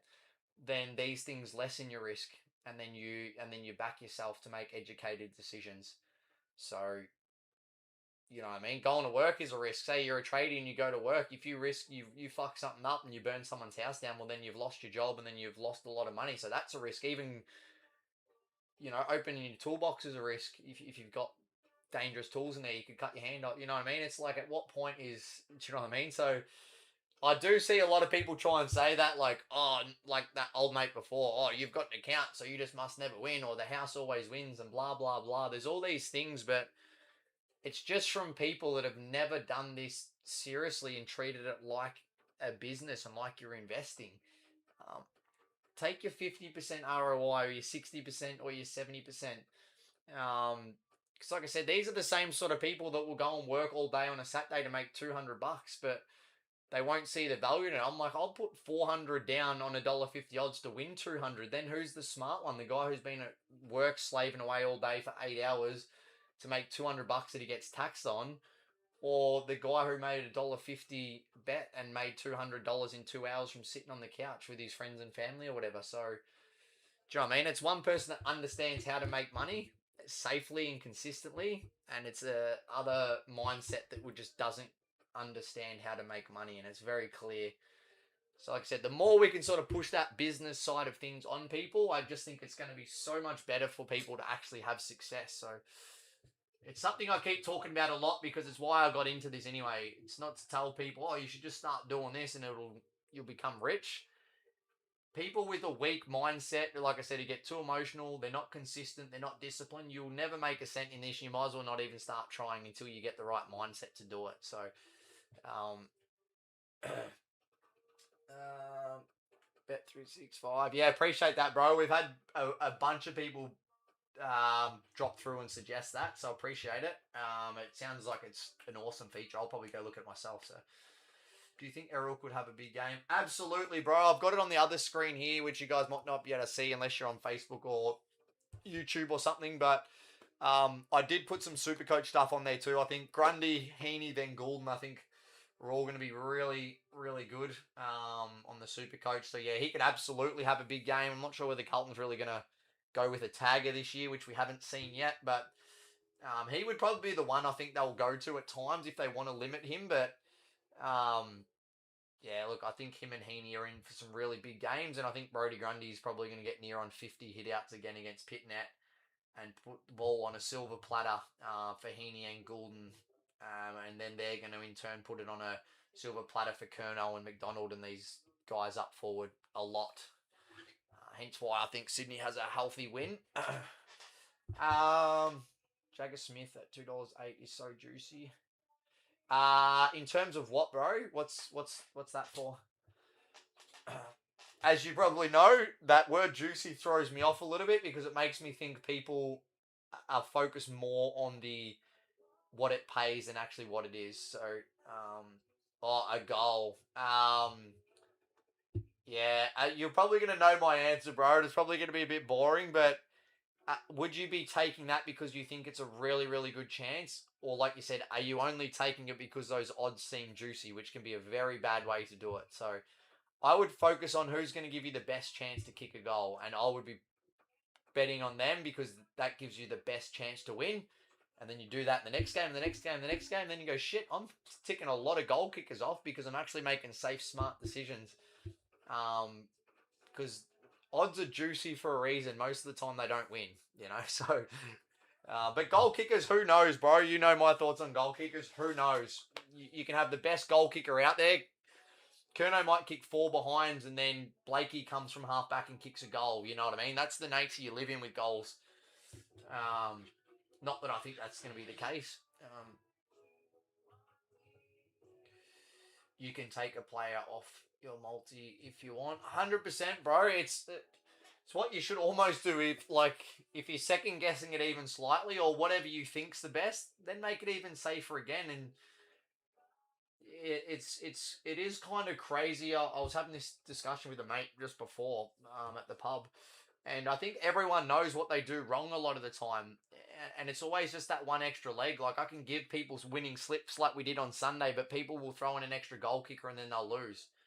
Do you know what I mean? And it's like to get an extra 20 cents value. I'm like, well, why didn't you just put an extra $20 instead of adding the extra leg to win more money? Just put a little bit more money down so you still get the same money back, but you're actually just making a safer, smarter decision. So, like, it's the first game of the new season. You don't have to. You just want to focus on getting a win. Okay, well, let me then look at the next game. Let's get a win on that. And then you're like, fuck, all of a sudden I've had 3 wins in a row now. And I haven't even taken much risk. Like, instead of trying to get, say, $4 value, yeah, why can't you just do it over a nice $2 multi now, and then the next one $2? Then you're like, oh, I've got my 4x, and I didn't have to try and get real risky with it. Or go $1.80, $1.80, $1.80, then you're like, fuck, I've ended up making the easiest money I've ever made. And now I've done it over 3 games. Shit, there's going to be another 6 games this weekend or whatever. Imagine if you can just get 6, 7, 8 winners of really safe, consistent ones. Then you multi them together and you're like, shit, that's like nearly 10x now I've done for the weekend. And I've done really safe, smart bets. So, but like I said, most people don't have the mental strength, the discipline, the emotion. It gets too emotional, the emotional sort of strength to get through it. So this is what we're really trying to work on a lot. So, can any time at $2? Yeah, bro, that sounds like a very good one. That'd be that 365 one as well. So, what would you max Grundy disposal at? I think he's probably capable of getting 18. I think. So yeah, I would just go 15 because I think he can probably do that in 3 quarters. To be honest, I think he had 19 and 47 hitouts last time this matchup. Him and Picknett last year. So I think with the new ruck rules too, yeah, as we know, he does a lot of the ruck work himself too. So he's going to be around a lot of stoppages. It's a strength of his that disposals, but 15, I think he's capable to get more, but it might be a bit of a sweat. I think he could probably be on around 14 or 15 at 3/4 time, which I would love.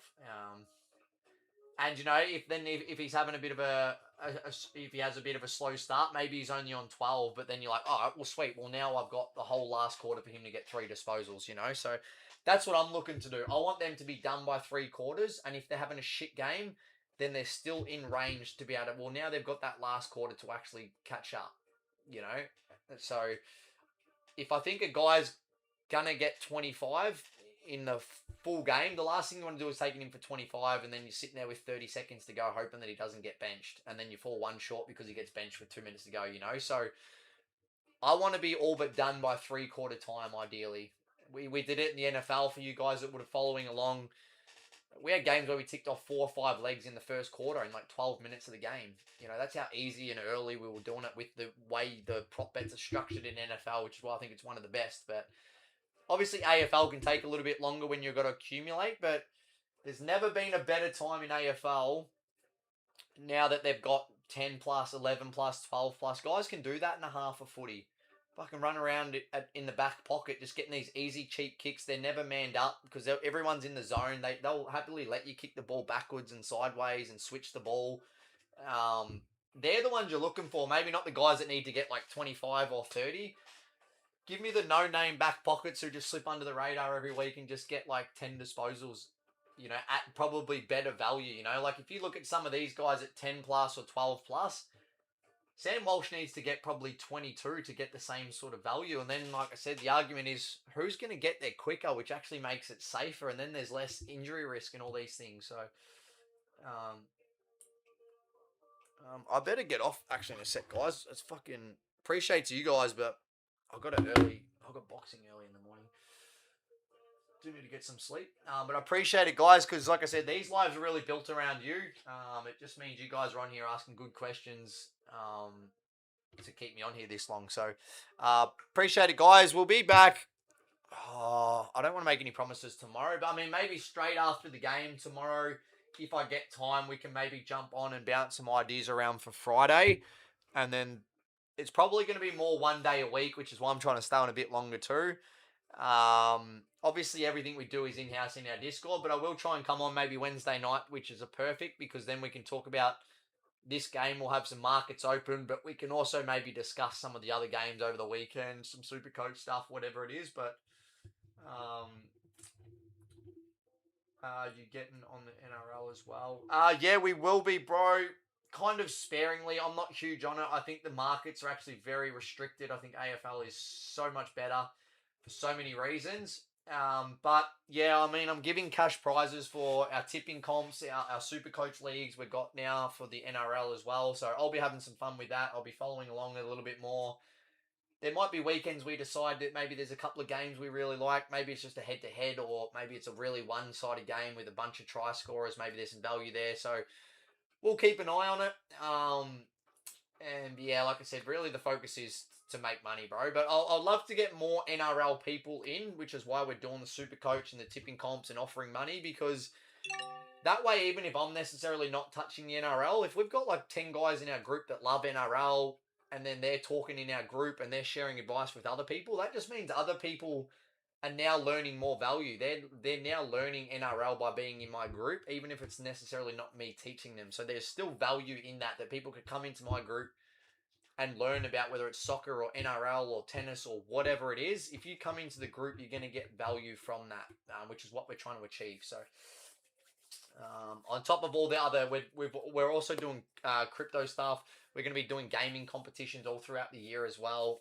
We've put some like NBA 2K and stuff, giving away more prize money for that. So got a lot going on this year, bro. Amongst other things I'm doing this year. So yeah, it's going to be busy.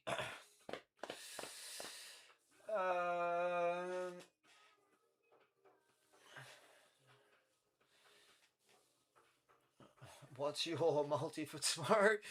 That is what we do in our group, bro.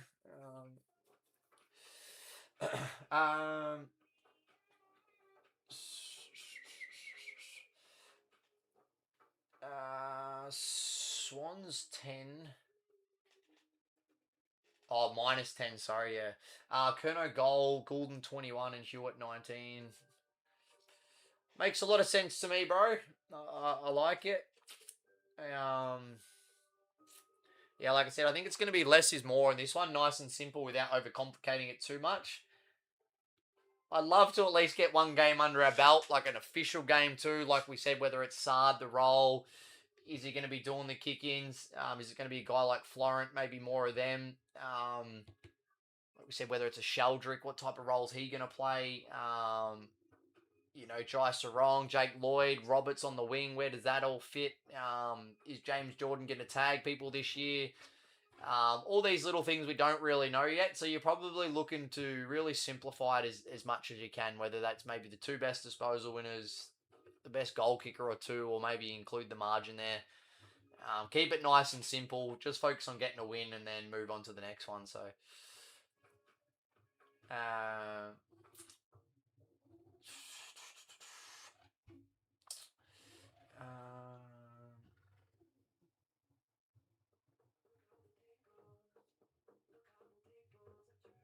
lock in. I don't know what you're talking about, bro.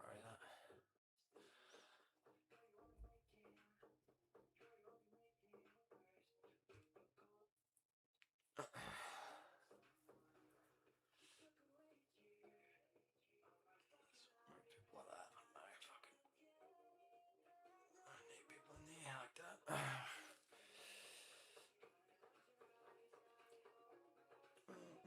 If you got anything else, guys, quickly get it in. I am going to jump off. I've got a very early morning boxing session, which I'd like to get some sleep for. But appreciate you guys getting on. Stop this other one first. For you guys too, whoever's on this other stream, appreciate you guys.